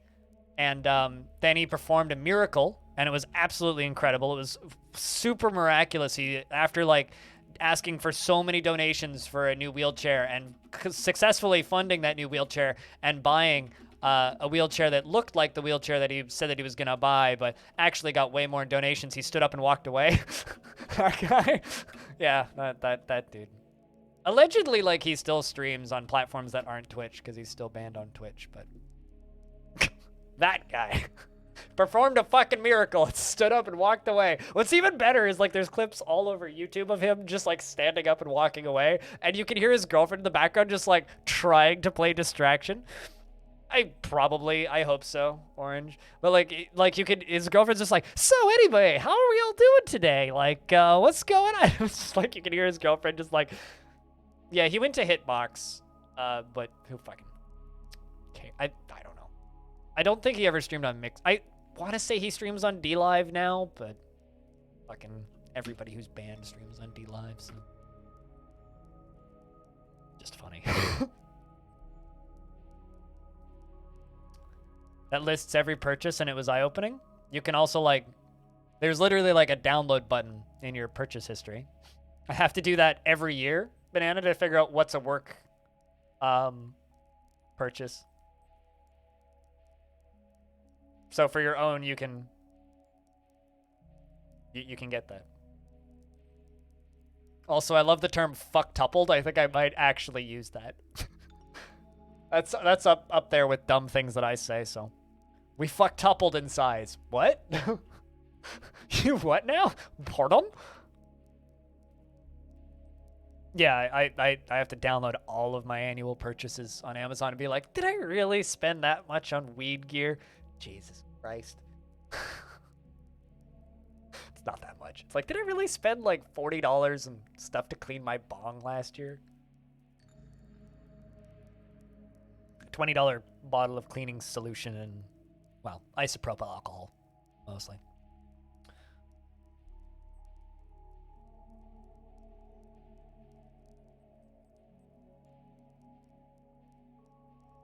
Use a lot in your Discord group. Kind of forgot its common parlance.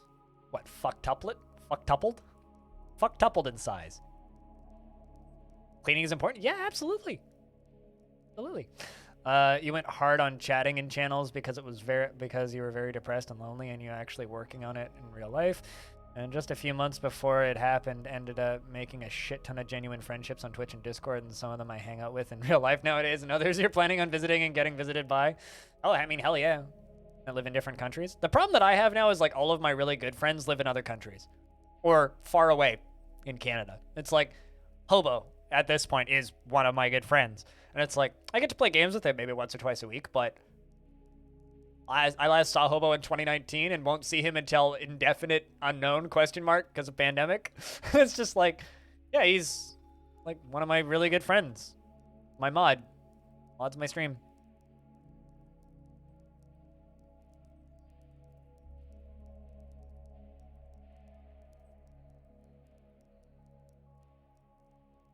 Let's make 2 upstairs, downstairs up here.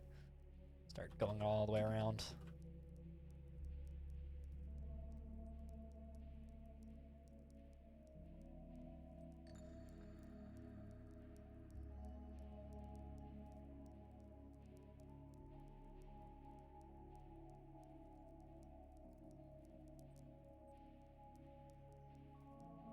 One of your best friends lives in Quebec.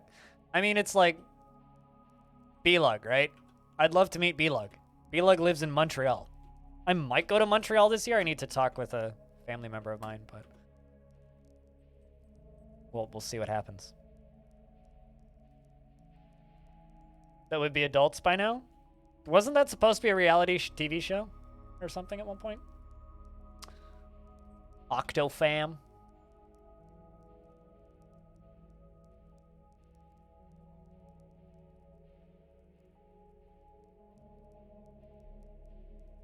You can do the 5. Okay, like I don't know the exact town, but you live in the general vicinity of that area. That is the general vicinity. I'd consider that.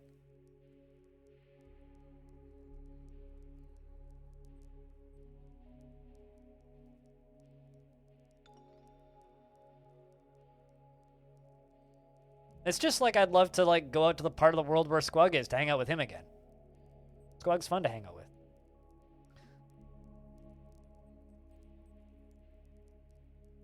Like I always tell people, is that the most surprising thing about meeting Squug in real life is he is the most normal person you'll ever meet. He's just a super normal person. Just talks like a very eccentric person on the internet. Yeah, we're mining out more iron ore.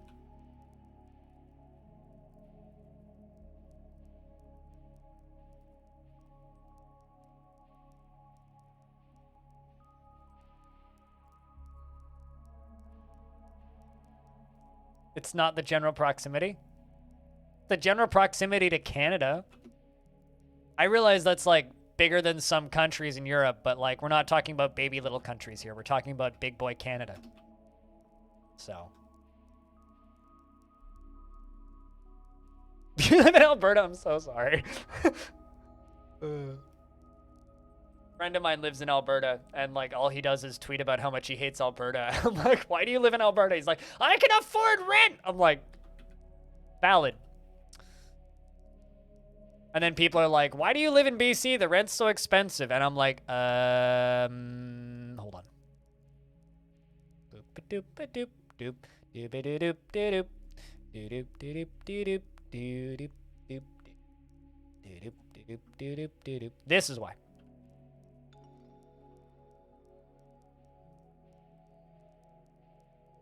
No, I'm in the Greater Vancouver area of British Columbia, Canada.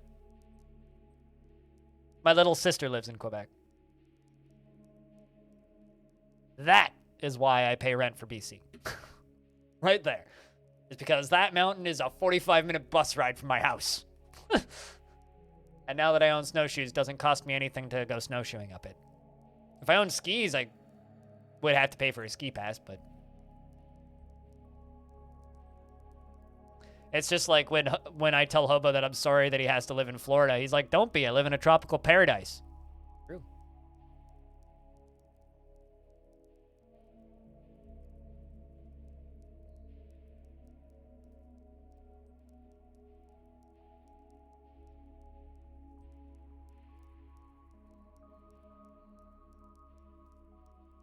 Be careful to not accidentally mine any of these art pieces.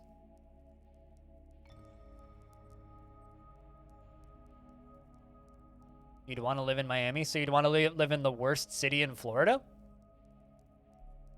I don't know anybody who likes Miami, especially people who live around there.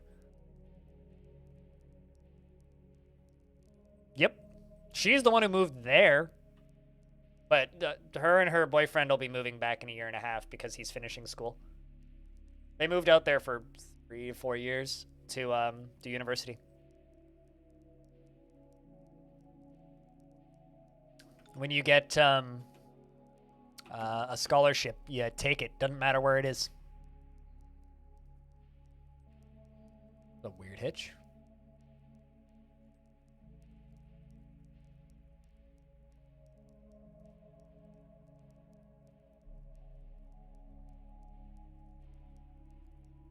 How am I only selecting ores?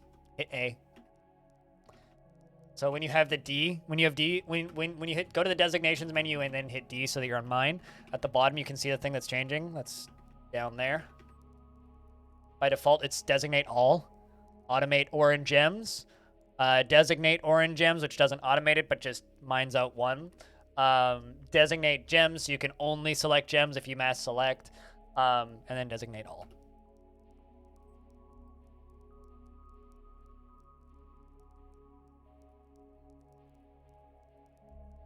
It's been in the Dwarf Fortress longer than I've been playing it.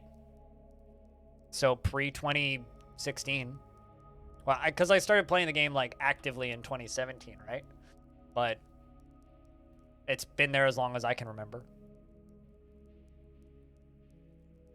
People try and tell me that it's like a DF hack exclusive feature, but that's just not true. I still don't understand why they don't think there's enough dining tables. You get scared by the bottom of panels? You wouldn't do very well in a solar farm, then.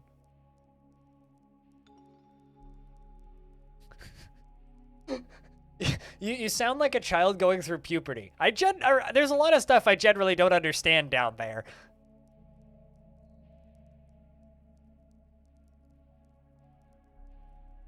It's like Dexter's Laboratory.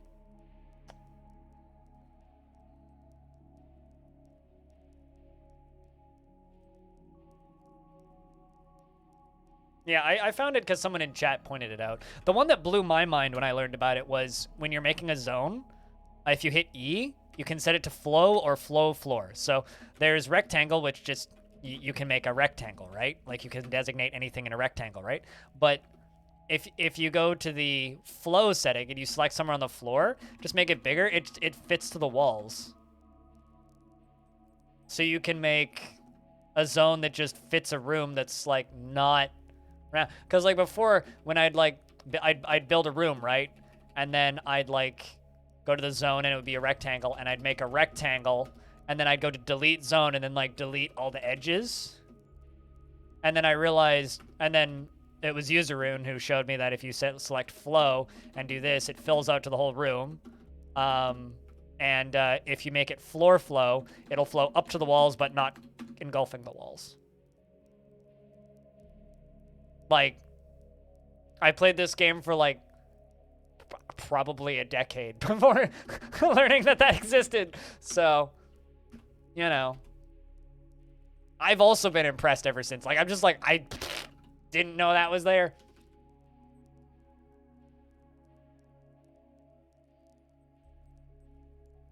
I used to have the educational tag, and that's the only tag I've ever been reported for.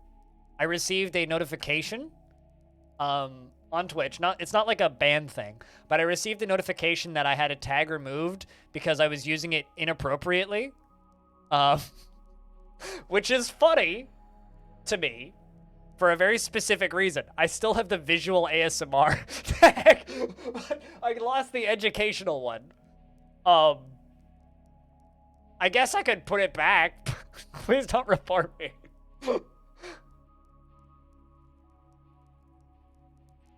It doesn't actually hurt your standing on Twitch, but here, educational. Save. If you refresh the stream, I now have the educational tag again.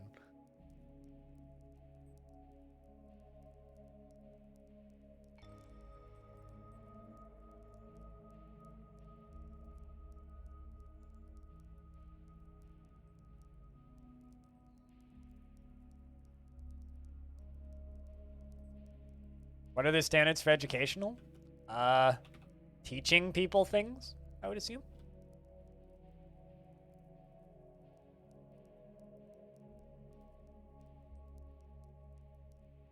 Uh-oh. Banana has been taken by a Fey mood. Banana the Third.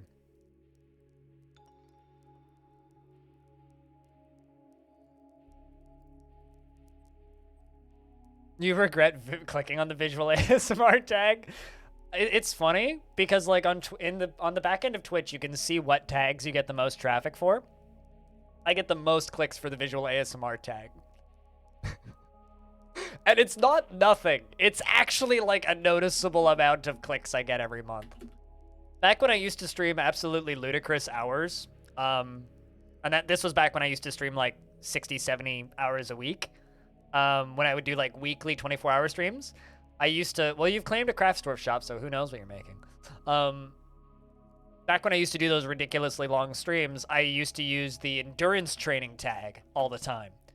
And the endurance training tag directory on Twitch is hilarious because it's two things. It's really fucking ripped dudes in the gym working out and people playing MMOs and hack and slash RPGs for like 17 hours a day.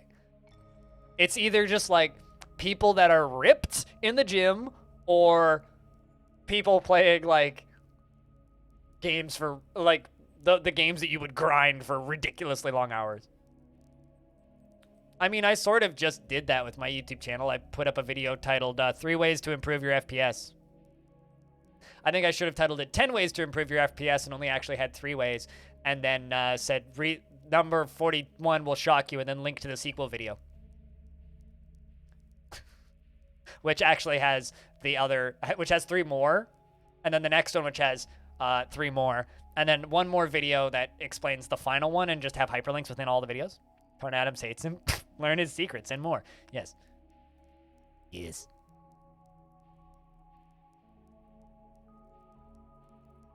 Although, to be fair, my most clickbaity video is probably this one, which is just Steam Edition 2022 recap, everything we know. That's like the most SEO friendly title I have.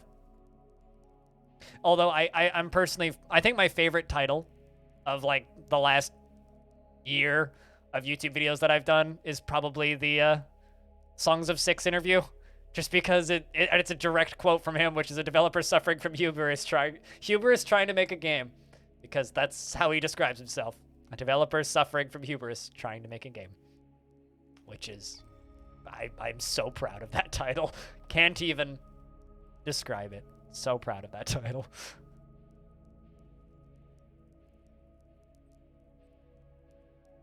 And this is why I have a Patreon. Because this video took me, I don't know, 10 hours of work, give or take. We're like, whoa! It's a great title, isn't it?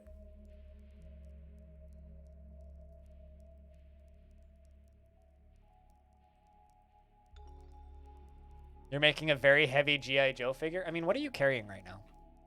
Silver bars. I could taste. I'll be back in a sec. I gotta go use the restroom. Gotta pee.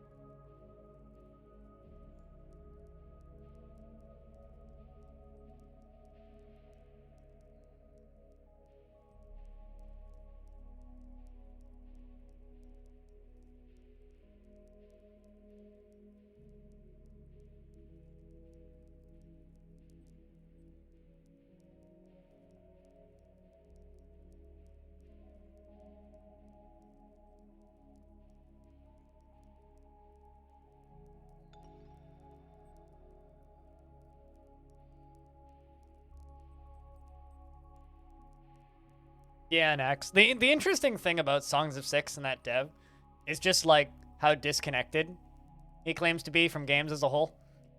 Like, a lot of devs that I'm used to talking to are like, yeah, you know, I follow the industry really closely, got lots of friends in the industry, and then this person's just like, yeah, so I played 3 games that I really liked, but there wasn't enough content in those 3 games. So like I wanted to make those 3 games in one game but better. It's just kind of neat. Don't see that all the time. All right, child is still making artifact.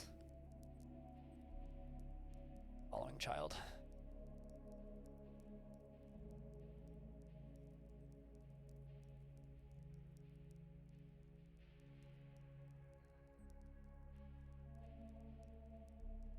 Although I think my favorite comment in that interview is the fact that he stated, if he ever decides to be done with the game, he's just going to open source it. Like, when I'm done with the game, when I'm done developing the game, I'm just going to open source it. Then he's also like, yeah, and I plan to be done by 2023. Wait, it's already 2022. Shit, might need to extend that by a few years. Those are probably like my favorite quotes from the internet. Or I wrote a screenplay once, which really sucked. But I think it'll fit this game perfectly.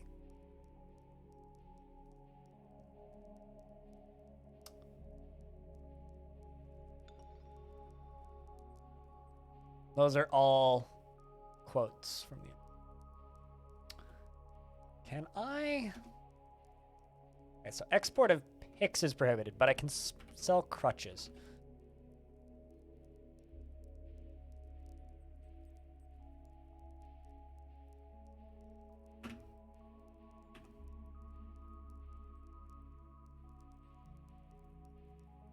I mean, it's on his website, is it not? Banana? Am I crazy? Or like he's got a not a website, but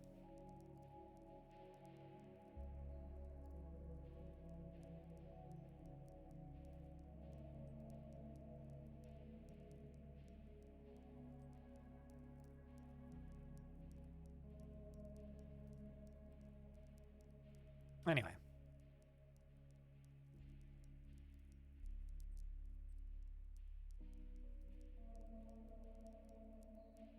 He linked it to his Trello? Yeah, I'm pretty sure like it's just like a public dude project manages. Yep.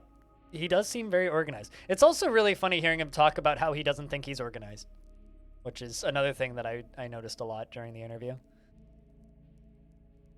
He's just like, I have no idea what I'm doing, is like a statement. Like I talked to a dev once who worked on a game, and I never ended up publishing the interview, and it was for another YouTube channel that I used to work on, who seemed to be in a similar boat, except he didn't project manage at all and he didn't seem organized at all. And he was kickstarting a game at the time, and he's just like basically saying, he's like, I have no idea what I'm doing. I have no idea how to make a game. I'm just trying my best kind of deal. He's like, he had like almost no roadmap. He had very little in the way of, oh my God, Slipknot's coming to Vancouver. Hold up. This is very important. Anyway, I ended up just like not buying. I ended up just how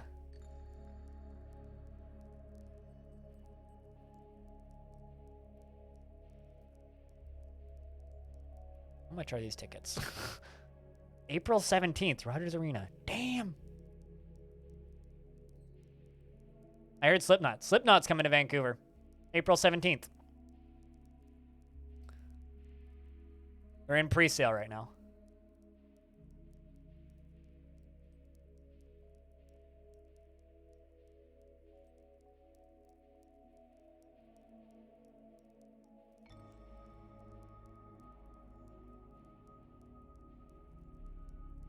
Was literally adding blackjack and hookers? Yep. I mean, that's what every game needs, right?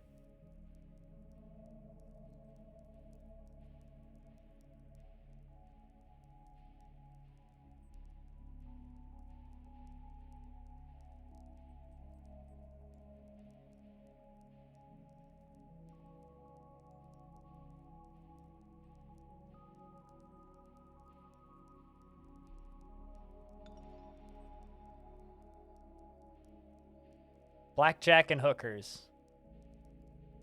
is what all games need.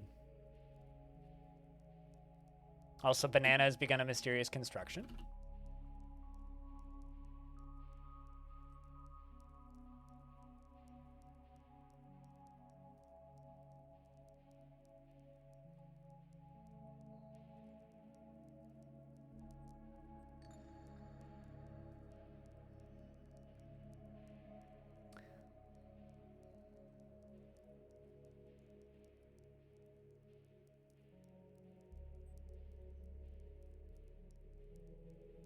Fuck, that's close.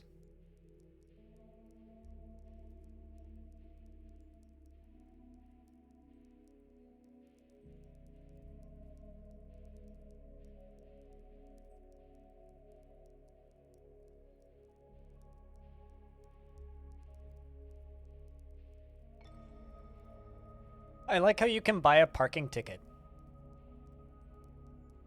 It's part of the checkout.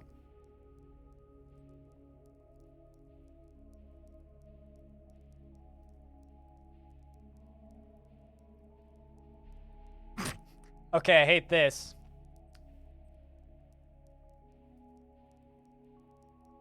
Fuck Ticketmaster. Each ticket comes with one live stub, a unique digital collectible NFT. That is your very own piece of concert history.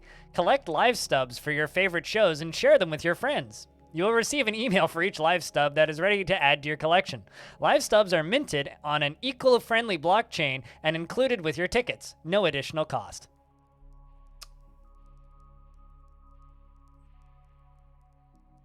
I hate this.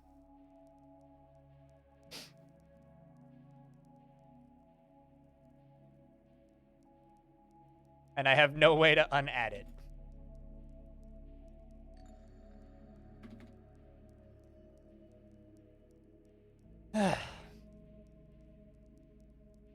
Yep, I do tend to agree. It's like, if you're going to use them for anything, use them for receipts. Anyway, I just spent too much money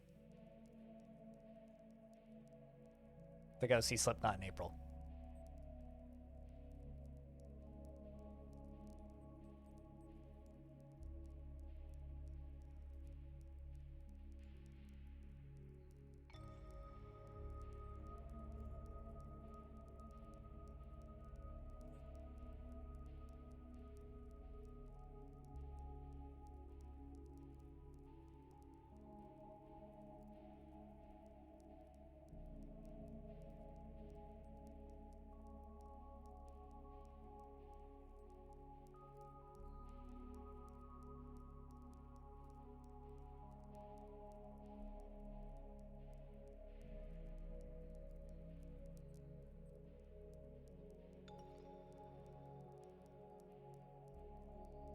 I love it when they tell me that my credit card is not valid. It's like, I assure you it's valid.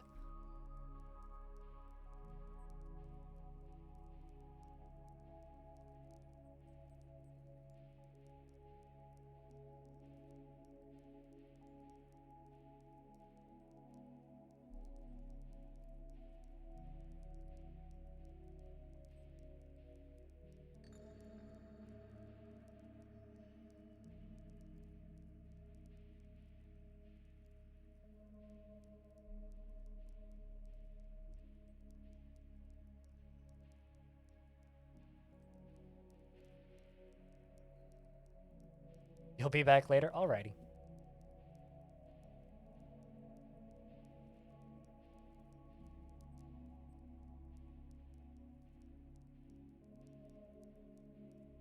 So, hold on a second. Are you telling me I need to pay with American Express? I'm confused.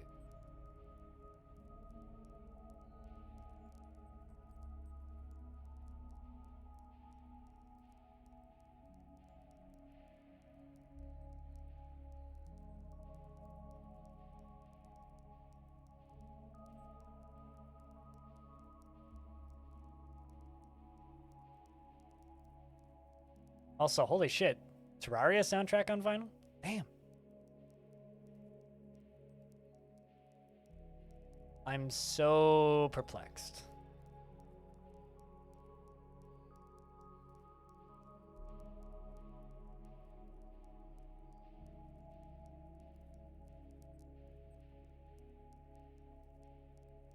They're telling me that my card isn't to V. So,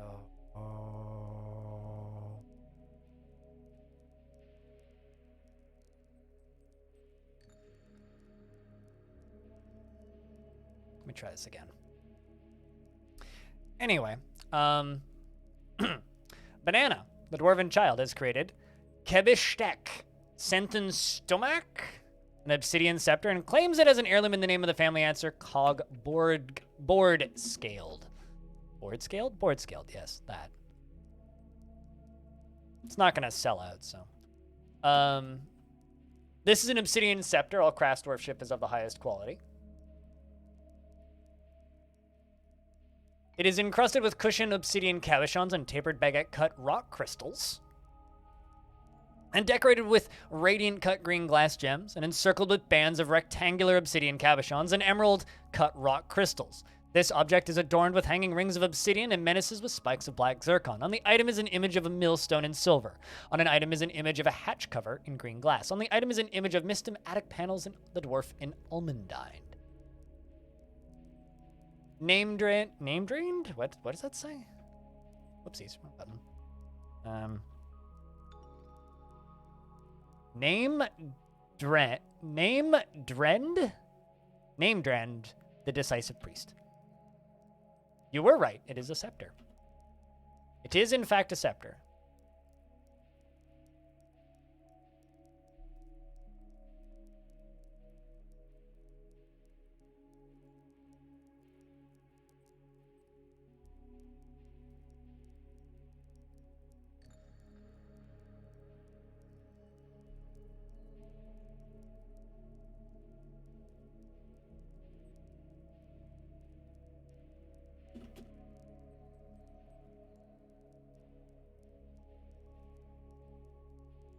Still trying to fix this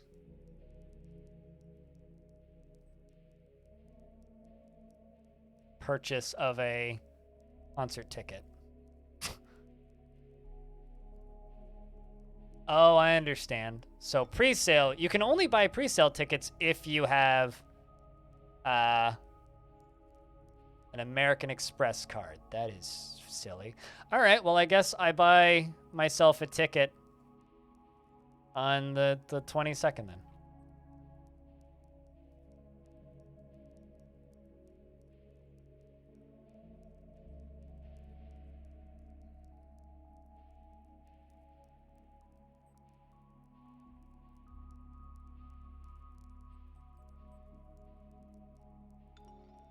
That's bizarre.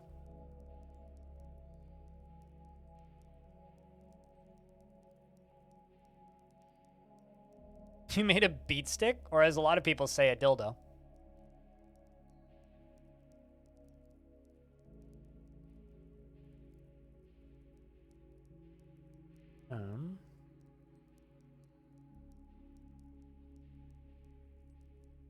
All right. Well, anyway, apparently fucking Slipknot's finally coming back to Canada. Been too goddamn long. Apparently a cougar cub was stung by a honeybee. I saw Slipknot last time they were here in 2014? 2015? Been like at least 8 years since I got to see them last. Anyway, sorry for getting stupidly distracted for a minute there.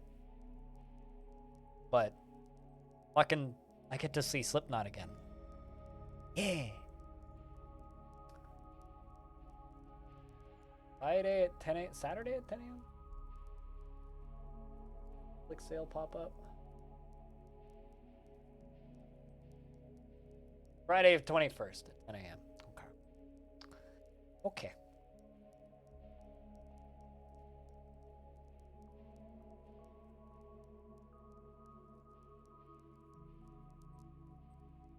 You had to take a work call? Oh, you made a you made a scepter.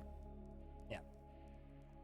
A lovely obsidian scepter with gems and other items on it. I was very distracted because I learned in the last 10 minutes that Slipknot is coming to Vancouver in April.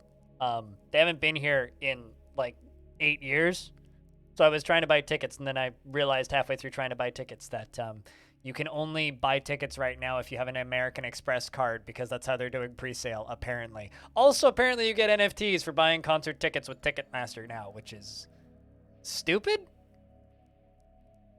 But whatever. That's all I have to say. Whatever. At this point. Still stupid.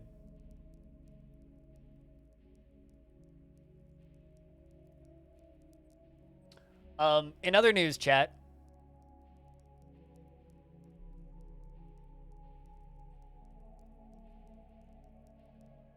This is a thing that exists.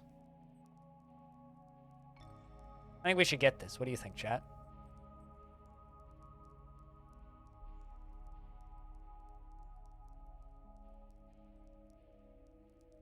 I wonder how much shipping for that is. $89.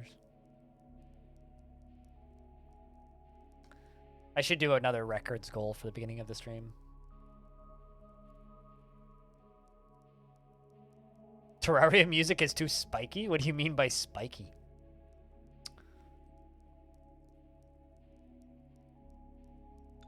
Again, only one of the human factions showed up. to trade. Also, there's 2 artifacts in there. So gotta pull those out real quick.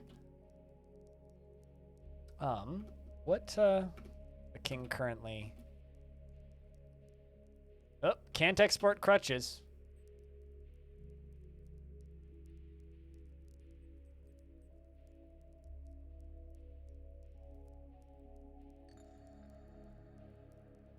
If I export any of these, then we'll all go to prison. Can't have that. Also, fun fact, if it's contraband, it pops up as pink or red in your trading queue. So this color, contraband, these ones are fine. That one, no. Oh, crap. No. I sold them a named item. I think it was an artifact. That's fine. Humans, you get a artifact musical instrument. Because I forgot to unselect those. I selected them, unselected them, and then reselected them. I could trade for them back, actually. You know, let's see if we can do that. Prep meals. See if I can buy it off of them. I think I can.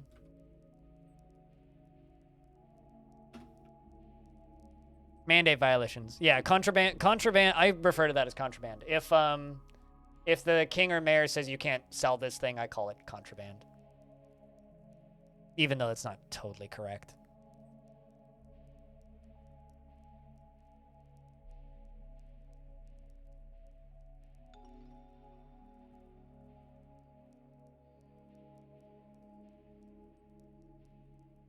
It's like, is it actually contraband? Eh, not really.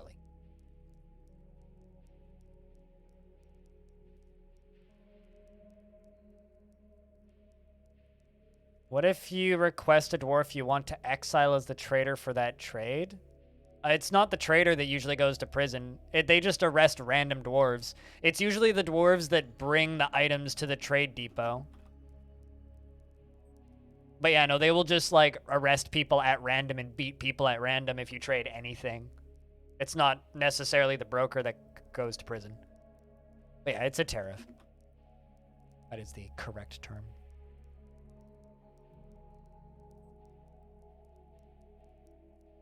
Yeah, it just means you gotta watch it and be careful about it.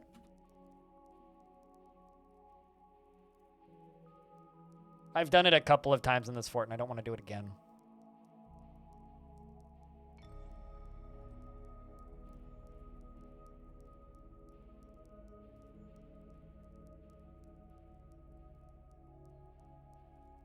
Let's see if Kobe can get back here in time.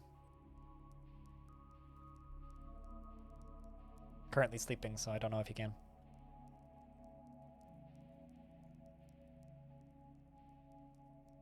Some elementary school stuff? Not everyone.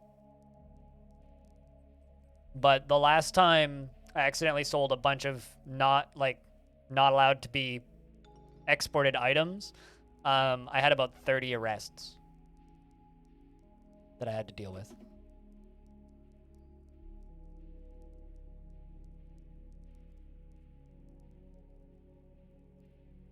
I don't even know if that's enough value to buy that artifact back.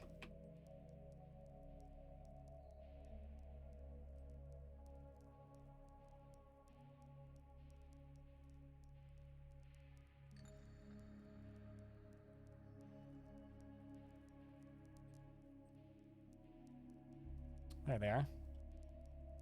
I can buy this one back. Can't afford that one. Oh well. Bought one of them back.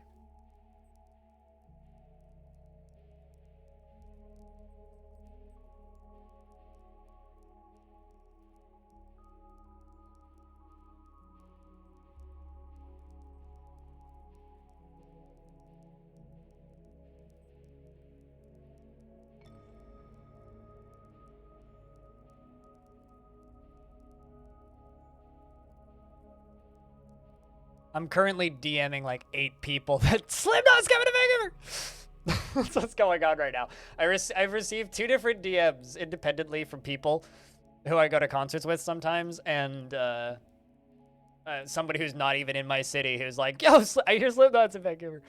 And then I DM'd a person a link to the tickets. So we're all just like back and forthing right now. It's like, all right, who's paying for what? Probably what's going to end up happening is one person's going to end up batch buying a bunch of tickets.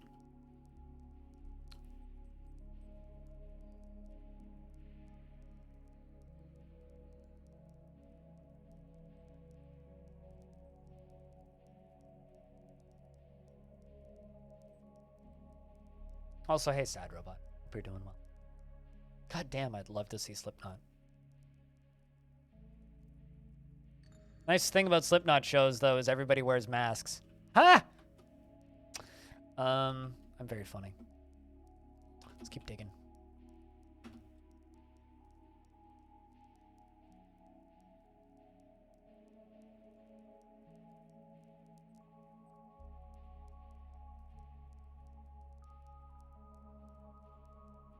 Also, speaking of shows, apparently, I'm going to go see Dragon Force in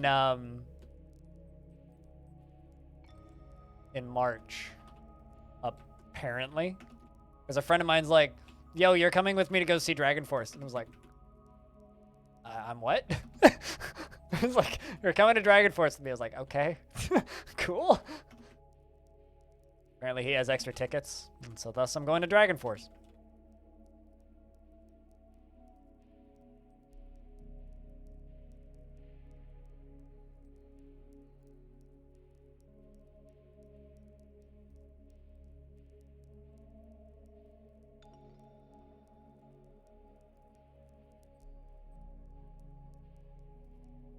We need to make those cabinets. So chat, I'm thinking of like another 45 minutes of Longdeath. And then we'll play some Project Zomboid, the community server. I think that's the plan for today. I really, really, really need to close that off so that they stop taking that route.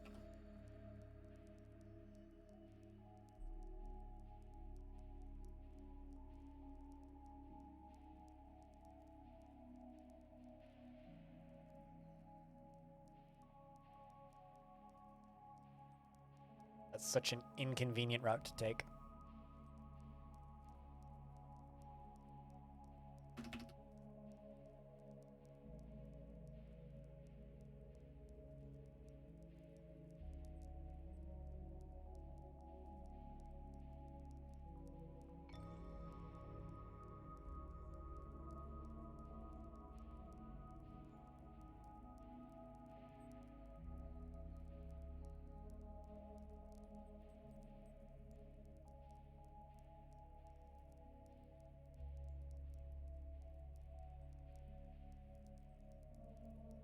Man, why did you have to link this Terraria soundtrack? How much is shipping for this?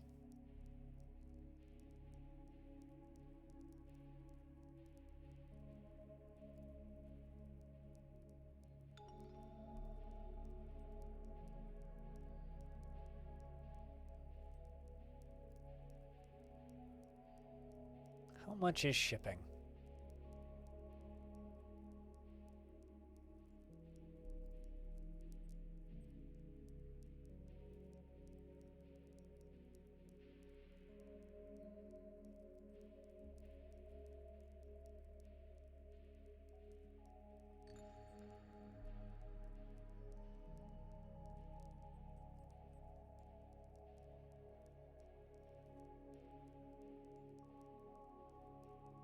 Canada, not Cambodia. I want to know how much shipping is.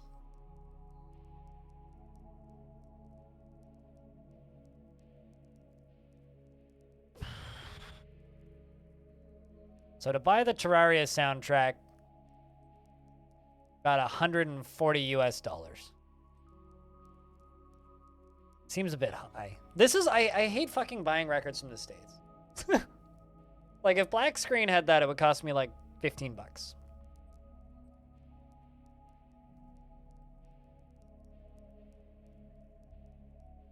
It feels too expensive. Far too expensive. Chat, we're lurky as fuck right now. I don't know what happened, but everybody decided to just, like, take now to go get lunch or something. So I'm gonna do the same. You guys can watch this dwarf dig. I'm just gonna queue up some jobs so that all my management is happy. No, I can't do those out of silver. Iron pick. I will be back in a couple of minutes. Enjoy your guys' lurks, because you guys are all lurking. I will be back in about 5 minutes, 10 minutes tops, after I've achieved lunchdom. Nom is the emote you're looking for, Banana. If you guys happen to have access to sound commands, now's a good time to use them. so you can entertain the chat. And it only costs 1 penny to get number 3 on the leaderboard. I'm just saying. BRB5. Oh, also, got the podcast.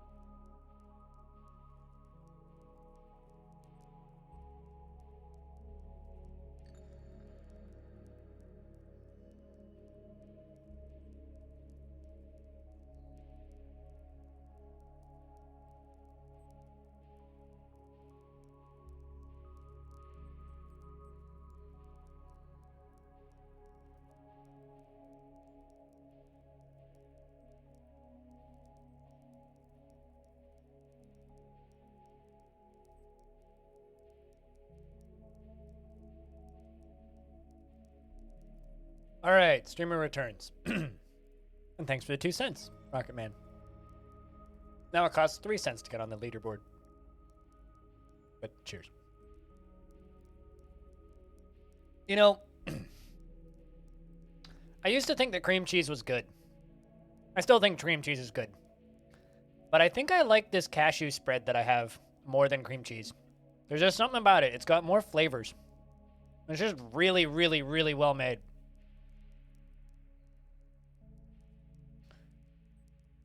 I have this like herb and garlic cashew spread stuff, and I put it on a sandwich with some cucumbers and tomato slices.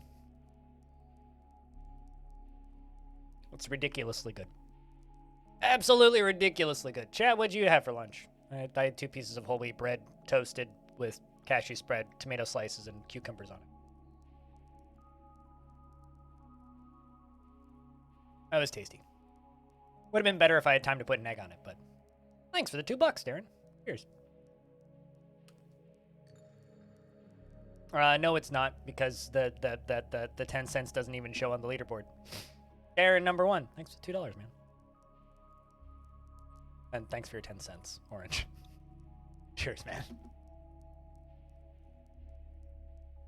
You're number 1 in my heart.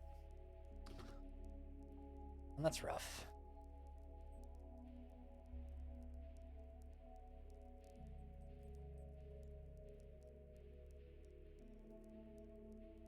Are working on an iron pick? Yeah, there we go.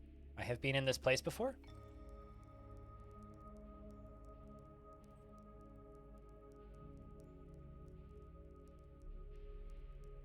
Was it worth it? I don't know. Was it? Thanks for the 90 cents, man.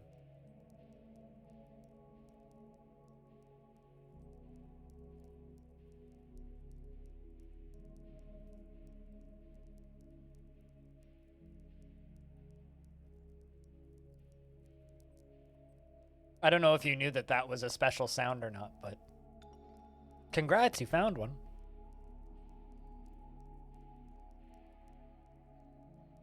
So that's 91 bits is running in the 90s.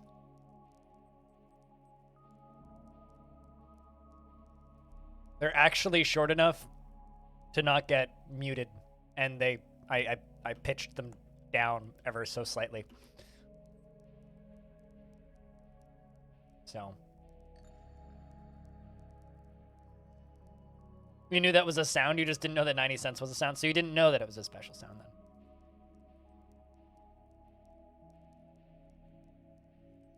You like the running in the 90s one. Yeah, I get you. I mean, they're both pretty good. To be fair, they're both pretty good.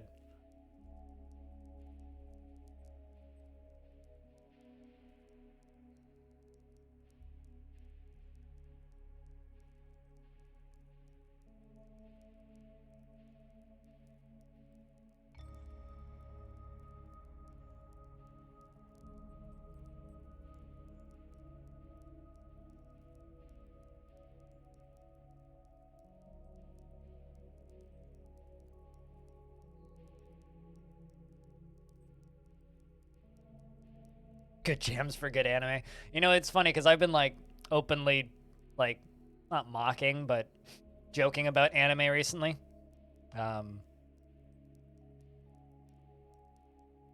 But Initial D is still good.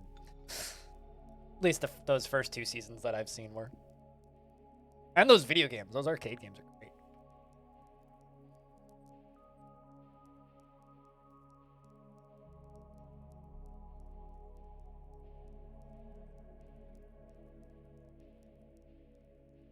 "2020 has been bad for running?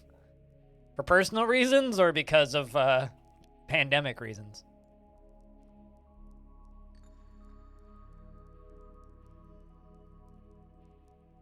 You know, I was just like, man, they should make a good Initial D game. And then I looked up Initial D and then thought for a second there that there was an Initial D video game coming out, and then realized, nope, they're putting out the new Initial D movie on Steam for some reason. Or rather, no, they are going to release an old Initial D movie on Steam for some reason.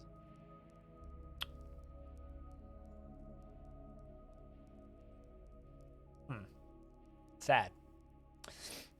I never played them on consoles. I only ever played them in the arcades. Because one of the BC Ferries had an Initial D machine. Wasn't one of the ones I ever got any good at, though, unfortunately.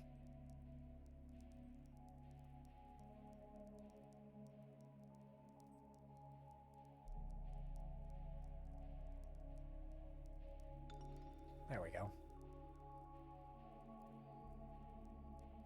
Yeah, it's a good meme, but I don't want memes. I just want an Initial D game on PC. You doesn't tell those games until you learned what drifting even was. I want to say Tokyo Drift, where I learned what drifting was. Never heard of Initial D? It's an anime about car racing.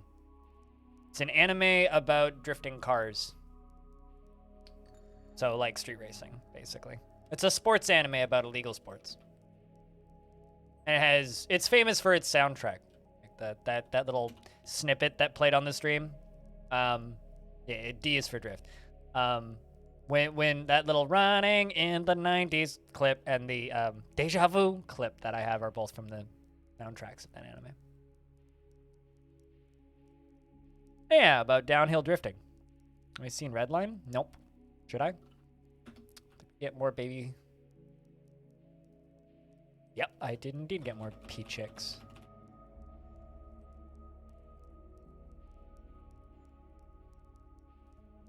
Hey, man. King's still a dwarf. You know, it's funny. It's like I could, like, remove all of the peasant work from the king, but I have a feeling that the king would complain, and they absolutely would. You know, just because this dwarf is the king of this faction doesn't mean that they can't put items in a barrel. King is leader, not ruler? See, yeah, I agree. We don't have enough dwarves to be rulers. Although population is booming right now. We're at 36 dwarves in the actual fortress itself, 56 total. This is the most dwarves I've had in a very long time.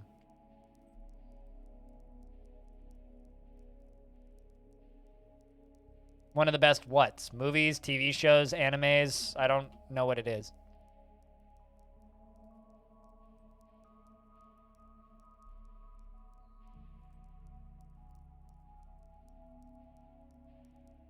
The next generation is pulling through. It seems like it right now.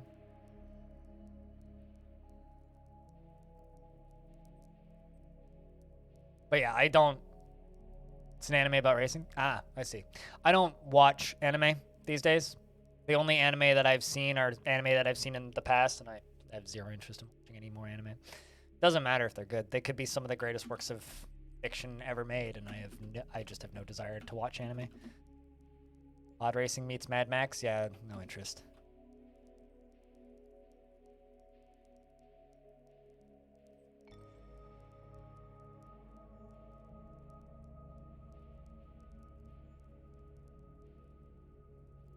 I haven't really watched any anime in the last, like, 5-6 years. Just have no interest. If you'd asked me that, like, 10 years ago, I would be interested, but interests change. I generally don't watch any animated shows now. Battle anime about beans? You mean like Mexican jumping beans? Or do you mean like you eat a lot of beans and then you fart?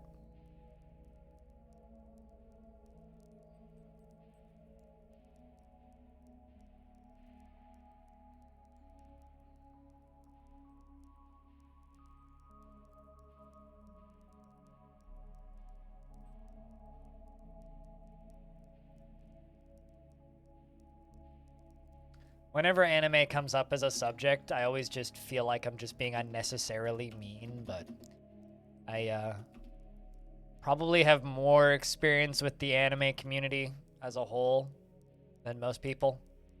And it's kind of like made up my mind pretty profoundly that I have zero interest in taking part in anything related to anime. Just period. Ever.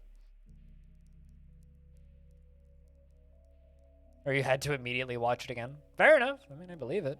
There's a lot of great anime out there. I just have no interest in watching any of it. Outside of the stuff I've already seen.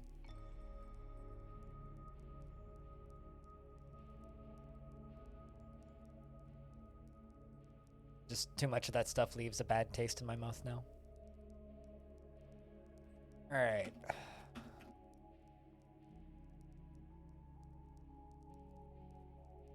Kind of for the same reason that I'll never play a MOBA again.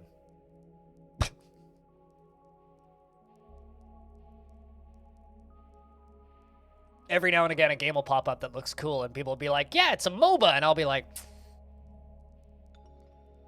eh.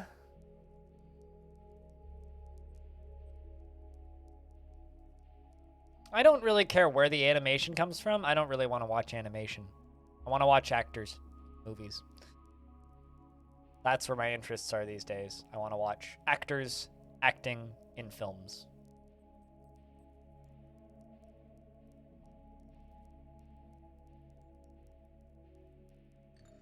You can't hear or you can't have? Like, what do you mean?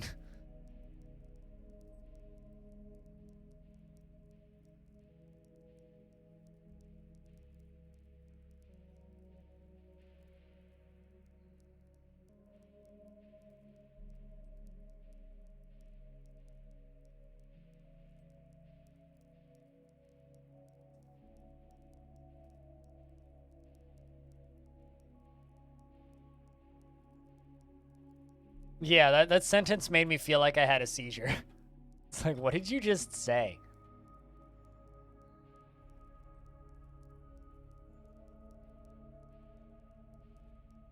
Got a coffee mug chucked at you? Someone has violent tendencies. I mean, like, don't get me wrong. There's a lot of shit in anime that I love. A lot of the coolest mech stuff in the world is anime, and I like mechs a whole lot. Like, Erica 7's fantastic. Re:Zero. Evangelion. There's a lot of good shit out there. No interest in ever watching anything again. At least not for the current me. Maybe in a decade I'll get into that stuff again. I don't know.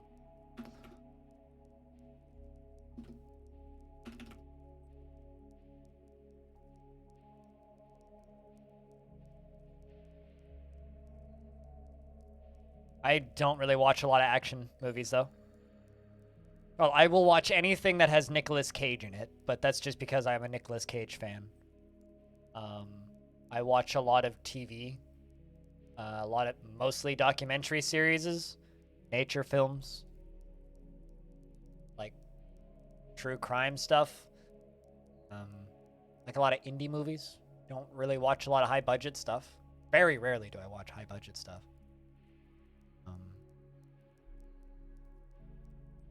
Like I watched a movie last night, which I wouldn't even consider a movie.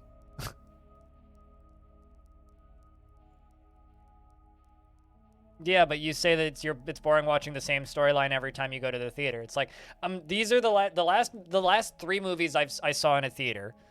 Knives Out, The Matrix, in no particular order. Matrix 4, Knives Out, and Parasite. None of those were same storyline over and over.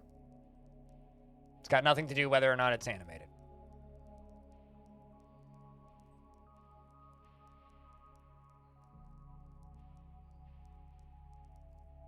But you see, for me, the reason I have a hard time watching anime is anime has so many tropes that I absolutely cannot stand. It's the same effect.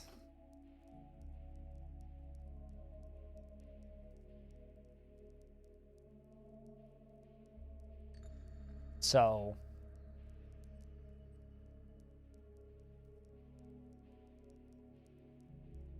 is a Wonder movie? I want to see that movie Murder on the Nile, which looks like a similar thing, but so for like, yeah, when you're talking about like big budget like mainstream films, yeah, you're going to get a lot of the same recycled tropes, but when you're talking about anime, you're also going to get the same recycled tropes. I don't like a lot of the tropes that happen in a lot of cartoon fiction. I find them to be rather insufferable. Not a fan. What I am a fan of is interesting ideas in short films and stuff of that sort. I also really like documentary series. And right now I'm absolutely... Like, if I ever have to watch another anime about a high schooler doing a high school thing, I might shoot my foot off. But I'll absolutely watch another sci-fi show like The Expanse. Or I'll absolutely watch another space opera.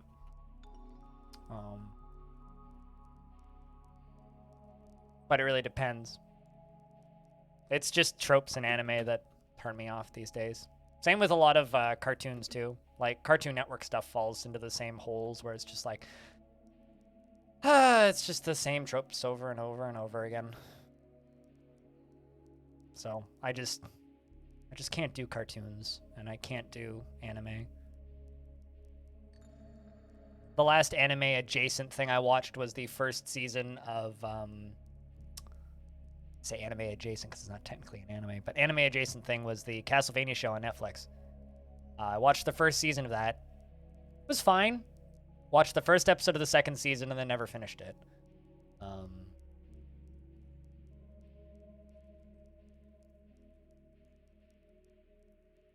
I don't know. I just don't need to see it anymore. That being said, I'd watch another movie like Uncut Gems. No, I haven't even heard of it. I'll have to dig for it. I watched a good series, though, recently that I would recommend to anybody who likes science fiction if you're okay with subtitles. I watched The Silent Sea, which came out on Netflix on the 24th of December. Pretty good little sci-fi series. I found it because autumn has come. Stone, we've got 2 deliveries. It was a pretty good little series because the Expanse ended and I was sad, and so I immediately went and started looking for something else that was science fiction. I was like, I need another science fiction show, like, now.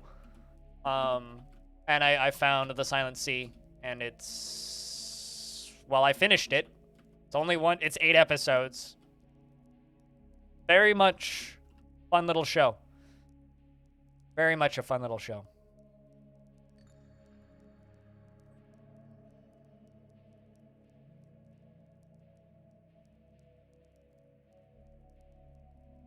You know, it's funny that you say that about Daniel Craig's suit in Knives Out, Darren. Because up until Knives Out, I would have said I don't like Daniel Craig. Because I don't particularly like him as James Bond, and that's like my only real knowledge of him in film was James Bond. I've just never been a big James Bond person, mostly. And I found him to be like one of the less interesting James Bonds as the character. But holy fuck, that's a good movie.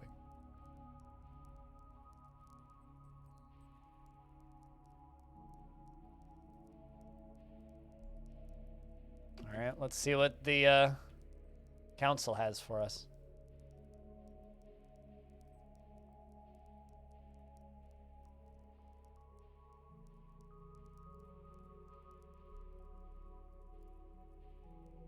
The unnamed stormtrooper with the staff? Daniel Craig? I don't even know what you're talking about. I saw Star Wars Episode 7, hated it, and forgot most of it after I saw it. So, I don't even know what you're talking about.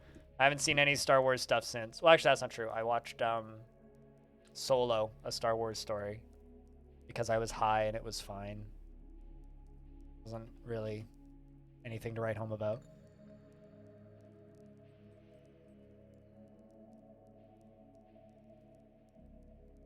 But I'll put that on my to-do list, Belug. Thanks for the recommendation.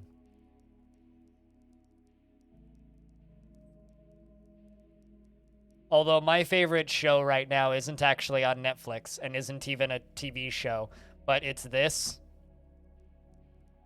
It's just some dude's, like, vlog, but they edit it like a History Channel reality show.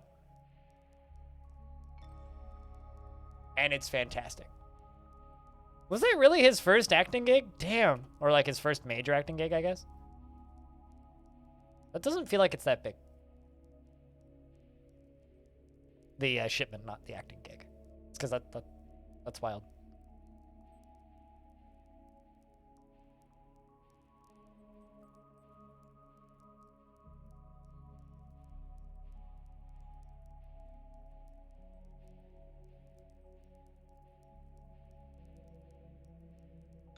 KV born an eagle. They like bringing us eagles.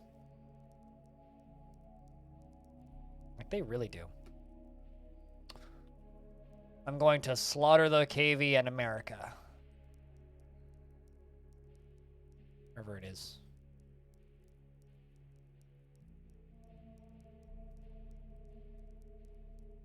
Where is it? I'm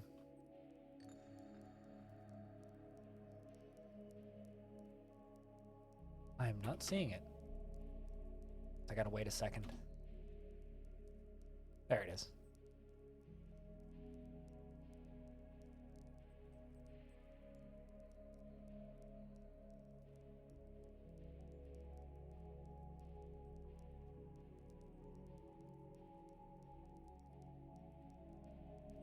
How do I mitigate threats? There really aren't any at this point. Uh-oh.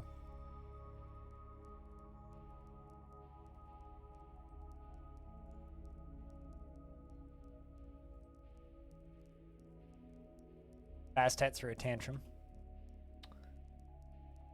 And beat up my mare.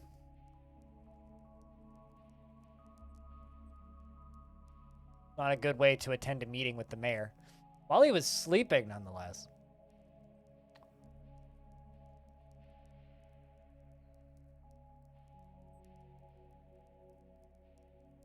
Was portrayed by Daniel Craig. Huh. We haven't been in the Age of Myth for a while. We are currently in the Age of Heroes. Meaning that most Forgotten Beasts are dead. The Forgotten Beasts were never really a threat. It's more like the Land Titans that are a threat. Our population is too low to get invaded by goblins, but I don't think we'd get invaded by goblins at this point anyway. As if we were getting invaded by goblins, we would have killed most of them by this point. So right now the only real threat is ourselves. Keeping the dwarves stable, not tantruming, keeping their moods stable and passive and not angry. A slash. What's the population limit for goblins? To get invaded by goblins? 80. They will not, unless you invade them. So if you attack them, they'll attack you regardless of how many you have. But if you have 80 dwarves, they will just attack you eventually. What was me? Thanks for the 6 months. Welcome back, dude.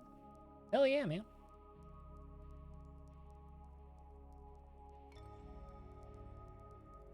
And if there is no population where elves will just naturally attack you, they'll only naturally attack you if you chop down trees.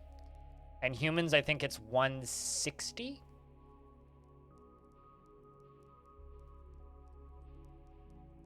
I think. I'd need to double check. I'm not certain on that one. I wonder if the mayor's gonna report the crime.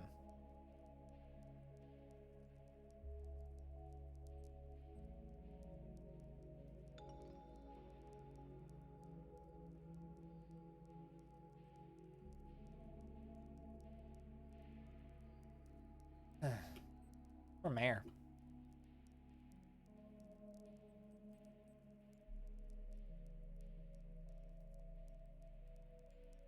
You can also change it in your init files. Banana. Valinor the child has awoken in a fey mood. It's the third fey mood today.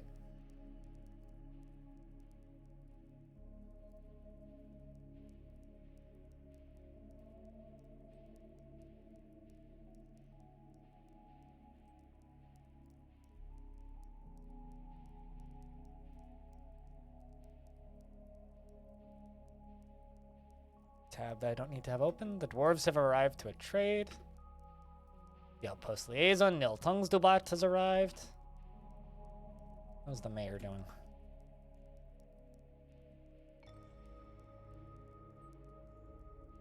Able to walk again, finally. Question is, are you going to report your crimes? Because you got beaten up in your sleep. Child has claimed the crafts dwarf shop.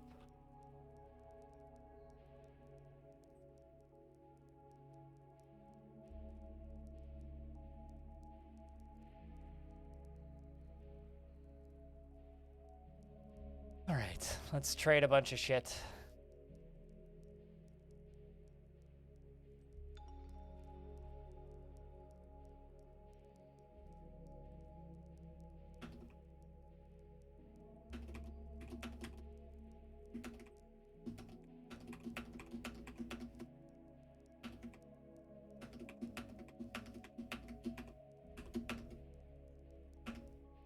I need to make one pick and one crutch.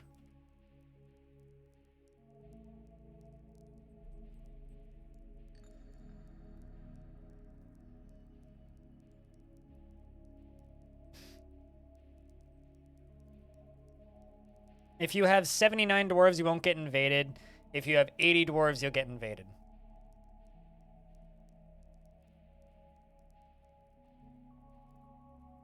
See, here's the thing. With elves, you can chop down like 100 trees a year and they won't invade you, right? But the thing is, what often ends up happening is people will chop down trees. They'll get a baron. Then the elves will send their basic threat where they say, hey, if you... Yeah, I guess the mayor's not going to report the crime. Damn. Where they say, hey, we need you to chop down only this many trees a year. You just agree to chop down only that many trees a year, and then just don't chop down more than that. And it's almost always like 120 or like 130, which means you'd literally need to clear cut the entire map, unless you're in like the most densely populated tree area. It's like, here's a very sensible amount of trees to chop down per year. Don't chop down more than that. And it's like, all right. Sure, even if you have like a thriving iron industry open, if you're an even remotely decent dwarf, you probably have a lava fire industry up and running. But like one tree gives you like 4 or 5 wood usually, which is more than enough. Like tops, you'd need to chop down 50 trees a year to run a decent iron industry or steel industry, which is like not a ridiculous demand at all. So for elves, you just do that. And just don't sell them wood, and they won't attack you. If you sell them wood like 2 to 3 years in a row, they'll attack you, and it's a combination of things. So if you're chopping down too many trees, refusing to give in to their demands, because a lot of people say, fuck no, ha ha ha, stupid elf, then they'll invade you. Which, you know, makes sense. So like if you just like accept their reasonable request and, you know, don't say no when they ask you to only chop down X amount of trees, they just won't invade you.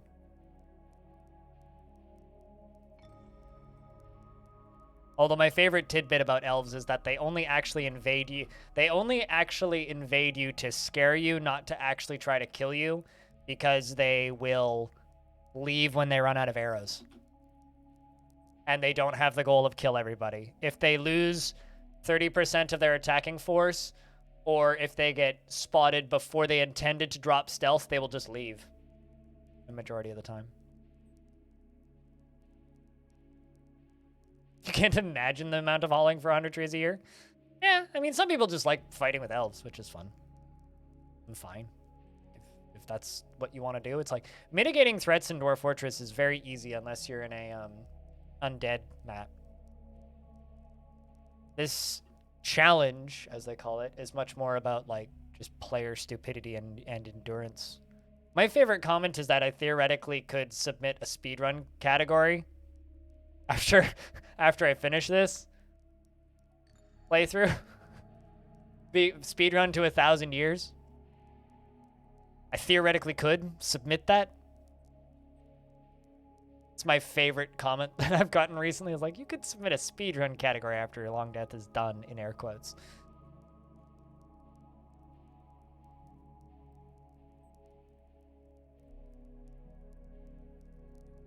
How do you give them back? Wait until they've all retreated. Set up or build the cage trap, or build the cage rather. Miltongs do mat.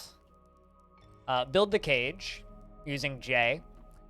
Connect it to a lever, and then tell the dwarf to pull the lever and make sure that it's far enough away from your dwarves that your dwarves won't fight with it and kill it before it leaves the map, and then it'll just walk off the map. Niltongs Dumat says, I look forward to our meeting next year. Our fortunes rise and fall together. So if you've been attacked by them, might be kind of wood heavy. I mean, even being, like, you can be kind of wood heavy. Just don't be kind of wood heavy for a really long time. And if they ask you to be less wood heavy, do your best to oblige for a year or two.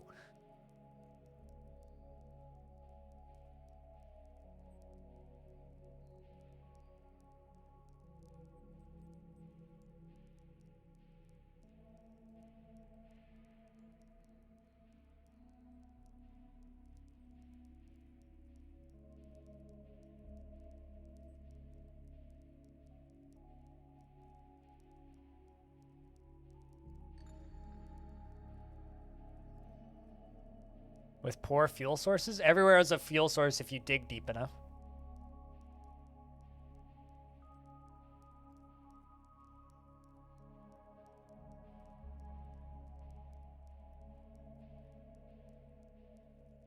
Also, H. Tiamos, or H. Tamos? I'm not sure how to say your name. I saw your YouTube comment just now. Welcome to the channels. All varying varieties.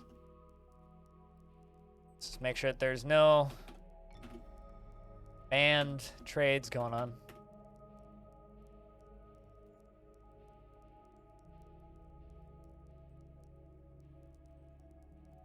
Do cavern trees drive?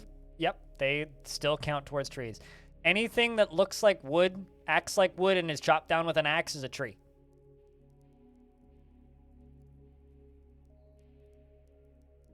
So you can chop down trees. You just can't.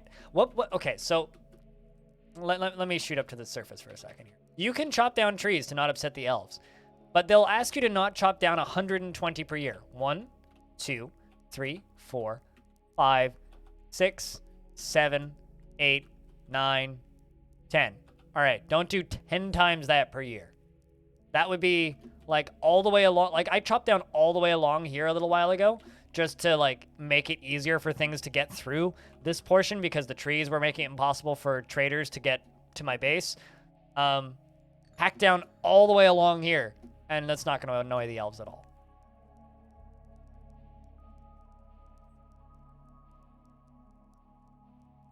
If you make more than 120 bars per year, you get more than 1 log per tree, my dude. You get like... Here, let's chop down 1 tree. Let's chop down 1 tree and I will tell you how many logs I get from it.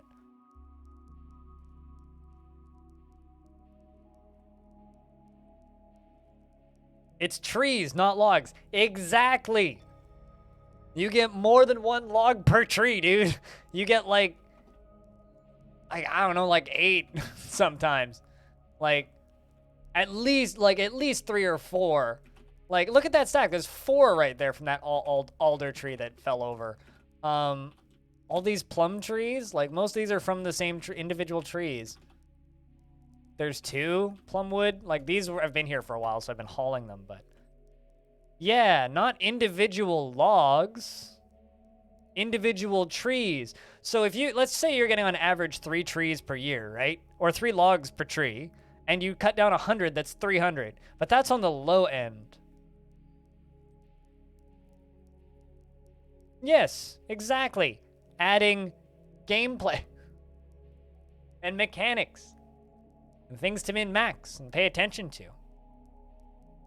which is a fun thing, I think.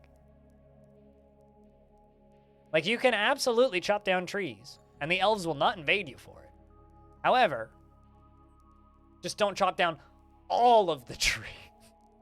Be, like, somewhat intelligent about how you place the trees.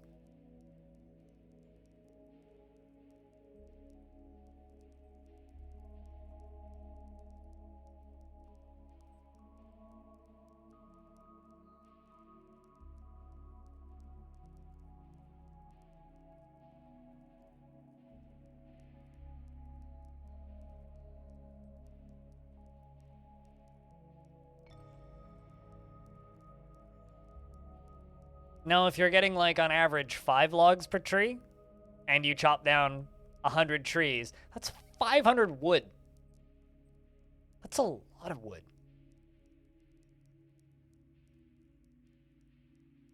Would be hundreds of logs, yes. Would indeed be hundreds of logs. So, like, and they usually give you like 130. So I don't know.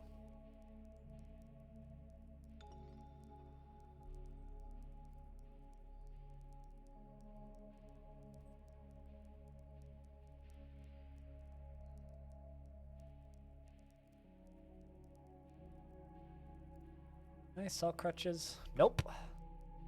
Can't sell crutches.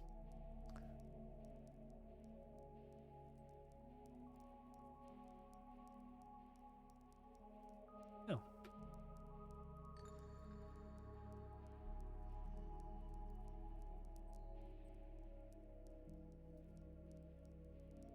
We'll be coming back so we can trade some more with you.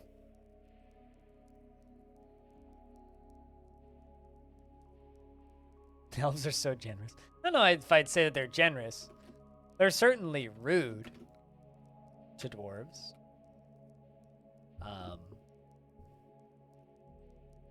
But they're certainly not the crazy, horrible monsters that people make them out to be.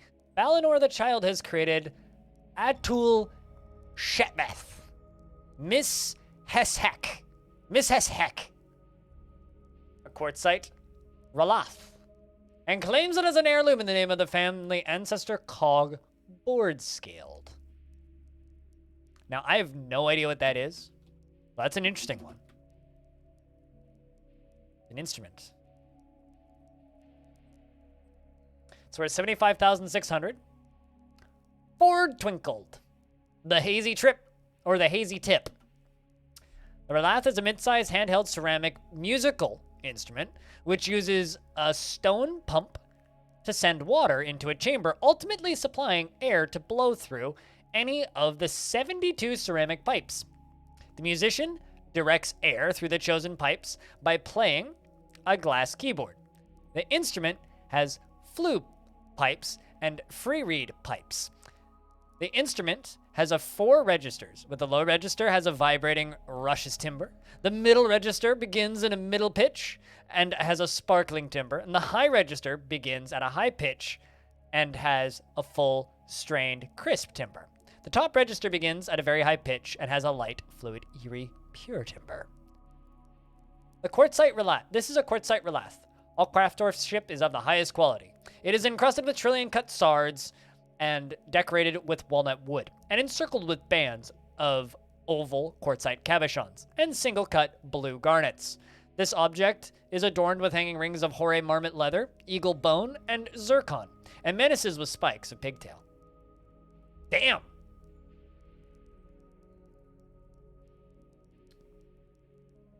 I had beds decay all the way up to the heavily worn stage, which is the 2 X's, and I replaced them all. It takes about 400 years for them to decay entirely, I've been told. Same with corpses. Let's see, that's not big enough that I can place it. All right, so then I would like to keep this one, so I'm gonna have to just let it exist then. Yeah, let's check my beds, actually. I could tell you. It's been a while. All right, that's just bed. See? They're decaying again. They're the single X. It's probably been about 100 years since I've replaced them.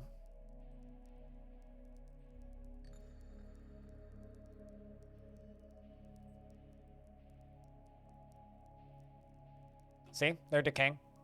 Anything made out of wood decays over time. So bins decay, beds decay, doors made of wood would decay because they rot slowly. Chests, it's a mudstone. Is that wood? Mudstone. I don't think I have any wooden tables, wooden furniture really.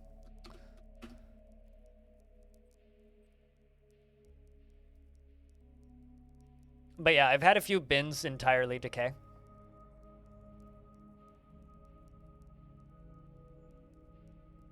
Will they replace them automatically? That's adorable.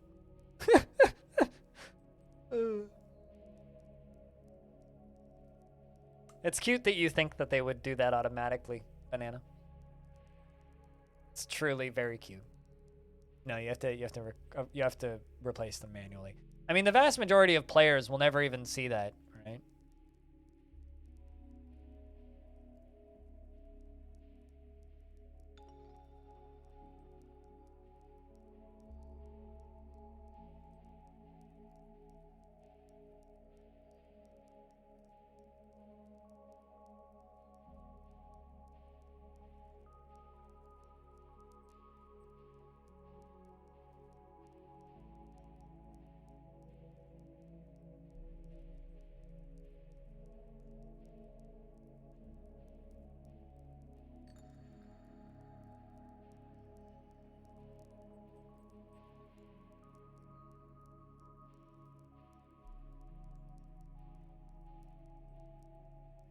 Well, they do it for clothes. Clothes, if I have a bed in the stockpile, you feel like it wouldn't be crazy? Yeah, clothes are items.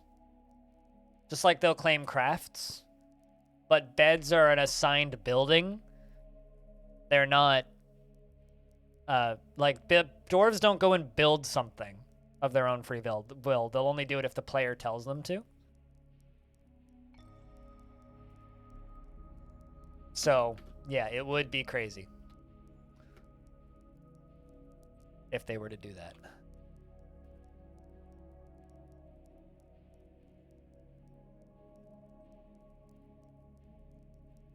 This is new territory for you?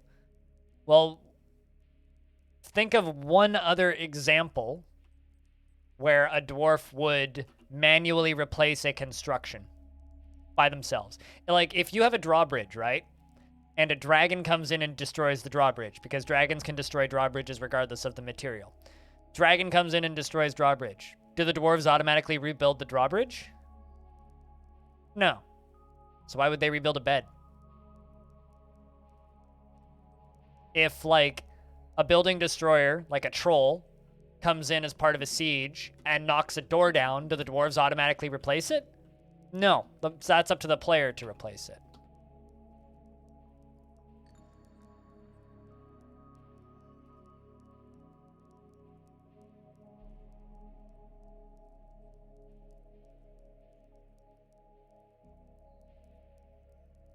Also, the first time I had a dragon destroy a drawbridge, my brain melted a little bit.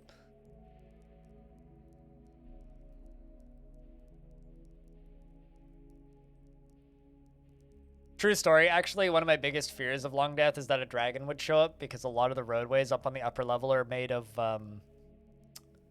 wood. So if a dragon shows up, it's pretty fucking likely a lot of stuff on the surface would burn down. Like, really likely, actually.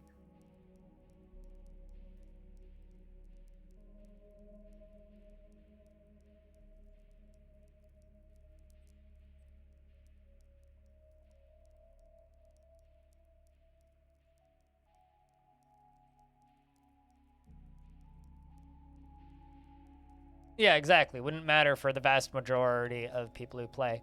Either the forts crumble long before then, or the player gets bored long before then.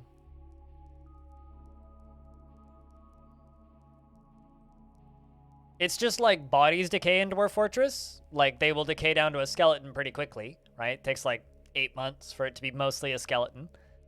Roughly a year for it to be a skeleton. But then after that, it takes another couple 100 years for the bones to decay down into dust. Unless they're set on fire. Or attacked by something. And things don't attack bones. So eventually, the bones will decay down into nothing. But it will take hundreds of years. Like, if I hadn't cleaned up any of the dead animals in this fortress, bodies would, like, just be starting to fully decay on this map. Which is one of my favorite features. I love it when people complain. They're like, bodies never, like, rot away in Dwarf Fortress. It's like, yeah, they do. They just do at a realistic rate. Which means it takes hundreds of years for bones to decay when left on the surface. I would assume that they would decay quicker if they were, like, placed underground and buried.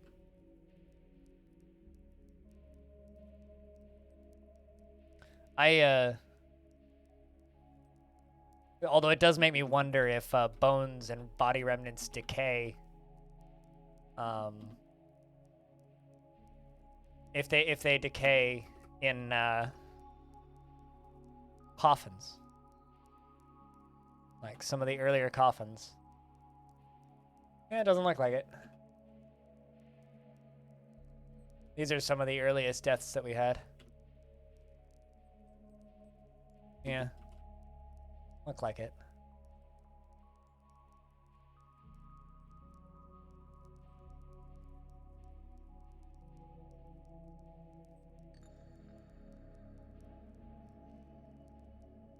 Yeah, it really doesn't look like it. Hey, it's Stone the First's coffin. Such a long time ago.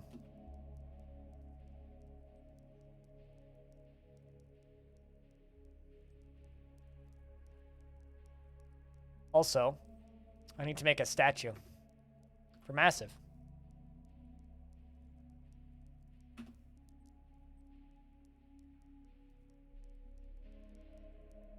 Who's the king?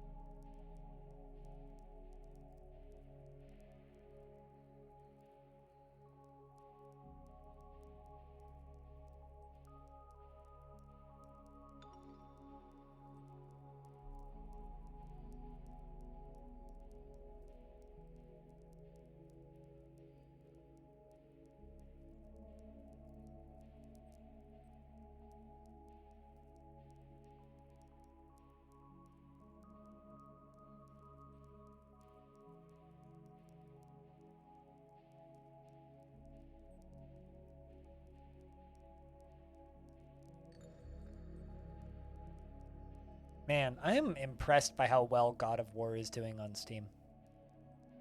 Just kind of a side note that's got nothing to do with anything. I'm just kind of impressed. Fucking 11,000 overwhelmingly positive reviews. People fucking love that game. Good lord. Nice to see it get a PC release.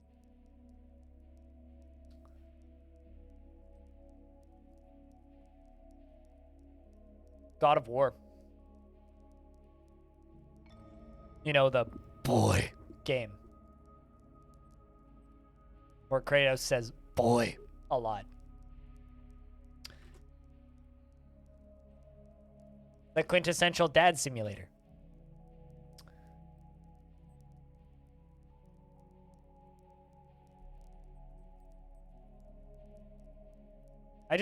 Oh, okay. Where's her heading out? Boy. See, feels Batman knows what's up. You had to break licks to say that. Boy. Speaking of boy and dad simulator, we're going to be swapping games in a little bit here. Not to God of War, though. We're going to be playing some Zomboid in a little bit. I need to check some Dwarf's clothing. Also, Banana, you were talking about Dwarf's clothing, right?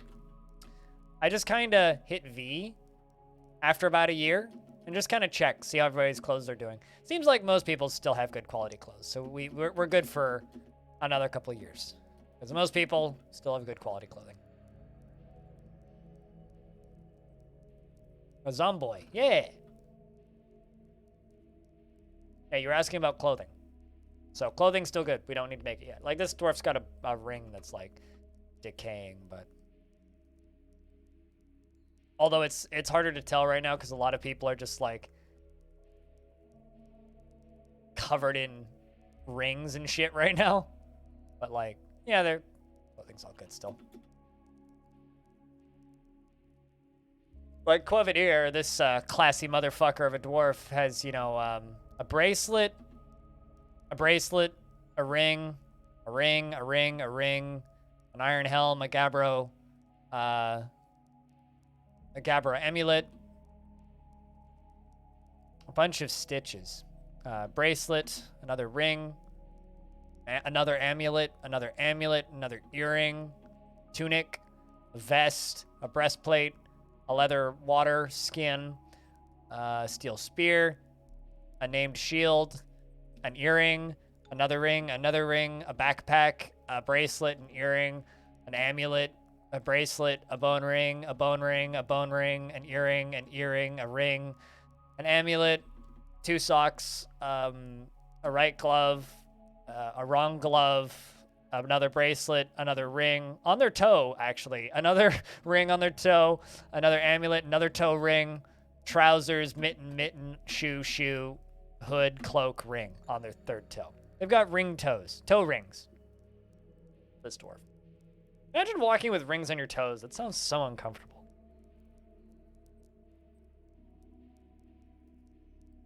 But the total quality of X, the more X's and the bolder the X's are. If it were a masterwork, I have no fucking idea. But X's mean that it's degrading. So a masterwork would be like X star thing star X. So that would be like a degraded masterwork thing. So like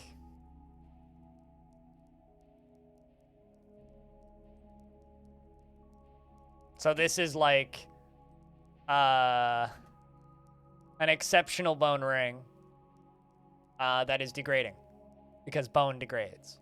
So that means that this ring is over 100 years old.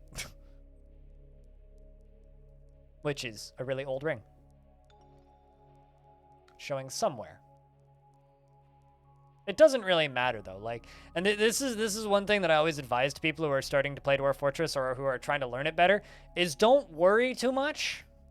Like, if you're worried about everything being perfect, you'll have a really hard time enjoying this game, because the way this game is designed and the way the game works is that's almost impossible. So don't worry about them getting the highest quality everything. Don't worry about your military all being perfectly uniformed. Don't worry about your dwarves having the highest quality gear, because 9 times out of 10, they just won't, and there's nothing you can do about it.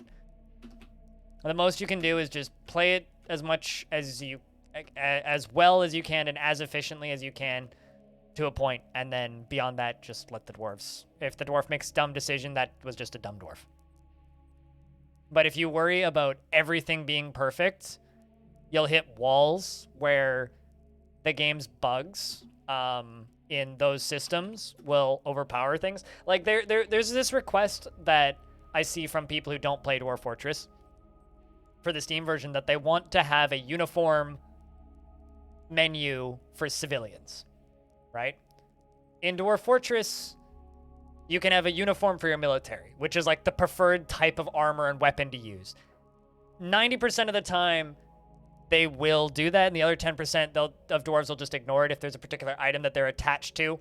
And there are people who get frustrated with that system because they're like, oh, well, I say that everybody has to wear fully steel armor, but this one dwarf is refusing to and is only wearing this bronze breastplate that they have. Because they are attached to that bronze breastplate, and they like that bronze breastplate, and they've had that bronze breastplate in their family for 10 generations, and they're going to damn well keep that bronze breastplate, right? That can just happen in Dwarf Fortress, and people call that a bug. In some instances, it's correct. In others, it's just the way the game works, and it's just the way dwarves work. And there are some people who want uniforms for civilians so that they can have all of their civilians wearing the same clothing. But that removes all of the individuality and personality of individual dwarves, which I think makes the game lose a lot of its personality. I think that the dwarves just being able to be individual little people and just kind of do what they want, and you kind of generally guiding them in the right-ish direction, is a really fun gameplay way of creating a narrative and character for each dwarf and making them feel unique. So if you're sitting there going, man, everybody needs to have only masterwork quality clothing, and it needs to only be made out of pigtails, and they can only have leather shoes and only have hemp socks, and everybody has to have masterwork silk hoods. If you do that, a dwarf is going to show up who doesn't like hoods, who just won't wear a hood. And there's nothing you can do about it. Just, that's what they want to wear.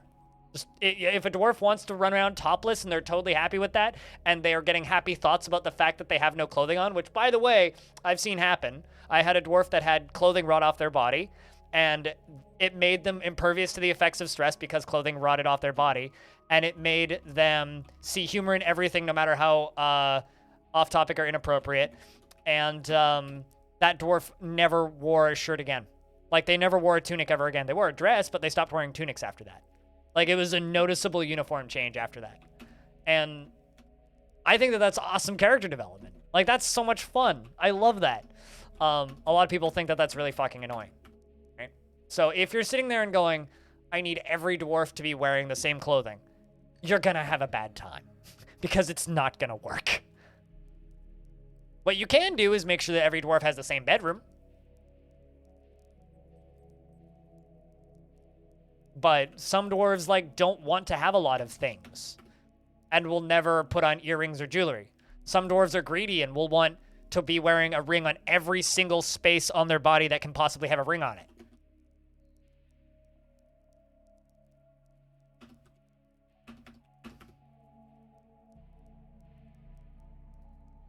Hey, Squog. How are you? How are you enjoying those arcade games? What'd you think of Quicker Flak if you got the chance to poke it?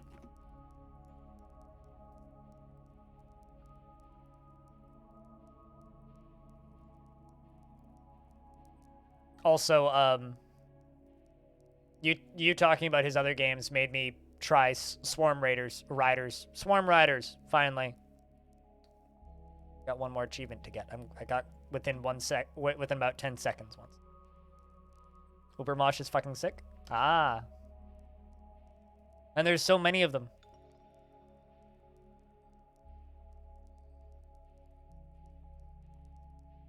Took you all of 6 minutes. Yeah, I'm not that good. You're better at those types of games than me, though.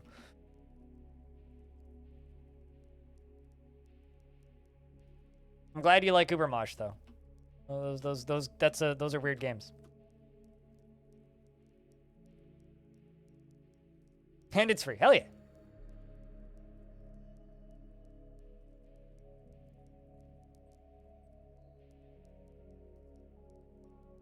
I played it for about 30 minutes last night and then let it run for a bit because I thought I exited out, but apparently I didn't. I was also not sober, so.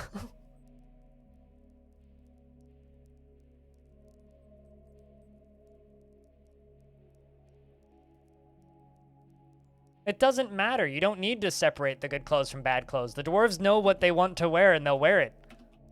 Literally. Like, it doesn't matter. You don't need to because the dwarves will just know and they will.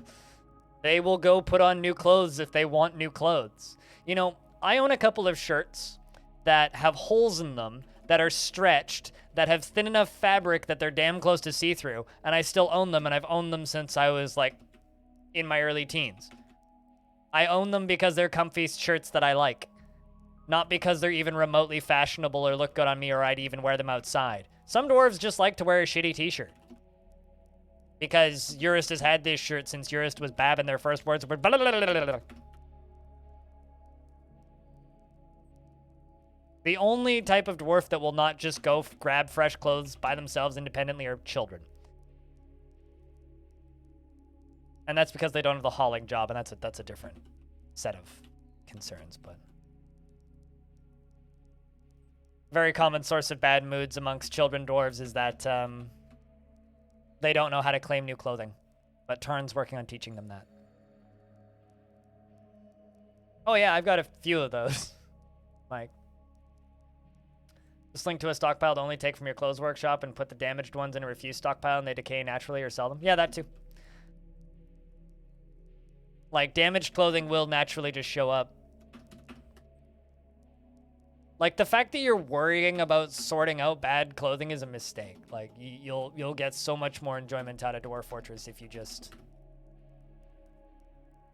build and just play and just let the dwarves worry about the rest. Because they are, like, people mock dwarves for being idiots, and sometimes, yeah, they can be idiots, but also they are some of the most independent little in-game characters you'll ever have in a video game, and just let them do their thing, because they'll probably figure it out. Like, the fact that you were asking me, how do you remove clothing from a dwarf? Like, you don't even need to concern yourself with that. They will just do it.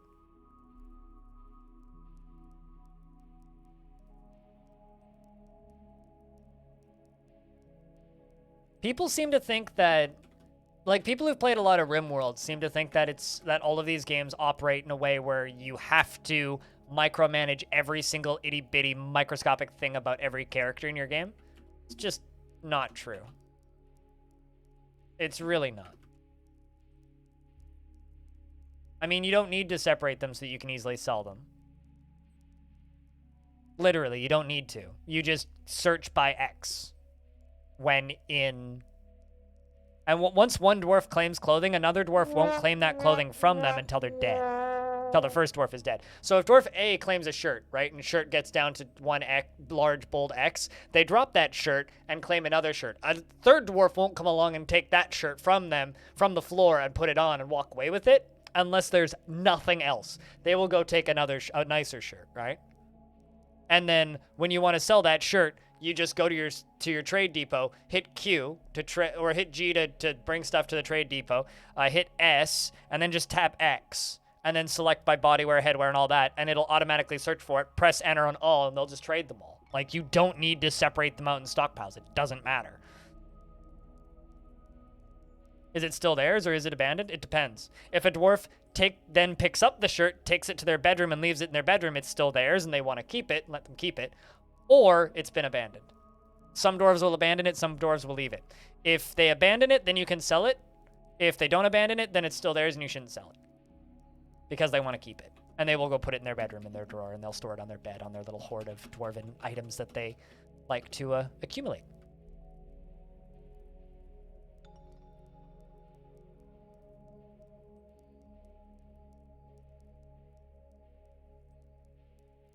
Oh, it's all good. I'm in ramble mode, and you just got me rambling. So if you miss things, just tell me to repeat stuff. List to sell? If it's stored in their bedroom, no. If they left it on the floor, then it's abandoned until they grab it to store it. So if they've already put it away, then it won't show up in the list to sell. If they've put it away, then it will. When a dwarf dies, all of their items become fair game again and can be sold. Absolutely, it simplifies things. People overcomplicate Dwarf Fortress for no fucking reason whatsoever. The problem is Dwarf Fortress presents itself as a very complicated game, even though it's actually a very simple game. You want abstract thinking? Into a scholar. Paranoid Metroid, a little bit depressed.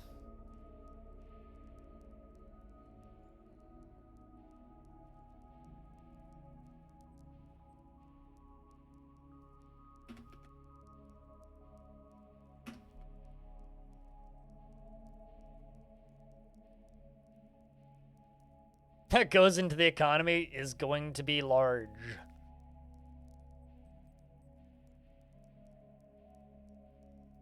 Like, for example, Paranoid Metroid owns 26 objects, most of them clothing.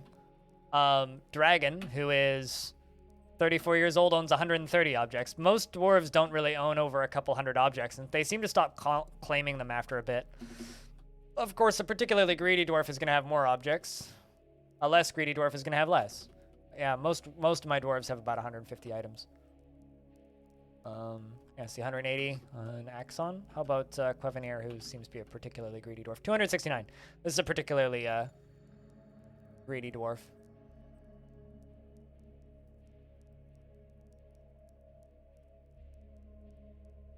We'll see you later, Katsu. Cheers.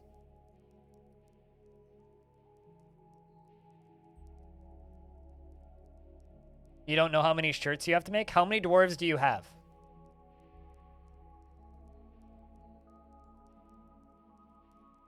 Because you want to know how many shirts you have to make? The number of shirts that you have dwarves. Just make that, because their clothes deteriorate at different rates. Right? Yes, of course you hit 50 plus really quickly. So if you have, you need to have a clothing industry. You either need, you can use the manager to just have like 5 of each ready at all times. You could do that, or the way I do it is every year or two, I check 1 or 2 dwarves and I see if on average their clothing has decayed past the 1 small X mark. I just make 1 set of clothing for everybody. So I just go UMQ cloth. Whoops, no, not conditions. Cloth. And then just make 50. In my fort, I have about 60 dwarves, so 60 dresses, 60 shirts, 60 tunics, 60 vests, 60 cloaks, 60 trousers, 60 mittens, 60 gloves, 60 caps, 60 hoods, 60 socks, 60 shoes, and then I sell off everything, and I usually sell off about the same amount, if not more, damaged clothing than I just made. And my clothing count has stayed around the same number of items for the past few hundred years. So, like, this is all abandoned clothing here. That's just sitting here. So this will all get sold when the next caravan arrives. Although this is a artifact skirt, apparently. So it'll never deteriorate. But, yeah. So...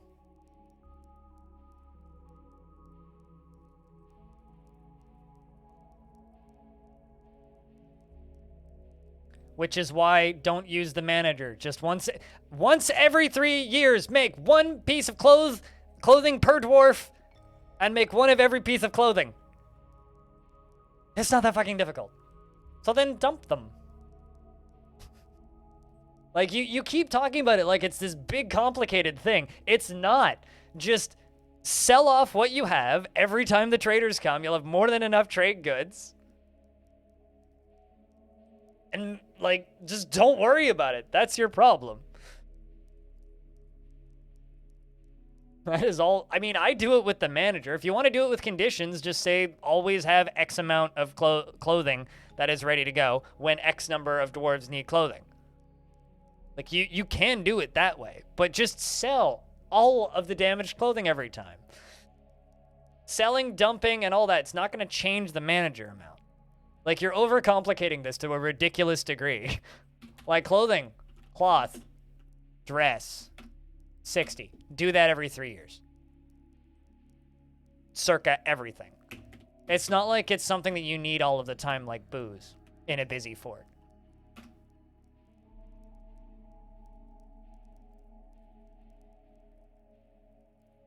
You're the one who's overcomplicating this. You don't need to do that. Doesn't matter.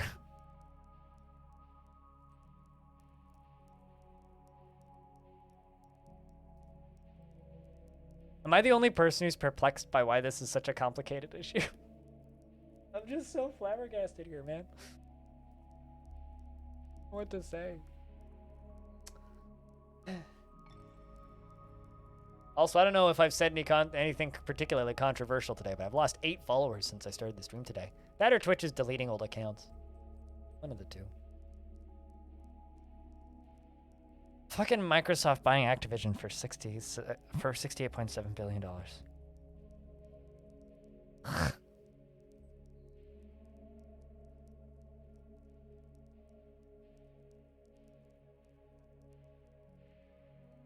Pondered diseases sounds like yesterday for me. It's I feel like I have a slight sore throat. Am I gonna die tomorrow?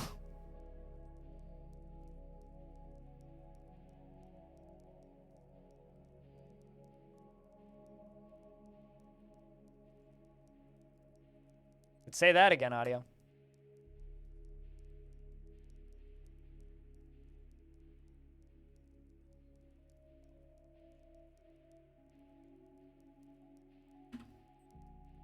I just want Bobby Kotick to get put into a rocket ship and shot into the sun. Malicious hot dog. Just launch him into the sun. Just get rid of him. Tell him he's going to the Mars or something. Sure, he'll believe you. Or just, like, put him on a yacht and just let him ride around the world far away from the internet for the rest of his days. Like, let him live on a private island or something. Just get him the fuck away from this industry.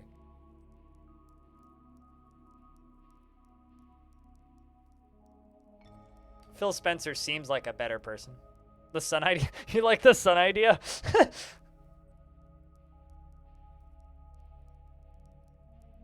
I mean, I've been saying that for actual years at this point.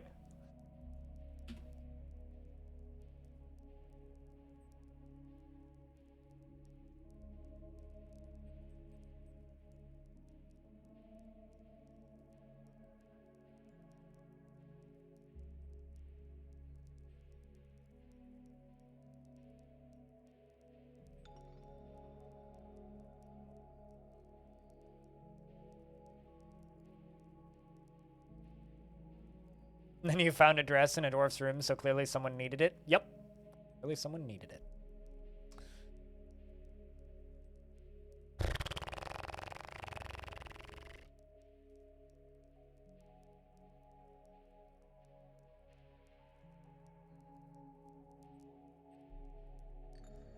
I'm like halfway losing my voice right now.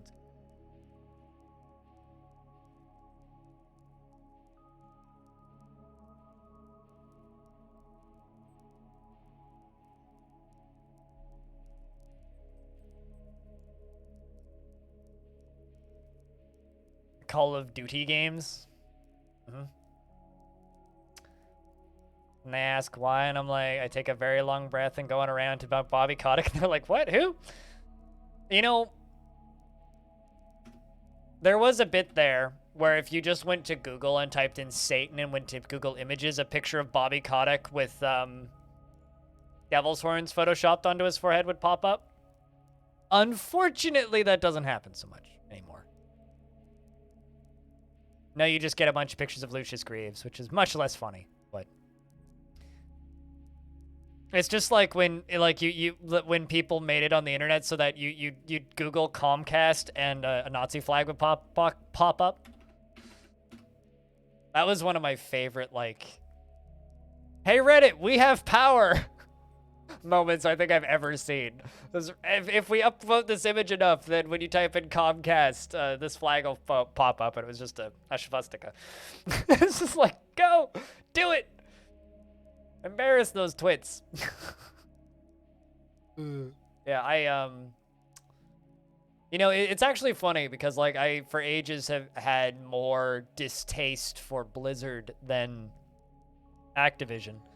Bobby Kotick's always been a kind of a twit, but it was my hatred for Blizzard was kind of sealed when they popularized loot boxes.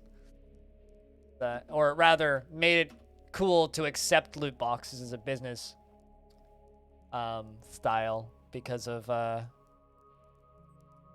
and also them trying to popularize selling of items on storefronts in so initially it was selling items in Diablo 3, and then the popularization of loot boxes with Overwatch. Or rather, the normalization of loot boxes. Because I remember everybody used to push back against it, but Overwatch was the real first start of, it's only cosmetic, doesn't matter.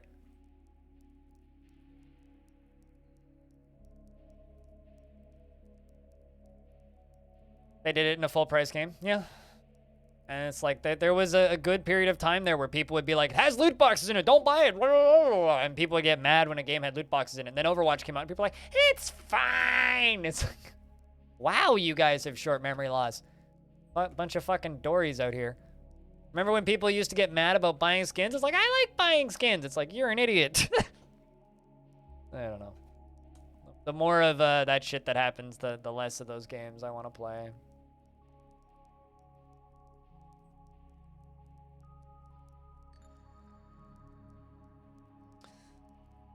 I played a beta of Overwatch, which was free. That's it.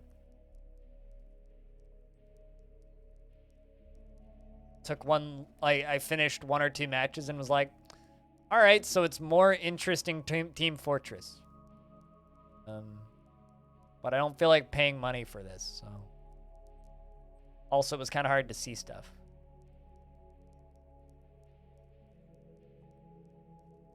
It's not pay to win. Thanks, EA Games. They're not Meanwhile, at EA Games, they're not NFTs yet. Boy. Although, when I went to go buy Slipknot tickets earlier in the stream, I spotted this.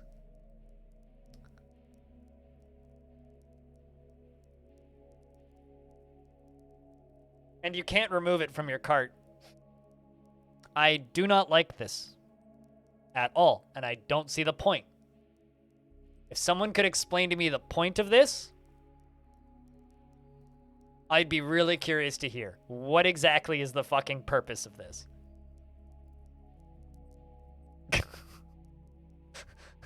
It's like, just give me like my fucking QR code. I don't need the damn live stub bullshit.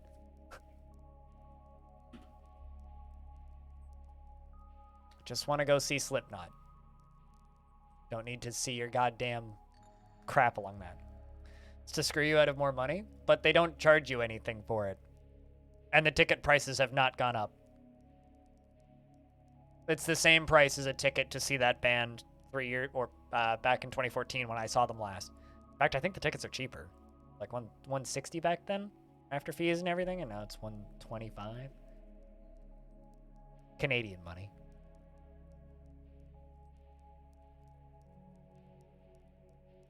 Actually, what it really is so that if you decide to sell them to somebody later as a collector's item, then they get passive income off of that in the future.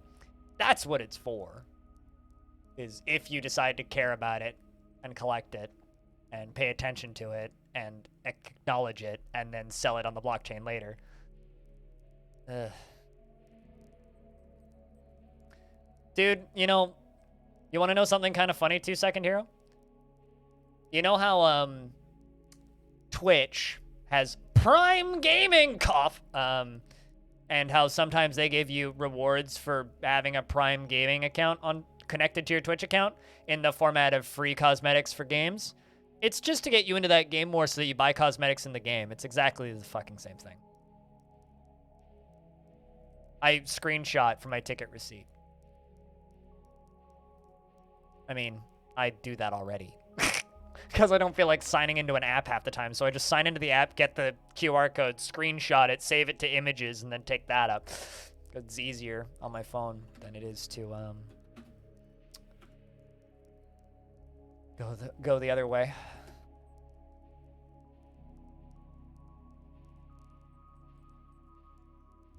Hyped for Prime Gaming? I can't remember the last time I was hyped for anything. Actually, that's not true. I'm pretty excited about Steam Dwarf Fortress. I want in my in the depths of my heart, I really, really want to be hyped for Stalker 2, but I'm kind of not. Because I know it's going to be a trash fire. It's going to be an absolute fucking hot garbage fire on launch.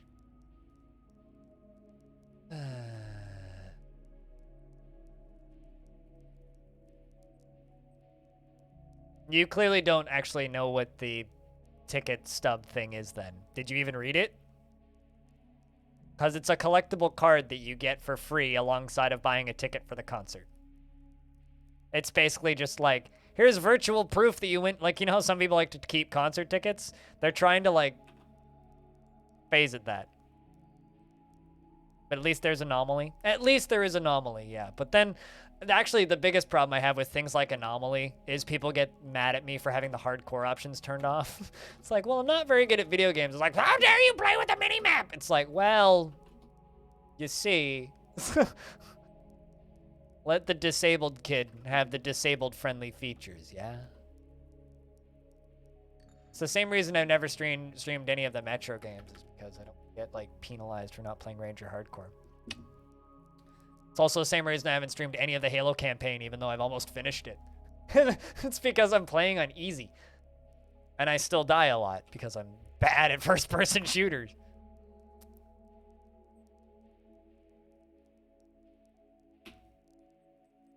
And I don't feel like people making fun of me, and I know somebody will. So.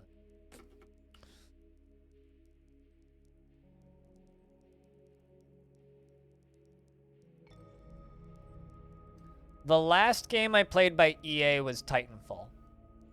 I played Titanfall because I wanted to support mech games, and it looked like nobody was going to play Titanfall, so I bought Titanfall 1. I never played Titanfall 2, though. And you know what? I would actually go so far as to say that Titanfall 1 was a good purchase. I put about 40 hours into it with some friends in about 2 weeks, and then stopped playing. Never really went back. I'm gonna build this flooring out a bit.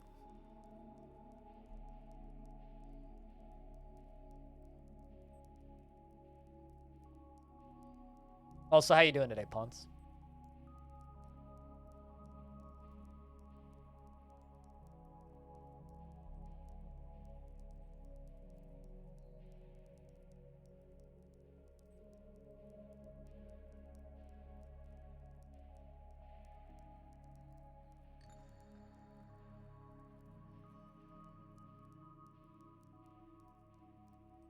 Hungry, sleepy, so standard?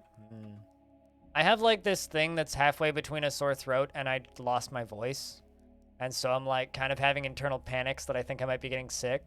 But it also kind of feels like maybe I should just like not vape as often. So I'm not vaping for a couple of days to see if it goes away. So that's how I'm doing pretty much. It's just hiding inside. Being afraid of people. Hey, chat. I think it's time for some Zomboid. How do we feel about that?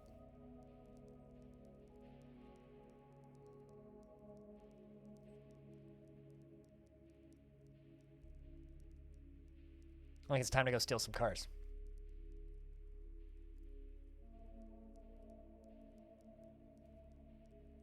Still got your server running? We've got a community server for subscribers of me and my team.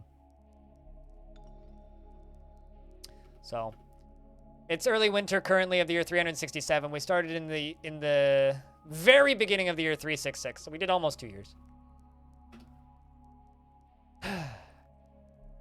We'll pick this fortress back up tomorrow. You actually know very little about it. Did you ever play DayZ?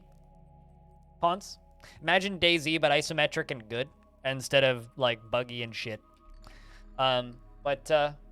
That's it for Dwarfs for the day. If you're looking for more Dwarfs, Sal's streaming some Dwarfs, and she's great, so go over to her stream if you're looking for more Dwarfs. But if you're sticking around, that'd be awesome. If I could get a round of beers, that'd be fantastic in the chat if you are sticking around. And I'm gonna set up for some Zomboid. We'll do like 2 hours of Zomboid, I think.